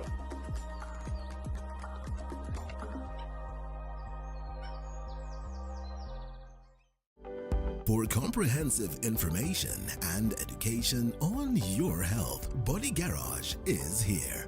Don't allow anyone to pluck out your good tooth, as long as it is strong and stable. Cancer doesn't start today and you get the symptoms tomorrow. By the time you pick it or the time it is manifesting in you, probably will be there about 5 to 10 years. The eye is the window to the rest of the body. Don't forget to stay hydrated. And of course, you at home do take your water. So the ultimate test is actually you check your urine. Your urine should be clear. Clear like the water? Yes. Should be able to see the other side of the urine. If your urine is colored or has changed color, you cannot see the other side, then you have not taken enough water. Don't forget regular health checkups. Early detection saves lives. I want the message be, we can prevent cervical cancer. We prevent cervical cancer in several ways. You have young girls and even somebody who's above that age, you can pay at least every 3 years. Somebody should have a pap smear done. If you are 40, 45, 50 going upwards, once a year, please go see a doctor. Yeah, it's just for normal routine maintenance.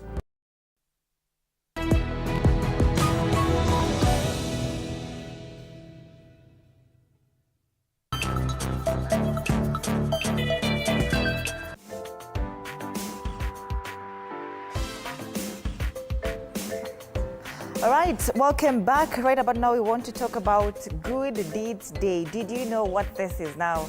That is why this conversation is important to have Tasneem Kadirbai. I hope I'm not butchering your name. Tasneem is the commercial manager, Renegade Air, and Mesha Kodede, chairperson, volunteer involving organizations, Society Kenya. Welcome to TV47.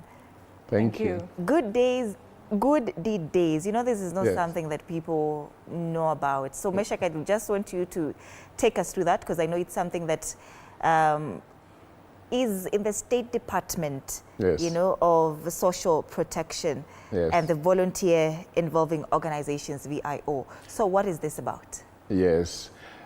Thank you. Good Deeds Day is an initiative of a family foundation which started in Israel way back in 2007. But Kenya joined the Good Deeds Day movement in 2017. That is many years later. So Good Deeds Day is this day that the company or the family foundation thought they could do something for the community during the Lent period in Israel, and also mobilize many people to come into 3 areas: thinking good, speaking good, and doing good.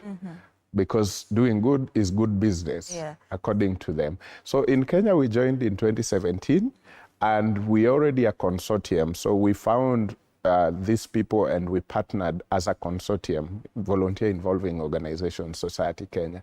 This is an umbrella bringing more than 40 organizations working with volunteers in Kenya. That is the United Nations volunteers, Kenya Red Cross, VSO, and many others, more than 40. So we work in partnership, very close partnership with the State Department for Social Protection, because Executive Order number 2 of 2023 puts volunteerism under social development. So that makes us have a home in the Ministry of Labor and Social Protection. So during our work with the State Department on building policies and legal infrastructures to create enabling environment for volunteerism to thrive, we got Good Deeds to be one of the main activities or main events that we carry out annually. So since 2017, we have been celebrating Good Deeds Day in Kenya. So is it about a religious calendar thing? Because you mentioned Lent. In Israel, they did it during the Lent period, because that period is the period that Israel is a very religious country. So during that period, when they started, they didn't have the idea that it will go global. They were just looking at Israel. But then during the Lent period is the period that many people are inclined to do good, to be nice, and all that. So they used that period to bring the good deeds. But later on, it went global. And up to last year, Good Deeds Day in number says this year we are expecting to mobilize about 15 million volunteers across the world to celebrate and do something. Yes. So, Tasmin, what are the core values and objectives of Good Deeds Day? I think we have partnered with Good Deeds Day because we at Renegade Air, we're a regional airline. We operate into East and Central Africa. And we're always looking for organizations like VIO to partner with so that we can have our CSR activities for the year. And since they're having a tree planting session happening tomorrow, we said what better way than to give back to the environment. And we partner with a lot of other NGOs and organizations and do a lot of other CSR activities. We also have got new low carbon emission aircrafts as a way to mitigate and give back to the environment. And that's the reason why we have decided to partner with VIO this year. Quite interesting, because now I want to know how this partnership, the partnership between Renegade Air, VIO, the State Department of Social Protection, and maybe county governments, how has it impacted volunteerism in the country? Yeah, thanks. This partnership is coming in because volunteerism, number one, is social behavior. Number two, volunteerism, we are promoting volunteerism as a cross-cutting means of implementing development agenda for the country and globally, the Sustainable Development Goals. Then number three, we are looking at promoting volunteerism also as a pathway for youth employability. Volunteering for youth creates a ready youth for employment because the experience is found during this. But now, the partnership comes in because we have what is called corporate volunteering, which used to be called CSR and things like that. Most of the time, we are now looking at, if we combine volunteering and CSR from corporates, can we achieve much more than if corporates do their CSR alone and organizations do their volunteering alone? We realize that combination gives us more in terms of what we can achieve as a country. Even if we were to go into the community trying to work on youth employability, if the corporates bring their CSR support and volunteer organizations bring their expertise and technical support, we can achieve more in that community than if each one of them works alone. So that is what brought the corporates, and it is not just Renegade Air.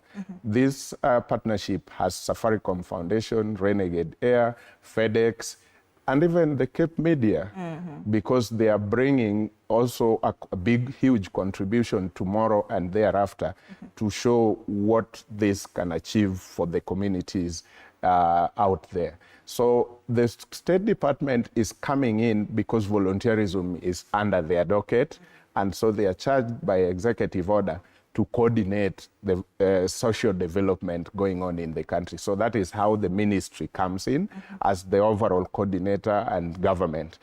Then corporates are coming with their CSR to show support for those who are volunteering from the community. So that is a combination of three different groups that can achieve so much. That is why I said volunteering as a social development, but also as a catalyst for achieving the development agenda. Amazing. Yeah. I love that you mentioned Cape Media as well. Yes, Cape Media is a key partner in this. I should have asked this at the very beginning, but what does Good Deeds Day mean to you as Tasmin from where you sit? Good Deeds Day is a day to give back to the community. And what better way than to partner with an organization like VIO that is already involved within the region, not only within Kenya, but across Africa. They already have set up consortium. Yes, the consortium. And to us, Good Deeds Day, especially just before, like he said, just before the upcoming Lent and Easter period, what better way than to partner with them and give back to the community? Meshach, since 2017, since Kenya joined, are we embracing it? You know, this is not something that Kenyans talk about. Like, say, if I tell a Kenyan that we have something like Good Deeds Day, you know, I'm sure most Kenyans don't even know when this day is celebrated. Yes. Tomorrow there is a drive, 4th April. There is something happening on the 6th. I was looking it up and I saw that this day should be on the 6th of April. Yes. Are we embracing it as Kenyans? Yeah, so the global calendar says 6th of April. That is the global date. But every country can do their date within that period. So in Kenya as a team, we have 4 events across the country around that period. So the first one is tomorrow. The second event will be in Kisumu on 9th. Third event will be in Nairobi again on 19th.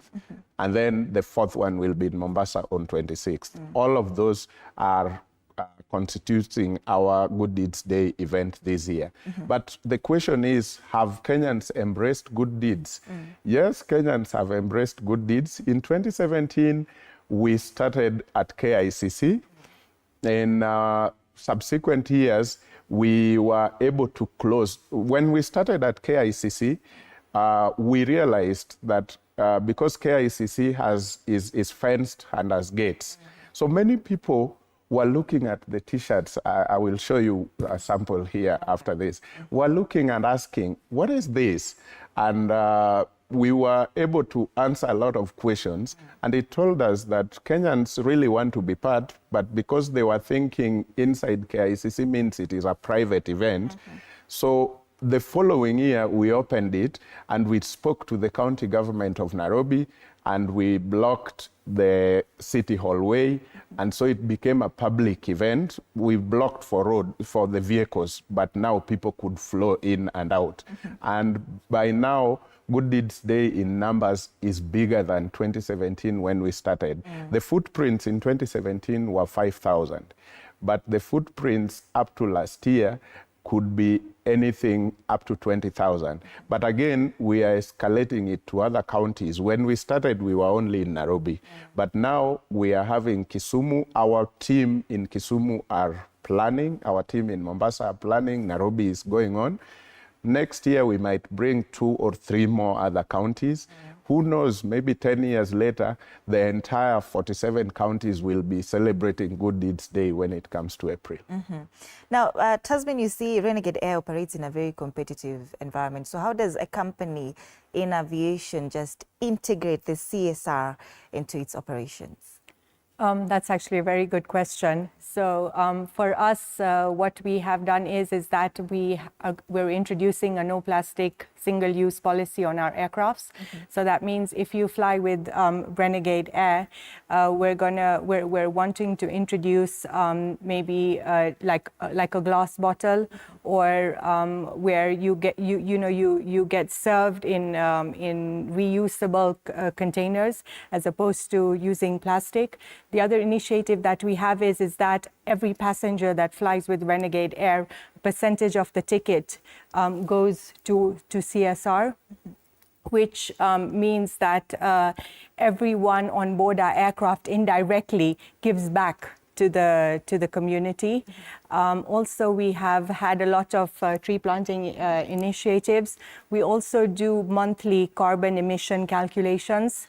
With relation to the reports that we get on a monthly basis, we ensure that on a quarterly basis, we take an initiative whereby we're reducing our carbon footprint on the planet. And the best way is either planting trees or, like I said, reducing the use of plastics on our aircrafts.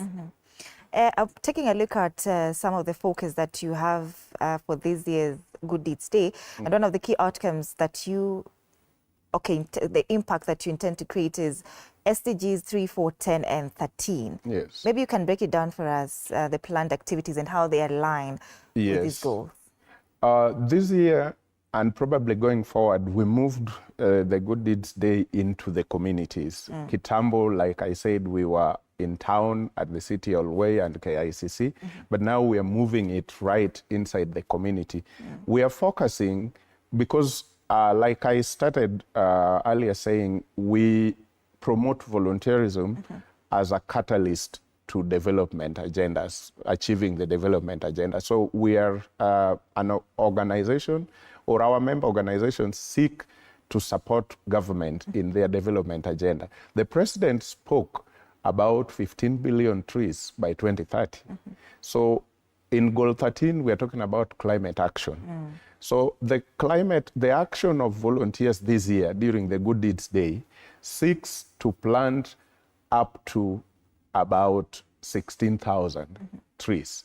That will be a contribution towards the 15 billion tree mark by 2030. So if we do more the following years, we could make a report in 2030 that out of 15 billion achieved for the country, volunteer community have achieved this in partnership with corporates like Cape Media, Renegade Air, Safaricom Foundation, and others. So that is one goal 13. Goal 10 is about equality. We are looking, the team in Kisumu are going to run a basic clinic for persons living with disability, for older persons and their caregivers. They are looking at caregivers because many times we forget about caregivers. We focus on persons living with disability or sometimes older persons because of their age and all. But we never at one point take a minute to imagine the burnout that the caregivers of these people or this community usually go through. So this is what is covering Goal 3 and 10, health and wellness. Then Goal 4, we were thinking about, because we are going to do the riparian spaces which the floods came and many families were moved out of those riparian, and those were homes of people, and those people had children. So because we are going to gather in a certain school in Mathare, we thought, how about we map out, because this is a community and they know each other, we map out some of the children who were removed, their families were removed, and see how we can do some uniforms just to contribute towards goal number 4 of SDGs, which is quality education. These uniforms were to be done by volunteers, people who have got skills and are doing good on that day. So they come bring their skills, but corporates like Renegade Air, Cape Media, Safaricom Foundation supports by giving the materials. So they bring their expertise to do the uniforms, but partners give them the equipment they need to do those uniforms. And then combined, we say we have done good. So we were thinking of 1,000 children, and we are thinking of 16,000 trees. And it is not a one-day event. This Friday, tomorrow, will be the launch. And then these youth groups, we have mapped about 50 youth groups in Nairobi along the river, working with Nairobi River Commission and the county government. We have mapped women and youth groups in Mombasa, about 15, Mtongwe, Likoni, and Jomvu. They are doing the seedlings, and then we are buying from them. So they also get economic benefit of doing this. So that means doing good becomes a good business. They did the seedlings, Renegade Air, your company, Cape Media, Safaricom Foundation, brought some resources, we bought from them, and then combined with our volunteers and them, we planted the trees, and then they are growing the trees after us, and we are supervising through our organizations existing in the community. So we have a sustainable way of doing tree growing, but community are also owning the project as their own because they also get some economic benefit. Interesting. Yes. Very, very interesting, Meshach. Now, Tasnim, you know, we are talking so much about the youth and how they're going to be involved on the Good Deeds Day, starting tomorrow, of course, as you continue with your programs. But how can now businesses and volunteer organizations just encourage these youths and harness their participation on a day like this, a Good Deeds Day? I think the work that already VIO is doing and their presence in the market already has an impact on the youth. With relation to corporates' involvement, I think the nice thing would be to give them an incentive to join and be part of such a community and such work for our nation. I think the most important thing is some form of incentive, and maybe corporates can make sure that when you have create and fund volunteering youth volunteers and give them some sort of funding. And engage them from schools. So, start interacting them at school level.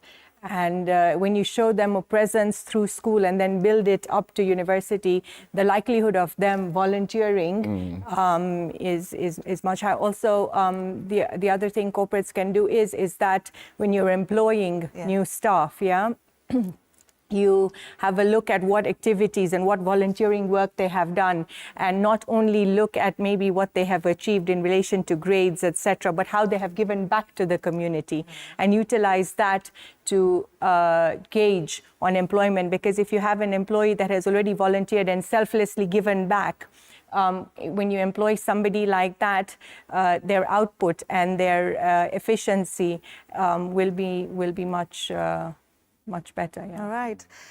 Mombasa, Kisumu, Nairobi, why these counties? Is it because ni cities, ama why exactly are we focusing on the 3 big cities? Yeah, thank you. Because we started in Nairobi, and during the period of COVID, we decided to also engage our team in Mombasa. The bigger reason is because VIO is a consortium and our member organizations are spread across the country. We realized that it is easy to organize the first major cities in the country because the distance within Nairobi is not the way if I was to organize Pokot County, for example, or Turkana, because one end of Turkana to another end of Turkana needs flying. You need to fly. But by then, we still didn't have Renegade Air. So going forward, we will be having the likes of Renegade Air flying around. We will be able to organize those. But we said, let's do the low-hanging fruits first. Organize Mombasa because geographically, it is easy to map out Mombasa easily, and Kisumu the same way. But like I said, that was all. Next year and the years coming, we also have other smaller events that are happening in other counties. We are only giving light on these 3 because these 3 are basically organized by us centrally. The others are organized by individual organizations. But for sure, Good Deeds Day is celebrated in other counties in Kenya. Only that the ones that we are organizing centrally here at the ministry are those 3. Next year, we might bring another 2 or 3 counties. Now, Meshach, how do you ensure the sustainability of the impact created during Goods Day deed, rather than it just being a one-day thing, a one-time thing, and it's done? Yeah, that's why we moved out of the CBD celebrations and we went into the community because we're looking at the sustainability aspect of it. And so, for example, if we are going to do the tree planting and growing, and we mapped out about 50 youth groups around the rivers, these people live in those communities, so they are not going anywhere.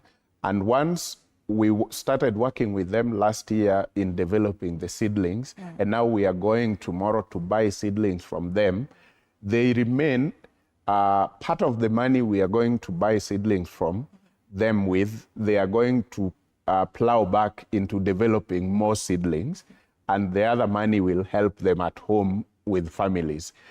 And that will give them more impetus to continue growing more and also look at the ones that have been growing. But to be sure that it is sustained, we have also given portions or some of these groups to our member organizations to work with them throughout the year. For example, in Mathare, the Billion Foundation will be working with 20 groups, stretching from Mabatini all the way to Mlango Kubwa. So the 20 groups are under the care of our member organization called Billion Foundation. In Korokocho, we have Balozi wa Amani organization, which is our member. We'll be working with the groups around the river in Korokocho.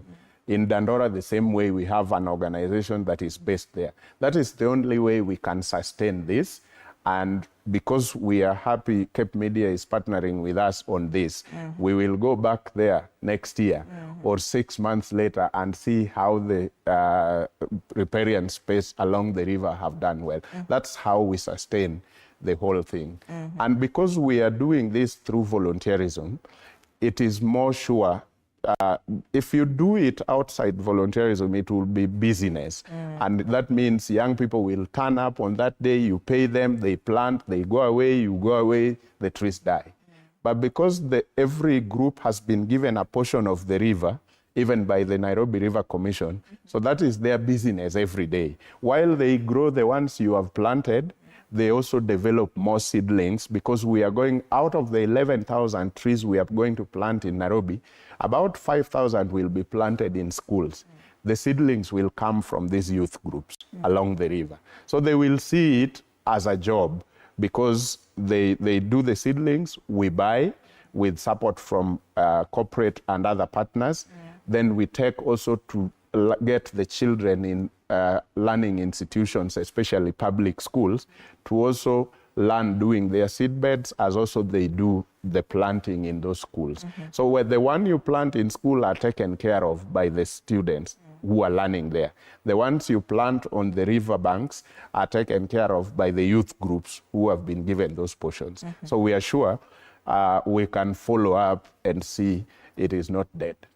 You're sure that it's sustainable, even after a Good Deeds Day? Yes. Now, Tasmin, of course, as we close this conversation, you know, sometimes somebody is seated there at home and they're thinking, why should I leave my house to go and participate on the events of Good Deeds Day as much as it's volunteership?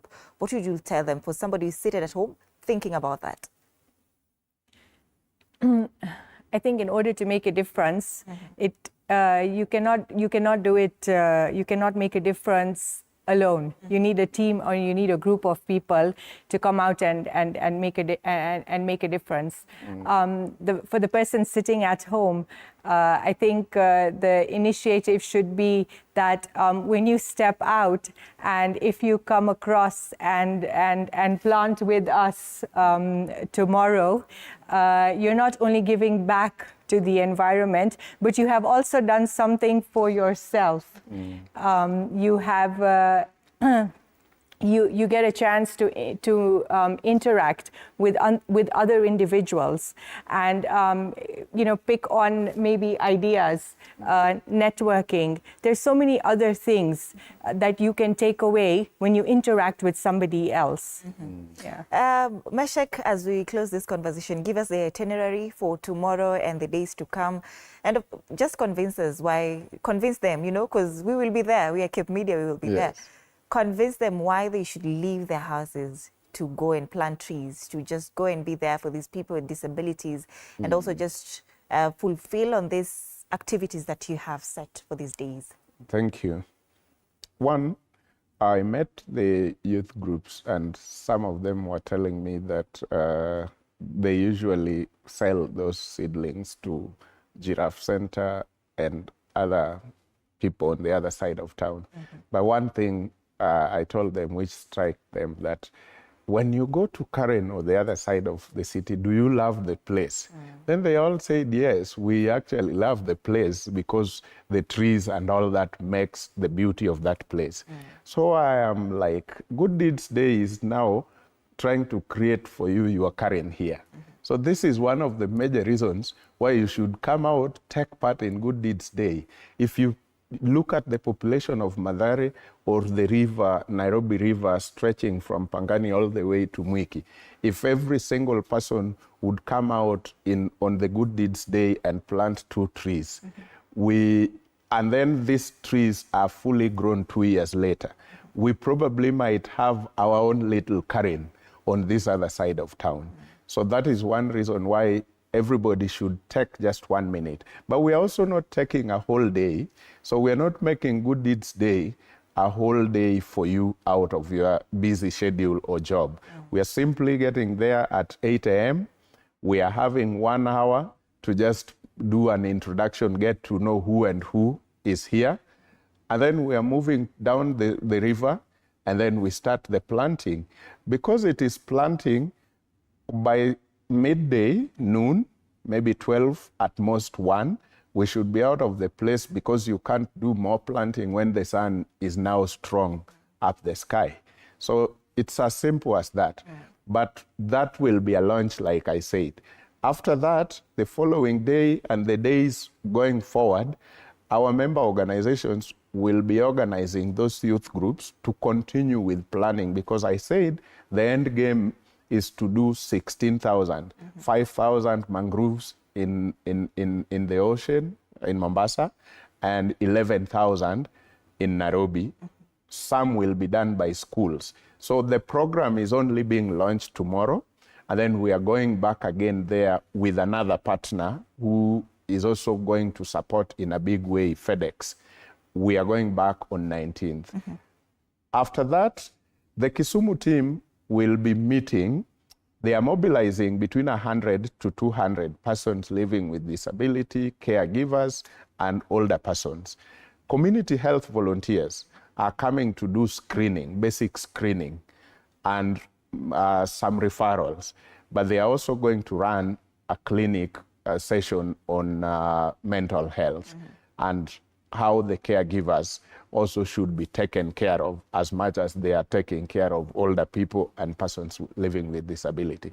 Then on 26th, we are in Mombasa restoring the mangroves, and we are going to do another 2 months. On that particular day, we intend to do 1,000 mangroves, but after that, the youth groups will be going on under supervision of our member organizations like Kenya Red Cross Mombasa branch, Kenya Red Cross Kisumu branch. Every county has got Red Cross branch and other member organizations from the VIO Society. All right, thank you so much. And finally, I would just want to wish everybody a beautiful Good Deeds Day globally. We are mobilizing about 15 million volunteers across the world on Good Deeds Day. And we will share the numbers once we have the records back. Absolutely. So happy Good Deeds Day to you, Tasmin and Meshach. Thank you. See you tomorrow and yes, the days to come. So that brings us to the end of this particular conversation. And you're hoping that Kenya will make it a holiday, you know? Yeah, with time, we are working with the ministry around the policy. Once the policy is reviewed and the bill is taken to Parliament, we'll definitely find how to make this a beautiful holiday where we don't have speeches. Beautiful. We just have actions around beautiful actions to the community. Amazing. So can I give the T-shirts as maybe after? Okay. I don't think we have the time. Okay. So let's cross over to South. Oh, he can bring it. All right, later on, let's cross over to South Sea and take a look at the IEBC Commissioner's interview, which is currently ongoing. Platform. So in other words... Repeat that, because we want the public to understand. Yes. One is web-based and one is? The server is the back-end infrastructure of the system. It's like the brain. In other words, if you have got fake polling stations, you can interfere with what the server is transmitting to the portal. You can actually instruct the portal to show only what you intend to do. And that is why I talked about the auditability of a system. The auditability of a system is a situation whereby people who are looking at the system should be able to have access to the system, be able to appreciate who logged when, what time, and what did he do. Because thank you. Yeah. You are not an IT expert, are you? No, but I have thoroughly schooled myself in IT issues. So when IEBC officials and former IEBC members tell us that the server and the portal are the same, you are challenging that? It is absolutely not the same. completely, it's absolutely not the same. The server cannot be the same as the portal. Thank you, Chair. Okay, Prof. The sniffer of risks. I'm sure that you've been in KRA. You are a man of vast knowledge, even an area that you are not an expert in. You are ready to say you have schooled yourself in that. And by the way, I agree with you. I'm also not an IT expert, but I've always not agreed with the way the server has been described, just from a commonsensical perspective. Name any 3 stages outlined in the 1999 East African Community Treaty towards its integration process. Just any 3. Any 3 stages towards integration? Yes. Common currency, free movement of citizens, political federation. Those are 3. Okay. You are a man versed in public finance. Yes. Name 3 principles of public finance under Chapter 12 of the Constitution. Under Chapter 12 of the Constitution, public finance. Principles. The principles of public finance: equity. Go ahead. Equity, impact, and accountability in relation to dealing with public finances. Thank you, Chair. Thank you very much, Mr. Ngige, for your time. We have truly enjoyed interacting with you and getting to know you. And we wish you well. I don't know whether you have any question or a comment to make so that we can conclude this session. Thank you, Mr. Chairman. You will allow me to ask a question and make a concluding statement. Am I allowed? Yes, please. Mr. Chairman and members of your commission and members of your panel, at the end of the exercise, you'll be submitting 2 names for the chairman and 9 names for the member positions to the president for appointment. Do you think, under the same principles of neutrality, that is a fair thing in terms of what the law says, or it should be amended? Because you are having a situation whereby the president will pick XYZ and drop XYZ and is under no obligation under the law to make an explanation of why he dropped X and picked Y. That is my question. And then you may not answer, but I may not be able to speak to the fairness of it, whether it is or not. But the laws in Kenya are made through National Assembly and public participation. So it is the laws that Kenyans have ventilated on, and so we follow the will of the people of Kenya. And so that's what is legislated. Thank you, Mr. Chairman. Thank you. So, by way of closing statement, I want to thank you, members, Mr. Chairman and your team. What you are having before you is a very important assignment that is very important to how our country and democracy proceeds. Please give us a commission that reflects, that can be able to build trust in the system so that everybody feels the need to go and vote because of the increased levels of trust in the system. Thank you very much. Thank you very much. Blessings to you. Remember to pick your folder. There are certificates. It should be at the door. You have some water there, and the notebook is yours. Blessings to you and wish you well. Thank you very much, Mr. Chairman, and your fellow. Asante. Asante. Thank you.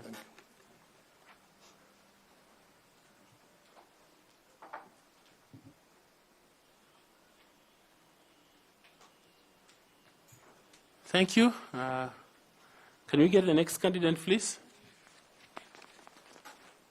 Erastus Edung Lokale Ethokon.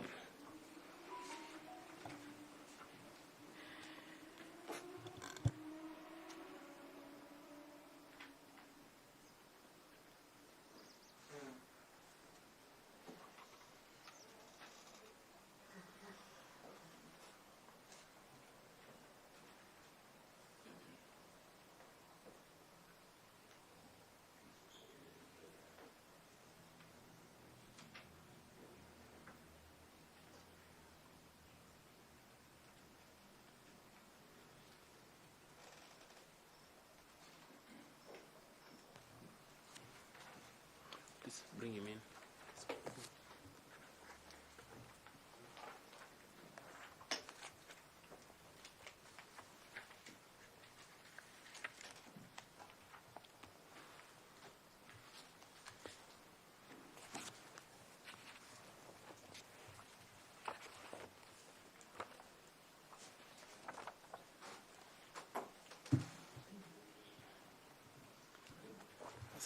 Wow, okay.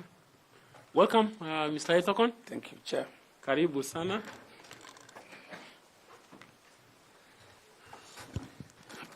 Feel free to adjust the seat to suit your need. Once again, I presume that you remember my name. Yes, Chair, I do remember. Asante. Asante. For the sake of the public, Mr. Ethokon was interviewed for the position of chair, and he was also shortlisted for the position of member, and so he's here for a second time. So congratulations again for being shortlisted for member of the IEBC. Thank you, Chair, and the panel. Asante. I will ask my colleagues to just introduce themselves to you again, just in case it might help in this session, please. Thank you, Chairman. Good morning, Mr. Ethokon. My name is Linda Kiome, and I'm serving this panel as the Vice Chair. Karibu sana. Thank you. Bwana Ethokon, habari ya asubuhi. Mzuri. Yeah, bado naitwa Bwana Andrew Tanui, mwanachama wa chupo hili la uteuzi, na karibu tena. Thank you, Mr. Tunu. Mr. Ethokon, good morning. Caroline Kituku, welcome. Thank you. Good morning, Ethokon. My name is Bore, member of the panel. Thank you. Good morning. My name is Fatuma Ali Saman, and I'm a member of the panel. Thank you. Good morning, Mr. Ethokon, and it's nice to see you again. Karibu sana. My name is Koki Muli Grinyo, and I'm a member of this panel. Thank you very much. Good morning, Ethokon. My name is Evans Misati. I'm a member of this panel. We welcome you. Hope you are not in low spirit today. You are welcome. Please feel free and settle. Very much. Thank you, members, and Mr. Ethokon, once again. We got to know you last time, but perhaps this time, if there are a few things that you think we need to have heard and we didn't hear, you want to give them emphasis as you introduce yourself, and perhaps just highlighting those things that you think that are important for a member of IEBC rather than the chair, which you had applied for before. Please proceed. Thank you, Chair, and members of this distinguished panel. It indeed gives me great pleasure to be invited before you, to appear before you once more. It is a great privilege, and I thank you for that. I think, Chair and distinguished panelists, my being here for the second time goes to the very core reason as to why I did apply for the position of chair. and the position of commissioner at the same time. The reason being my long-time commitment to the democratization of this Republic of Kenya. I have been, throughout my professional journey, as a young lawyer, as a young program manager, as a person practicing peace building, conflict resolution, I have been part of the changes that have happened in this country towards good governance and a peaceful Kenya.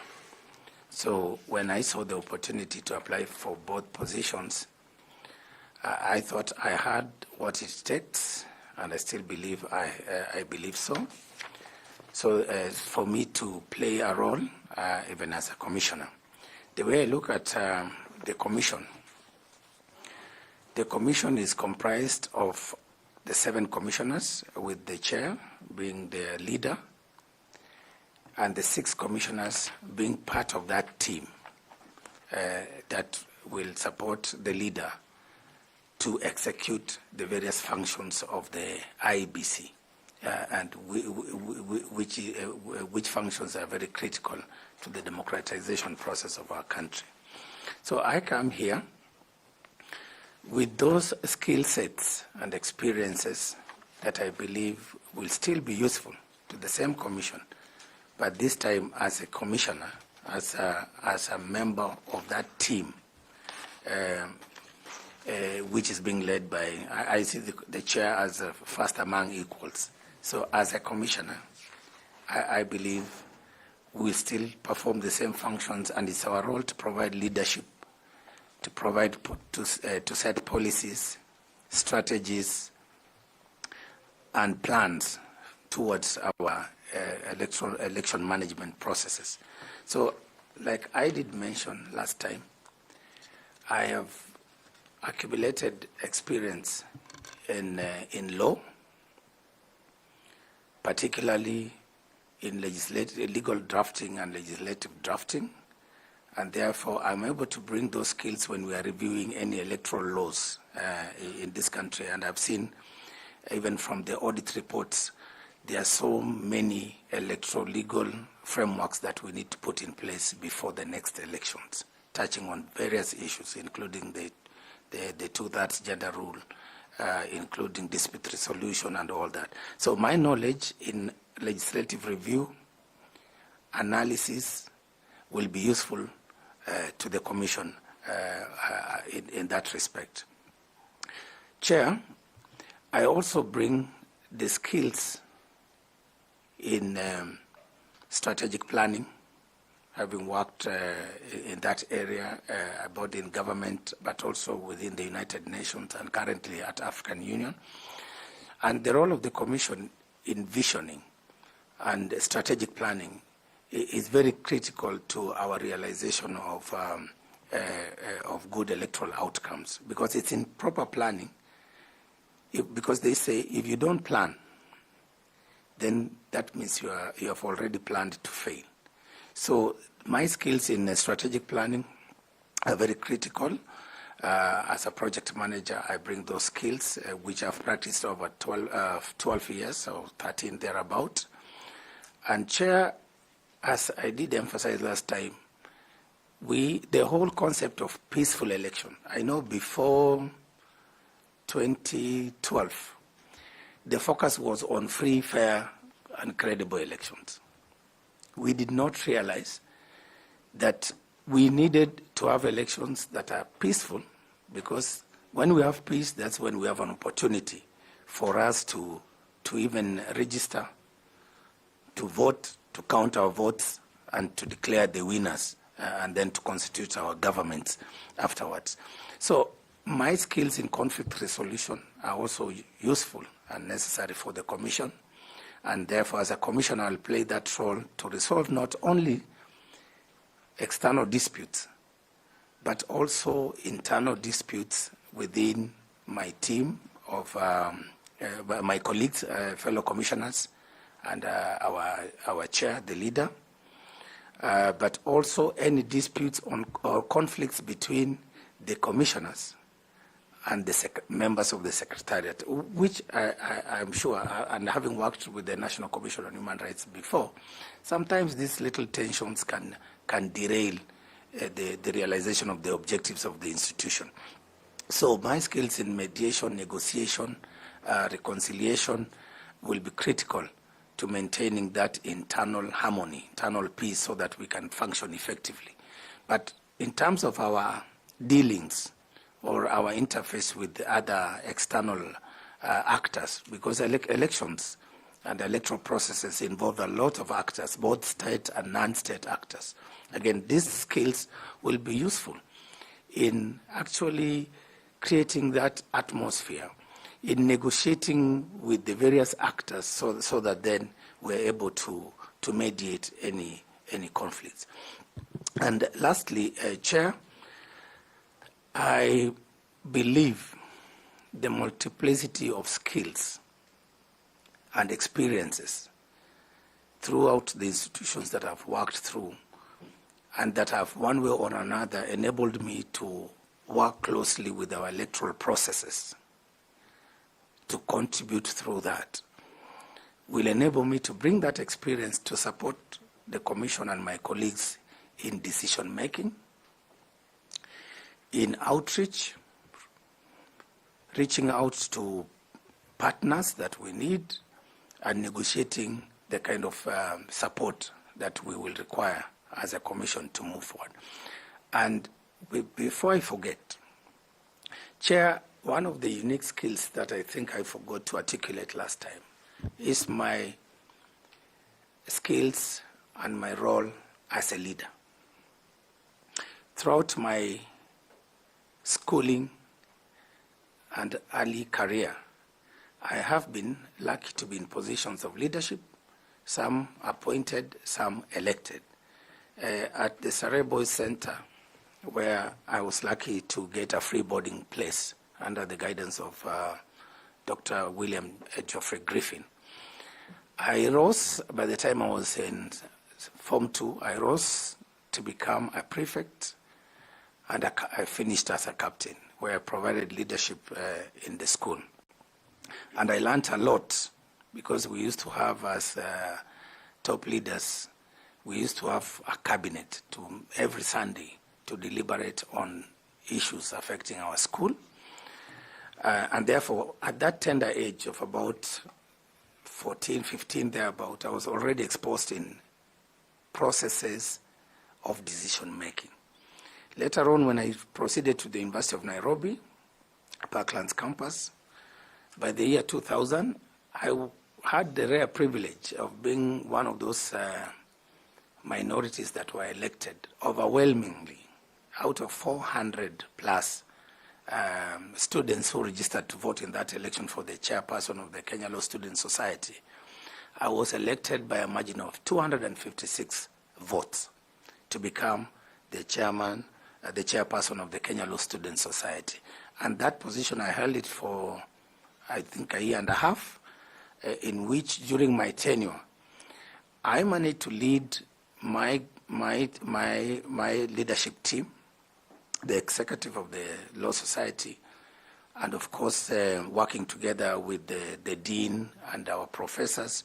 We had the most blissful period at the university, but not because we did not have any problems, but because of my abilities to resolve problems between staff and the university, but also between our faculty and the School of Humanities and Social Sciences through dialogue and conflict resolution skills. Mr. Chair, much later... I'd like to end it there.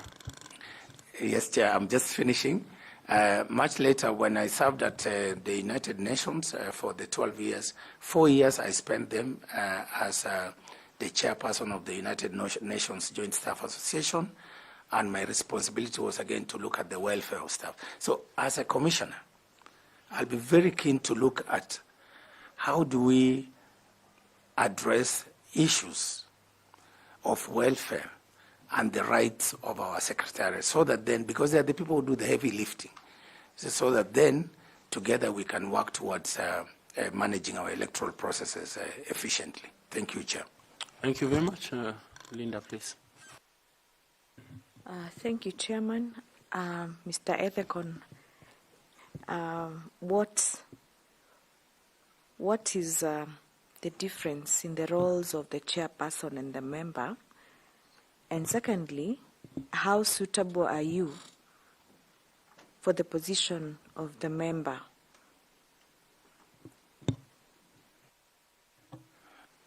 Thank you very much for that question. I think for me, the way I look at it, the chair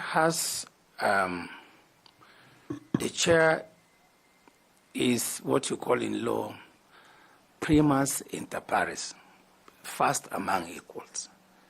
So as the 7 members of this commission, the chair is that first among equals, is our leader, is the person who will be responsible for guiding our visioning and our strategy.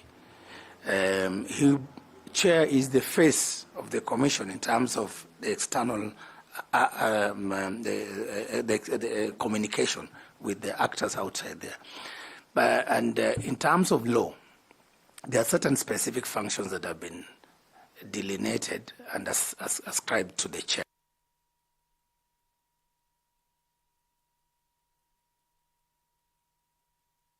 I think 138.10. But other than those specific functions that the law assigns to the chair, in terms of exercising all these other functions, the chair is still part of that team, part of that collective, the collegiate. And therefore, as a member, I will look at it as I respect the chair, he is the leader, helps us to set the vision, but there are certain things that we will share in terms of the work arrangements. For example, the whole process of electoral management, planning, we will work as members. I will contribute to my skills as a member. The whole aspect of strategic plans as a commissioner, that is where our work is cut out. The whole element of chairing the corporate committees, that's where most of the transactions are happening. That's where we have the position papers, the policy papers. So therefore, as a member of the commission, I might be lucky to be assigned some of the committees, and I will play my role within that. Then the whole issue of oversight.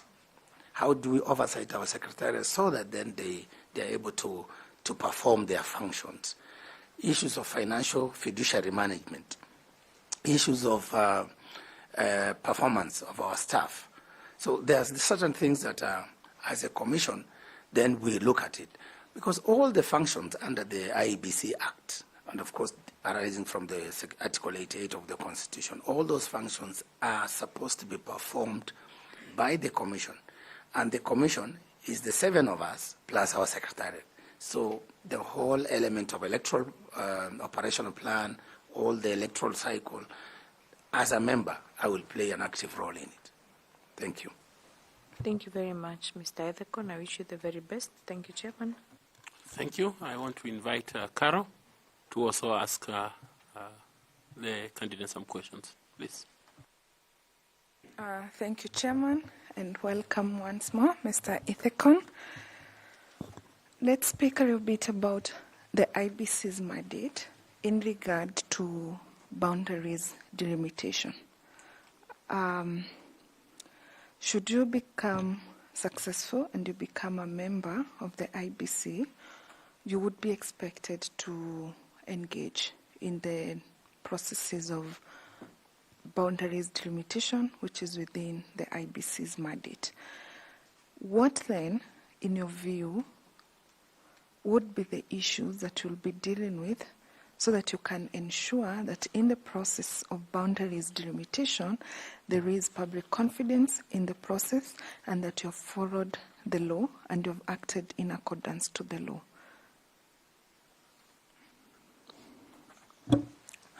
Thank you very much.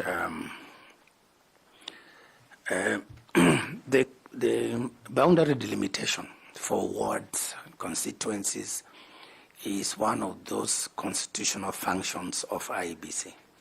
I think under Article 89.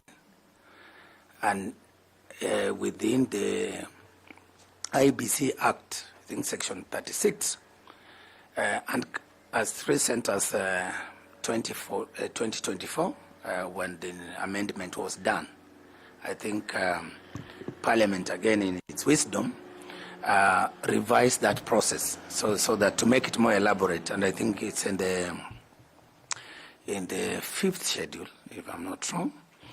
So, as a commissioner, my role, and as a lawyer, member of that commission, my role is to look at the Constitution, the processes, what does the Constitution say about boundary delimitation, what are the parameters, what are the things that we need to consider under that Article 89. Then I will move then to interpret the process as per the statute, the IEBC Act, and particularly the recently amended statute. And in that statute, the process is so elaborate and it guides us in terms of when the time comes I'm assuming we'll resolve the issues of the delays of the boundary delimitation under the current constitution and all that. But once it comes to the doing, the act itself, the law allows us to publish that intention, to be able to say we intend to review or to delimit boundaries in XYZ places or constituencies and wards. Then we will publish that intention in the Kenya Gazette and other newspapers of wide circulation in the country. Of course, our websites and all the media platforms, so that then we can reach as many people as possible, and especially those who are affected or who are likely to be affected by the review. Then from there, having published it, then we will give the public time and invite them to submit their views about the process. And through that, we're able to get feedback either through memoranda, or we can organize what you call public hearings in those areas. And in some cases, I think the law prescribes that we can work with the wards and constituencies to have those the public participation forums and panels to facilitate that kind of conversation so that we get feedback from the public. And having that, once we get the feedback, we should be able, as a commission, to publish our report, which incorporates the feedback from the public. And so once we publish that report, then we move now to the next level, which is to submit that report to Parliament for deliberations. And Parliaments are being, again, the embodiment of the people's will, because they're the people's representatives. They're able to review that report. But before this report, also another point of accountability, our report can still be challenged by any member of the public or any interested party. And there's a mechanism through which that can be addressed, and the timelines. And I think you can file a petition within 30 days, and then the court has about 6 months to resolve that issue. But ultimately, it's Parliament that will pass a resolution to adopt the report. Okay, just a follow-up. What is the role or the function of population quota, geographical features, and community interest in boundaries delimitation? Thank you. I think those are now the parameters. Those are the factors that have been specified in the Constitution and in law that, as a commission, we need to consider, because boundaries is about geography, it's about the people who live there, and it's about other interests, socioeconomic, cultural, and historical factors or ties. So those are the factors we look at, so that even when we're inviting the presentations or representations from the public, we're able to tell them, tell us, based on your understanding, the geography, the people who live there in terms of their numbers. But also, something I'd forgotten, we will need to work in that process with our Department of Surveys in terms of the maps, but also the Kenya National Bureau the Bureau is responsible for population census. So that then we get the population, the numbers, we get to understand the quotas, because each constituency has a certain population quota. Then we need to work with to understand all those geographical features and what have you. But also considering, in terms of our work or this review, we need to look at also urban populations and also rural populations, the densely populated and the sparsely populated. So all those factors will be part of our engagement with the stakeholders. Thank you. Thank you so much, Mr. Ethekon. I wish you well, and thank you, Chairman. Yes, thank you very much. Let me ask Ambassador Koki to ask some questions. Thank you, Chair, and karibu tena, Mr. Ethekon. I would like to engage you on the question of voter turnout and voter apathy for the youth. We have been told here that the population of youth is really very high, and the turnout during elections is very low. It's very low. There are so many factors that have been attributed to that, but one of them is lack of registration documents like IDs and so on, or the delays in issuing them. How will you address, as a member, should you be successful as a member of the IEBC, how will you address this issue? Thank you very much. That's a very specific question. And one of the issues, of course, there are many factors as I've alluded to, but specifically, if I may start with this one, the issue of registration documents still remains a challenge for our youth, especially those youths who cannot access government registration bureaus and services. And for me, one of the things that I'll be focusing on is to have a conversation with the department responsible for ID issuance or passport issuance to find out why aren't we registering our youth, because we know by the time somebody reaches 18 years, there should be automatic registration. We should register our young people right from high school or at that point when they reach 18 years. And then as a commission, we can be able to integrate our data so that once the person reaches 18, that person should be registered, given issued with the ID, but at the same time, automatically we should register that person as a voter. So that way, then we avoid situations where young people from 18, by the time you reach 35, you're still struggling with some of these basic things, including registration as a voter. So we will need to discuss, to have that dialogue with the Registration Bureau, but also to look at those factors that are hindering our youth from accessing these documents. There could be, for example, maybe those challenges with vetting or requirements, which used to happen even where I come from. Then there could be issues of how this infrastructure is located, because in some of the remote areas of this country, it might not be easier to come across. There are places where you have to take maybe 300-400 kilometers to reach a Huduma Center.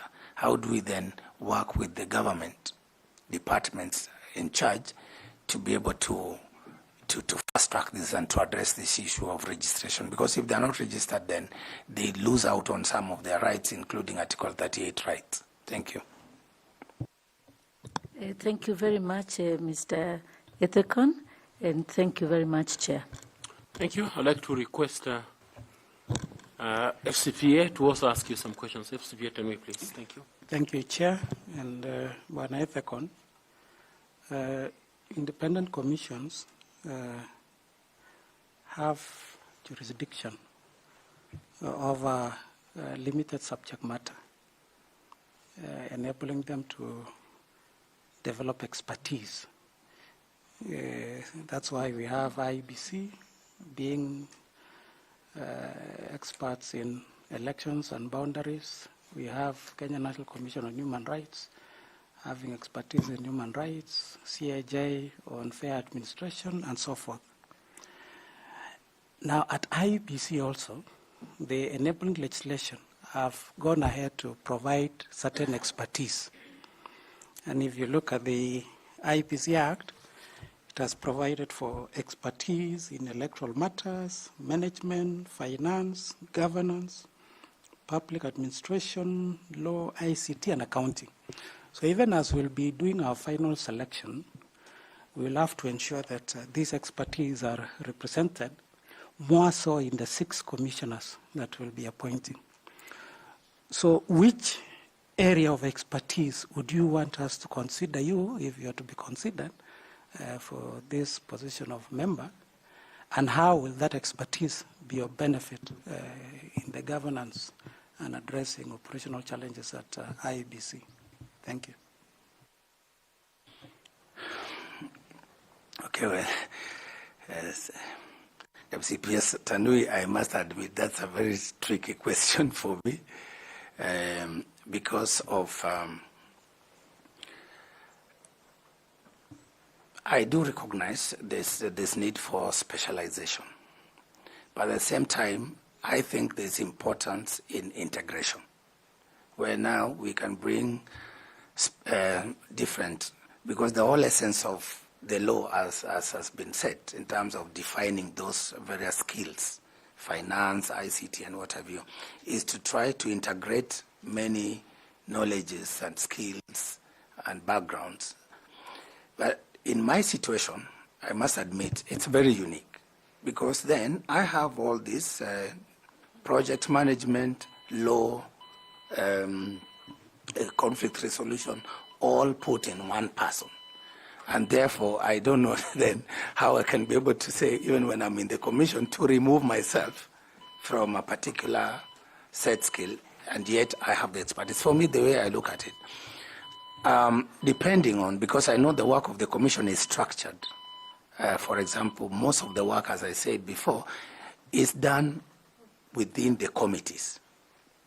You have the committee for finance, supply chain, which deals with all those issues of money, procurement, logistics, and what have you. Then you have the one on electoral management, you have the one on law, the legal affairs and political parties liaison.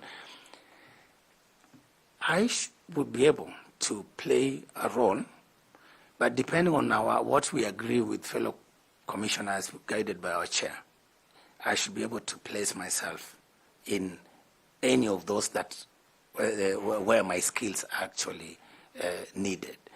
While at the same time, I could be chairing a committee for legal affairs and political party liaison, but at the same time, I can be a member of, let's say, the finance and supply chain, because I know a thing or two about the procurement processes.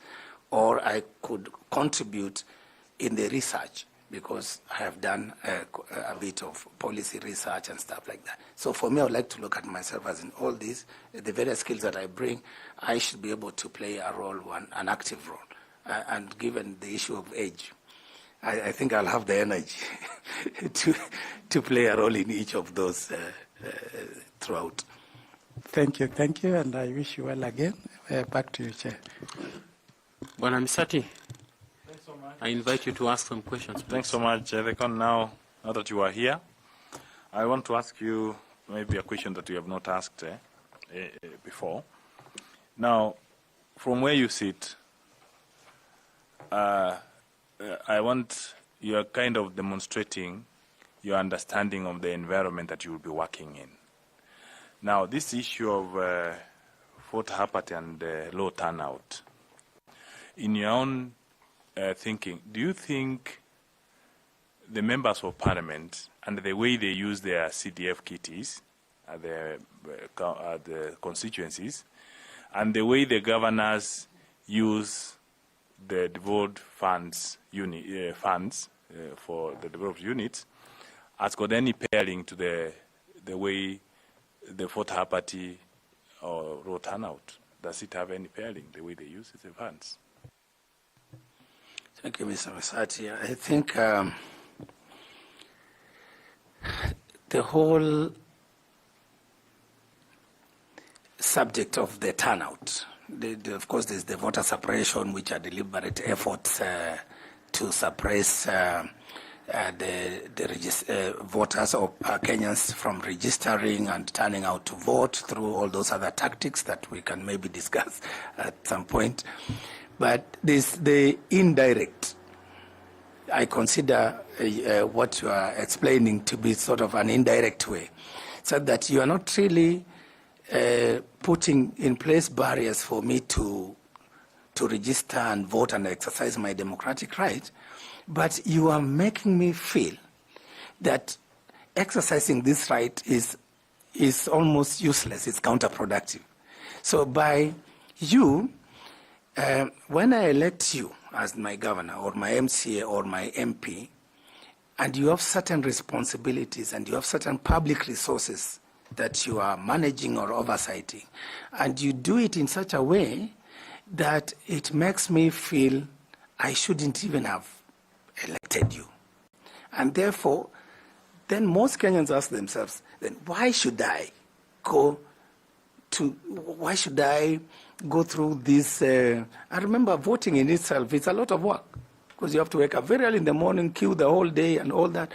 And so there's that sometimes when you interact with fellow Kenyans, you get that sense of, the next election I'm not going to vote because these guys are not doing the right thing. So I think we need to change that narrative. Even as a commission, we need to change that narrative, having conversations with the political class or the politicians in this country, so that then we look at things that are actually making Kenyans reach to that conclusion, including that issue of accountability for their public resources, including issues of respecting Kenyans, because they are the people who put these people in those positions. Thank you. Thanks so much, Chair. That question is well answered. I hand over to you. I wish you well, my brother. Thank you, sir. Thank you very much. I invite Ms. Fatuma Saman to ask a question.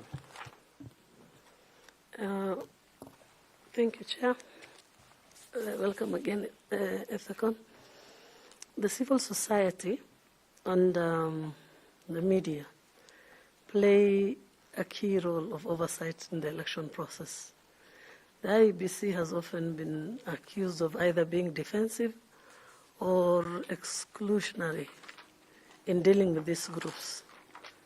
So if given a chance and you become a commissioner, how would you structure the collaboration process with these two groups while ensuring that the IEBC also maintains its operational independence? Thank you very much for. I think our civil society, Kenya is one of those countries that is lucky to have a very advanced, well-structured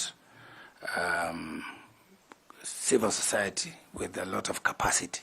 And I think when you look at the history of our country, there is a reason why we have that vibrant civil society. And they have been part and parcel of the transformation of this country, of the democratization of this country, of the improvements we've had. So they are part and parcel. They are an integral part and parcel of our electoral processes. Of course, our media, again, they are very influential. Actually, what we can consider our primary stakeholder, because of the kind of influence they have and the kind of outreach in our electoral that can be used in our electoral processes. So, as a member of the commission and as a new commission, one of the things that I will personally champion among my colleagues and the entirety of the commission is to have that dialogue that will enable us to address those barriers that you have identified, the reasons why has there been exclusion? What are these flashpoints where then the commission has to be on the defensive? What caused those things? And therefore then, how do we structure our engagement? So we get the rules, the ground rules. How do we set the ground rules? And therefore, for me, I like, from where I've worked, the places I've worked, whenever we enter into any partnerships with any institution or organization, I like to have something like a framework agreement or an MOU or a document that is negotiated that tells us the do's and the don'ts, tells us how do we work on XYZ issues. Because there are certain things that the Commission also might not necessarily be required as of law to give out. There are certain things because as commissioners, I believe we will take an oath and then there'll be that oath of secrecy. There are certain things that, there are certain boundaries we will also draw, but without necessarily impeding the work of our civil society and our media. So for me, we will need to enter into structured dialogue. We come up with a framework agreement or an MOU. We agree how do we facilitate each other's work. So that then we promote openness, transparency, accountability without necessarily having to demand too much beyond what is allowable. I think I would tend to look at it that way. Thank you very much. Wish you well. Thank you. I want to invite Nicodemus Bore to ask you a question also. Ethicon, one of the complaints we've had among government institutions is what we call budgeted corruption. And many people are striving or want to serve in the commission of IEBC because of the big budget that people talk about. So currently, they gave out a budget of around 62 billion shillings for the preparation of the 2027 general elections and the activities before and after. With your background on the many areas and fields that you have been working with, how would you help reduce the expenditure towards election and make our elections a bit cheaper? Thank you very much for that question, Mr. Bore. The whole aspect of election financing, of course, there have been reports that we run one of the most expensive elections in the continent or globally. But the specific question you have asked about budgeted corruption and corruption around our budgeting and our deployment of resources, I think as a commission or as the new commission, one of the first things we'll do is, of course, to interrogate the budget.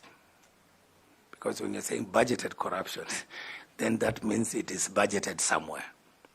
So we will need to rationalize the costs. And again, with my experience as a project manager over the years, one of the things we do as project managers is to do what you call the project costing. So we will cost our electoral operation plan, all those processes. We will identify the tasks, because we'll have to break down the work into work breakdown schedules and tasks, so that then we know.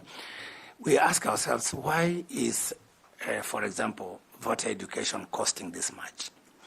Are there certain things we can do to minimize on that expenditure?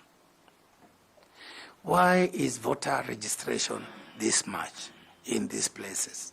Are there ways we can be able to reduce? And so, therefore, when we ask ourselves the right questions, we should be able to arrive at the right answers. And therefore, so we look at the budget, and maybe our answers might lead us to an increased budget demand or a reduced, whichever the case. For me, whatever the amount we arrive at, it should be that which is necessary for us to conduct a free, fair, credible, verifiable, transparent elections. So it's about cost optimization. So we need to look at that.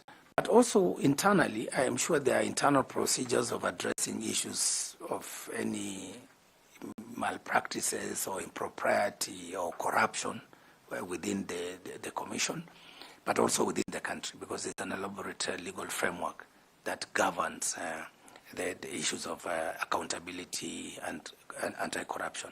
For me, being a person who has done international human rights law and practiced, even the UN Convention Against Corruption talks about addressing corruption within the electoral processes, and therefore we should be striving to achieve a corrupt-free electoral process in Kenya. Thank you.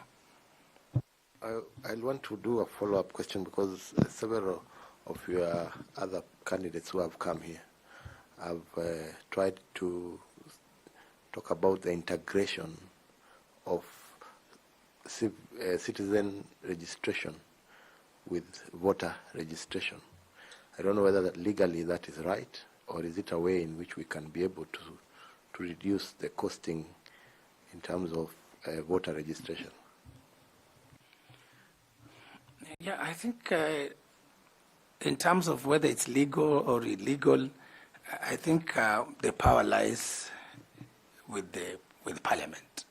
If we make proposals as stakeholders, IEBC with also the national government departments responsible for registration, if we consult and talk discuss as stakeholders, if we agree that integration is the way to go, then of course our legal framework can be reviewed or can be amended to provide for that integration.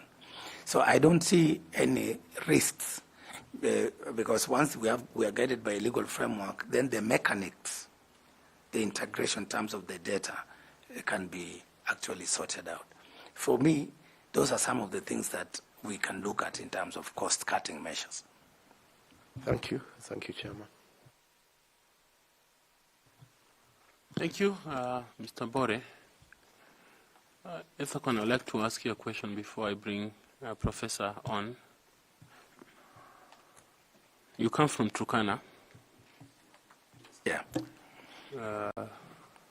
We have heard that Turkana has almost 400,000 refugees or so thereabout. And half of those may be adults who are able to vote. As a commissioner of IEBC,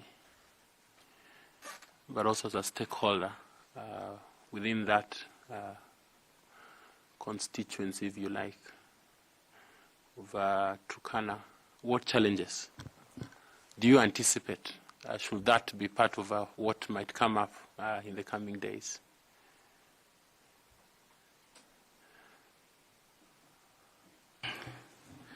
Chair, I don't know specifically in terms of the possibility of having refugees participate in our political process. Integration of refugees into the population. Okay. Thank you, Chair. I think the issue of refugee host community integration, I think is very dear to me because I've been part and parcel of that process way back in 2014. We started thinking around that notion of integration because the refugees have been there, I think, as far as I recall, from early 90s, actually, somewhere in the 80s when I was a little boy. And they have lived there, they are part and parcel of our community. And in terms of the socio-economic integration, initially the refugees were put in an encampment, like a camp. So we did not have so much interaction with us. And I think by 2014, 2015, we started talking about integration. We did an assessment as the UN agencies and some of the organizations. And then of course, working with the county government, we agreed on that integration agenda. But we were looking at integration from the socio-economic and more of how do we ensure that the refugees and the hosts enjoy certain rights together, socio-economic, education, social services, and what have you. But we, in terms of the political governance and their participation in the political process of the country, that was not part of the discussion. But for me, political integration will be a bit challenging because our constitution and the laws at the moment do not provide for that framework. Prof, please, you ask your question. Thank you, Chair. Let me address you by a name you gave us, but that you are likely to live here without us mentioning locally. In your view, what is the difference between ethics and integrity? And if you are to be a member of the Commission, which one would be more important and critical to you, and why?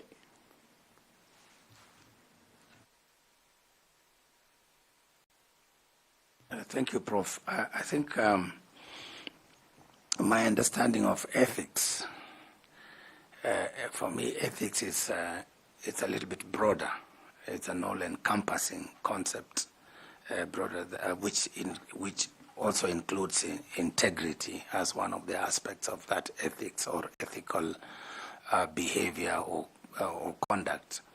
And for me, ethics is about the way we are required to conduct ourselves, and in the context of public service, we are supposed to observe certain rules and principles in the way we conduct ourselves as public officers or as we manage public offices. So we have to do it in a way that is ethical, in a way that does not bring about conflict of interest between your private work or private interests and those that are public interests, in a way that brings honor and respect and dignity, in a way that is not corrupt or improper. And of course, ethical conduct calls us to maintain the highest standards of integrity. Integrity meaning honesty in the way we do our things, probity. So for me, that's my understanding, and I'll be guided by all of them. Thank you. Thank you, Chair. Okay, you have some two little questions. Sure, Chair. In answer to FCPA Tanui, when he asked you to point to us a specific expertise, your answer was, look, what in the 21st century is called multidisciplinary. You can't pin me to one expertise because over time have become multidisciplinary. And it is in that context that I ask you this question. What does Article 1 of the Constitution of Kenya provide for?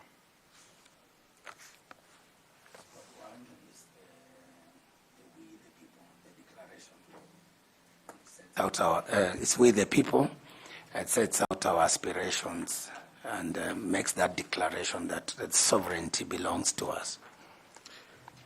In the same spirit, you having worked in UNDP, having worked in the African Union, having worked with various development partners, so this should be something quite in your domain. What does the acronym COMESA stand for, and where is it headquartered? COMESA stands for the Central Market for East and Southern Africa, and it is hosted in Lusaka, Zambia. Thank you, Chair. Thank you, Mr. Ethekon. This is, it's been very interesting talking to you. This has been a repeat session, and we don't seem to exhaust the things that we need to talk about. So thank you for just indulging us and allowing us to know you better, have a sense of your experience and knowledge. We wish you well. I'd like to ask if you have a question or comment. Thank you. Thank you, Chair and distinguished panelists. Mine is to really sincerely thank you all for giving me this opportunity, for engaging with me very interactively, lively, and it made me relax from the first time. And I think it's one of those interviews that you wish for anytime, because of the way you've handled yourselves and the way you've made each, and I've watched also other colleagues who have appeared before you. There's a way in which you make us, as people who are aspiring to serve this country, feel welcomed, feel valued, unlike some of other interviews I've watched where the panel is actually very confrontational almost. So thank you for that. Keep it up. Lastly, I would like to really also thank many Kenyans who've been watching and throughout the various media represented here, and who I have seen, even from the first interview, who have given me the moral support to keep going. And I hope one day when I have that, when the weight of government shall bear on my shoulders, that I will not let them down, that I will uplift them and I will inspire them to be patriots and to work for the betterment of this country. Thank you very much. Thank you very much. Well taken. And feel free to leave. You can again pick the bottle of water is yours, the notebook is yours, and the gentleman at the door has your certificates. Blessings to you. Thank you very much. Good day. Asante, good day. Thank you.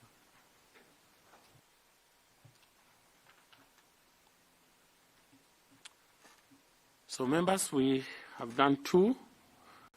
We will break and be back at 11:10 to take up on Fahima Arafat Abdallah. We have a regret or an apology from Esther Nanjala Wekesa, who was supposed to come at that time, and so we will take up on the next candidate, who is Fahima. Members of the media, thank you very much.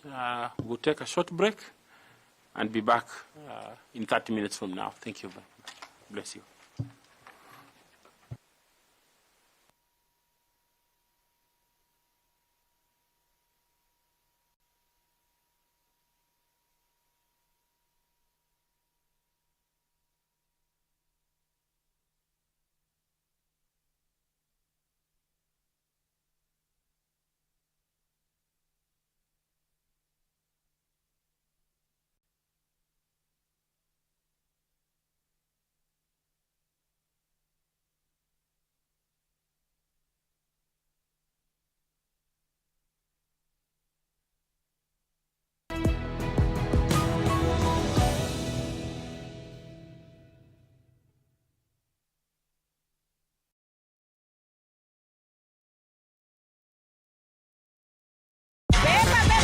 In Lumumba State,